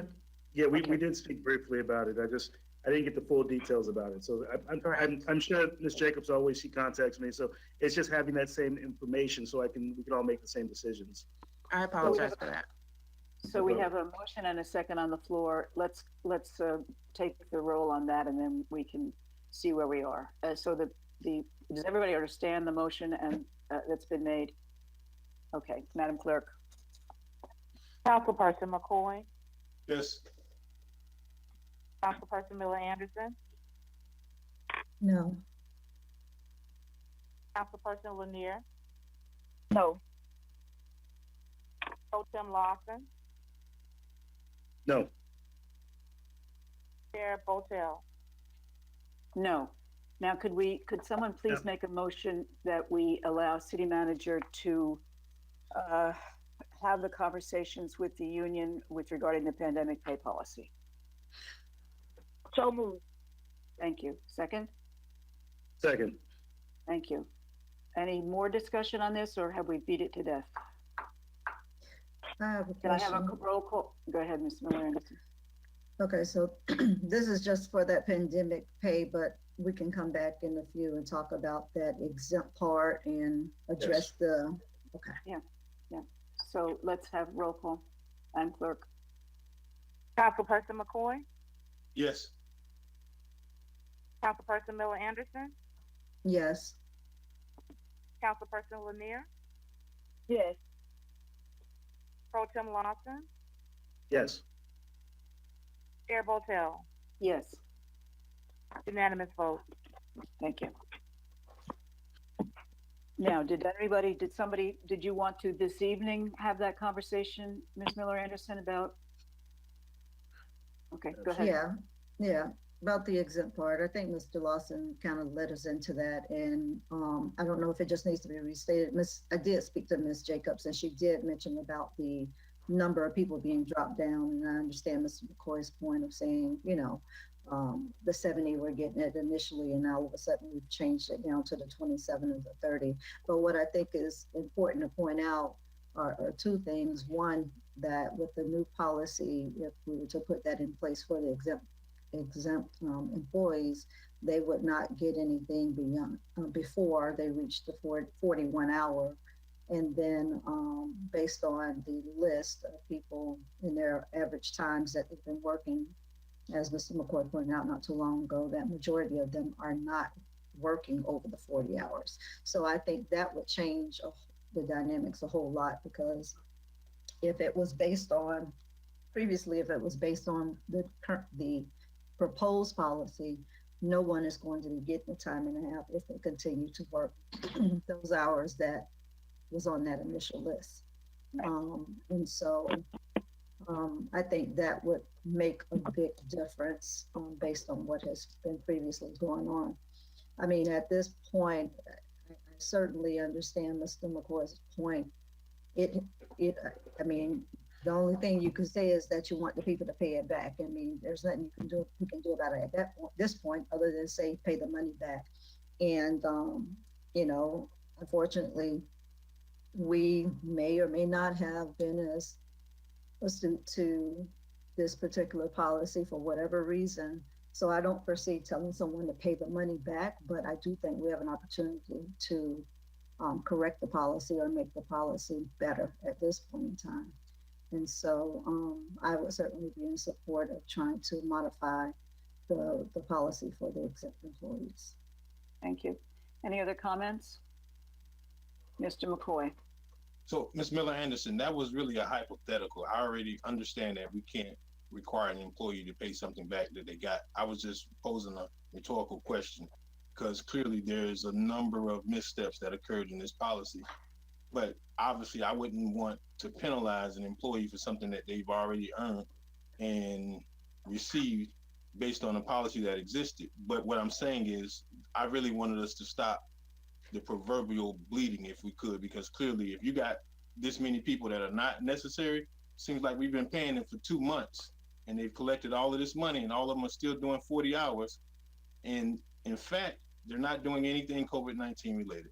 So I think I've probably said that enough, and I respect your decision. Thank you. If there's nothing else, I think we can move on, given that it's late. Madam Chair. Yes, Mr. Lawson. Mr. Evans, the new policy that you're going to be enacting, when is that going to take effect, or when are you looking to bring that into effect? We're going to circle back with the unions, and most likely we'll have it executed by the 31st. Okay, and then also in reference to the exempt employees. The exempt employees, the same thing. The policy sunsets on the 30th, and then we're going to have the list.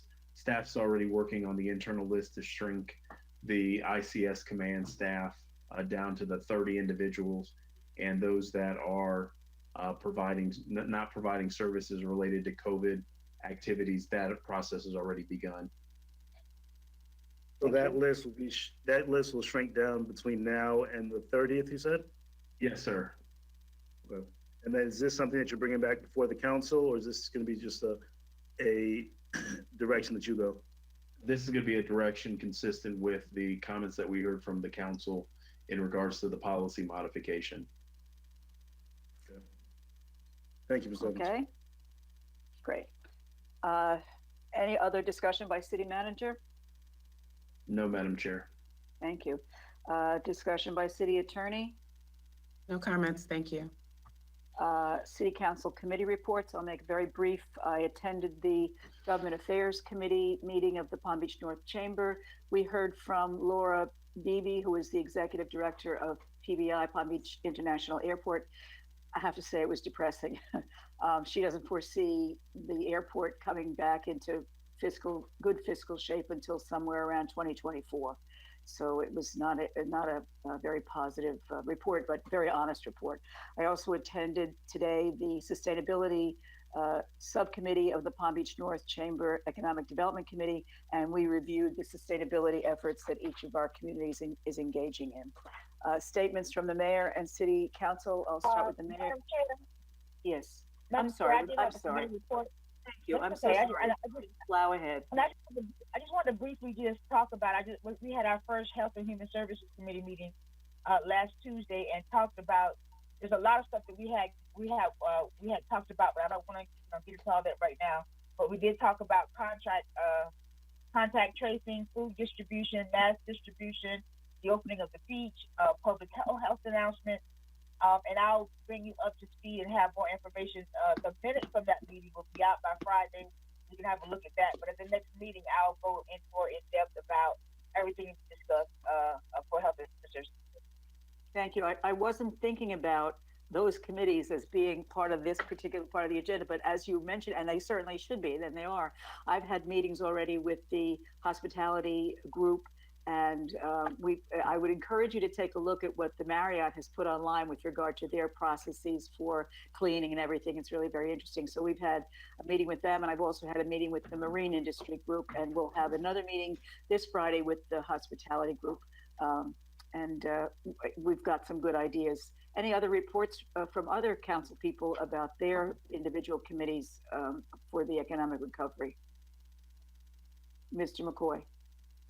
Thank you, Madam Chair. I wanted to bring to the members' attention, I think some of us may already be aware of it's not so much associated with our committee, but I think we're doing something similar in the CRA, which we've approved earlier tonight, but Palm Beach County will be releasing the Restart Business Grant Program.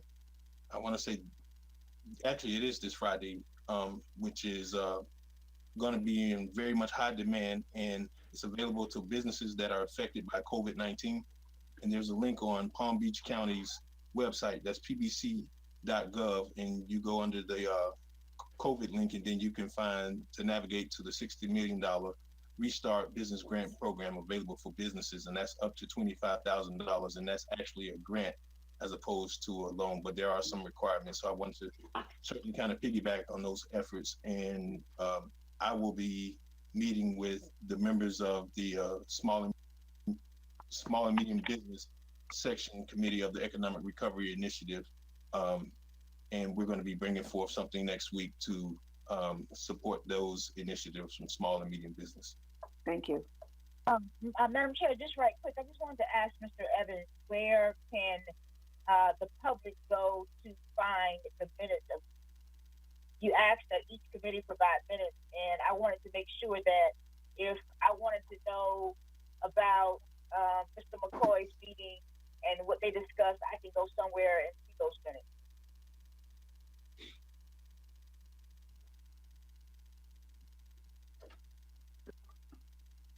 This is Jonathan. Unfortunately, I had audio issues, so I didn't catch Mr. McCoy's comments. Ms. Lanier wanted to know about minutes and where people could go to see the minutes of those meetings. My meetings were recorded, I'm pretty sure, and I think my legislative aide took minutes, and I'm not sure where he posted them or if he posted them in that. Once we I just wanted to have a spot where everybody can go to watch and see all those minutes, all of these activities here. Yeah, we'll create a section under the city council's page that allows for people to see the videos as well as review the meeting minutes, etc. Thank you. Anything else on Ms. Miller-Anderson? I'll be getting with my group on next week, but I have had an opportunity to speak to Chief Osgood and just basically trying to see how public safety are able to continue to educate the community as well as the business owners as we move into these different phases. And so that's the beginning of the focus. And then, we'll move into producing some policies that we can possibly put into place. So that's where we are with it right now for public safety. And that's something that they kind of already been doing anyway, but once we start rolling into our different phases, then it will evolve from there. Right, thank you. Mayor Felder, did you want to speak about your committee briefly? Yeah. Yes, we're actually going to be to test a set of meeting next week with the team, so we'll have more to report at next meeting. Okay. Ms. Miller Anderson. I don't know if Mayor Felder I saw today on social media the several pastors in West Palm Beach. They did like a promo video. Are you aware of what I'm talking about, Mayor Felder? Mm-hmm. So basically encouraging the families to continue to do the online church and participate in that manner and staying home. And so I thought that was pretty neat how the different pastors did a video in West Palm. That was just something I thought was pretty neat to do, for them to do. Thank you. Did I miss anybody? Mr. Lawson, did you want to comment on your committee? Or did you already have last track? Thank you. Thank you, Madam Chair. Yes, I've had a few discussions with our development services department and Mr. Sherman and Tyler, which is expediting the permitting process. We're going to be taking notes and having this meeting on Monday, I believe is going to be at 3 p.m. I'm sorry, not this Monday. It's going to be the following Monday.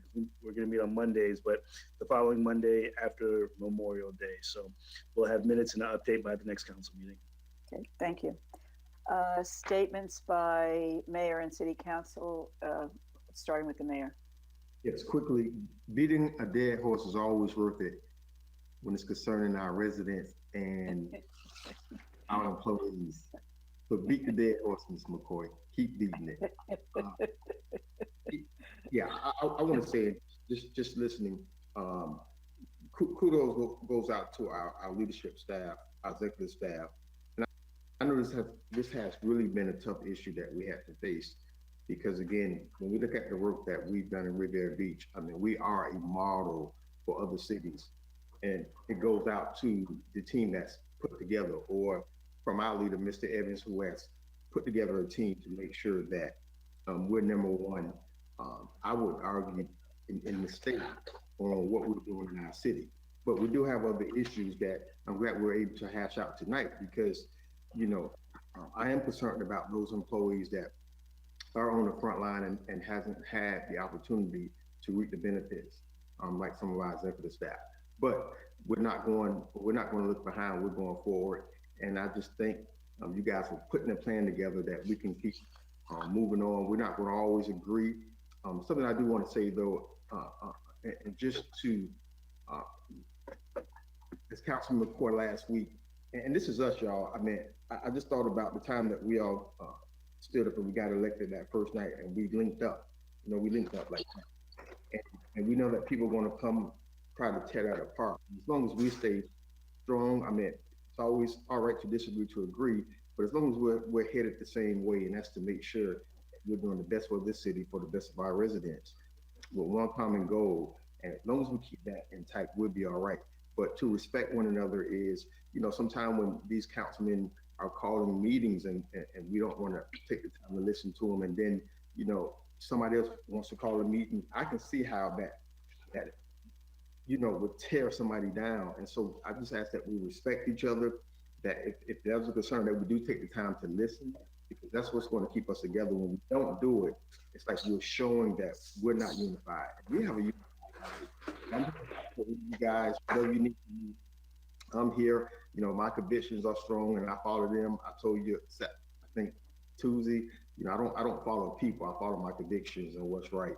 And so, as long as we're doing that, man, you guys have all my support. But I'm just proud to be a part of this team. Let's keep going. You haven't seen nothing yet. I think we're going to get much accomplished, but we have to do it together. That's it. Thank you, Mayor. Well said. Appreciate it. I'll go to Mr. McCoy. No, he doesn't like to be first. I can be first. Okay, go ahead, Mr. I'm McCoy. only going to take about 8 minutes. No, you're not. Want to turn your mic off. Okay, thank you, Madam Chair. And Mayor, thank you so much for that. I really do genuinely appreciate the robust, vigorous discussion and dialogue that we have as board members. If you expect me to go with the crowd just because that's where they're going, then I should not have got elected because I'm not your guy. I mean, somebody has to stand up to challenging elected officials. And I had this very discussion with the city manager when we were in chambers about whether or not there is any offense taken when I debate these issues. And, you know, City Manager Evans said he really appreciates it. And that's what makes good public policy, when you can go in and hash out these issues. You know, I come from a different background. I come from the legislature. And that's exactly what we did. And it was always bipartisan support, you know, but what I seen today is just like, I was really speechless. And I mean, I have to apologize to the chairperson because, you know, really, I think we've come a long ways. And apparently, as a community and as a city, we still have some challenges to overcome.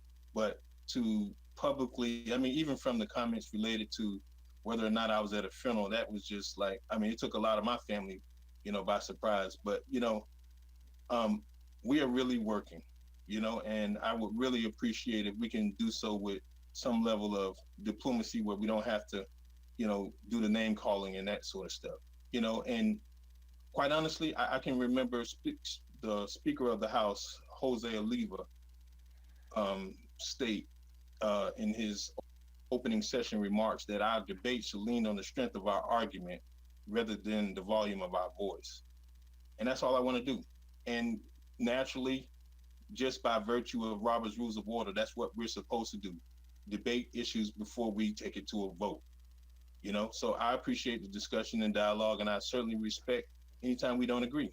But, you know, the comments that I heard, again, Madam Chair and other members, at least I know I heard my name and the chairperson's name. You know, I really am sorry that it's gotten to that point, and I would hope that I can't wait till we get back in the chambers and at least in a place where, you know, a person doesn't need to hide behind email, and we can really have a real discussion and without doing it. But in any event, I'll just share this and I'm gonna sign off. I'm sure you're waiting, Madam Chair, but you may write me down in history with your bitter, twisted lies. You may trod me in the very dirt, but still, like dust, I rise. Does my assertiveness upset you? Why are you beset with gloom? Did you want to see me broken, bowed head, and lowered eyes?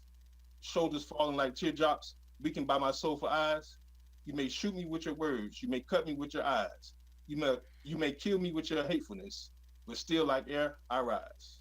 I am the dream and the hope of the slave. I rise, I rise, I rise. And I yield back, Madam Chair. Thank you so much. That was lovely. I appreciate it, and I appreciate the sentiment. Mr. Lawson. I don't know how to follow after that, Madam Chair. Yeah, I know. Okay. Oh, let me drop the mic. I'm gonna just have no further comment. Okay, thank you. Ms. Miller Anderson?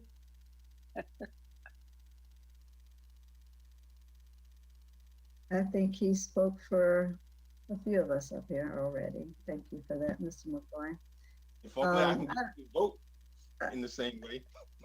Hey, like you said, we will sometimes be on the same side, sometimes we won't, but it's still good. I think like Mr. Mayor said, we all want the same thing, and that is to be able to do what's best for the residents. And you know, it's okay to get passionate. There's nothing wrong with that. That's good conversation, good discussion. But I appreciate all of you all, and I know that, you know, we had a rough week, maybe. Has it been a week? It seems like a week or two. But we'll be all right. Believe me, I've been a part of worse. So we'll get back together and be able to move forward. I think we did well tonight. So thank you all. Ms. Lanier? I'd just like to read right quick, piggybacking off of Mr. McCoy about the grant program that's going to be given out by the county on Friday. There's going to be tomorrow night at 6 p.m. Hosted by the Center for Enterprise Opportunities, with Leah Gaines as the CEO is going to be hosting a virtual town hall to ask any questions that you have about filing for that money on Friday. He was instrumental in assisting them with this grant program. He's very knowledgeable about small business. So I will have this posted. I'll give it to the but this will be very informative for anyone who is wanting to apply for that money on Friday. The town hall will be tomorrow night, 6 o'clock, a virtual town hall, and I'll have it posted with the city for that. People who are interested in applying for that grant funding will be able to get all their questions and all their answers answered tomorrow night before the Friday opening of this grant program. Thank you, Ms. Lanier. Mr. McCoy, I want to thank you for reminding us of the voice of Maya Angelou. I'll tell you another woman's voice that I always appreciated, and that was Eleanor Roosevelt. You all are probably too young to remember who she was, but she said once that a good woman is like a tea bag. And I'll say that about this board, like a tea bag. You don't know how strong she is until she gets in hot water. And, you know, we've been in a lot of hot water these last couple of weeks. God knows we're going to come through it, and we're going to come through it strong and together, because that's how we're going to move this city forward, strong and together. And so if there are no other comments, I will call this meeting to be adjourned. Thank you. Thanks. Good night. Good night. Night.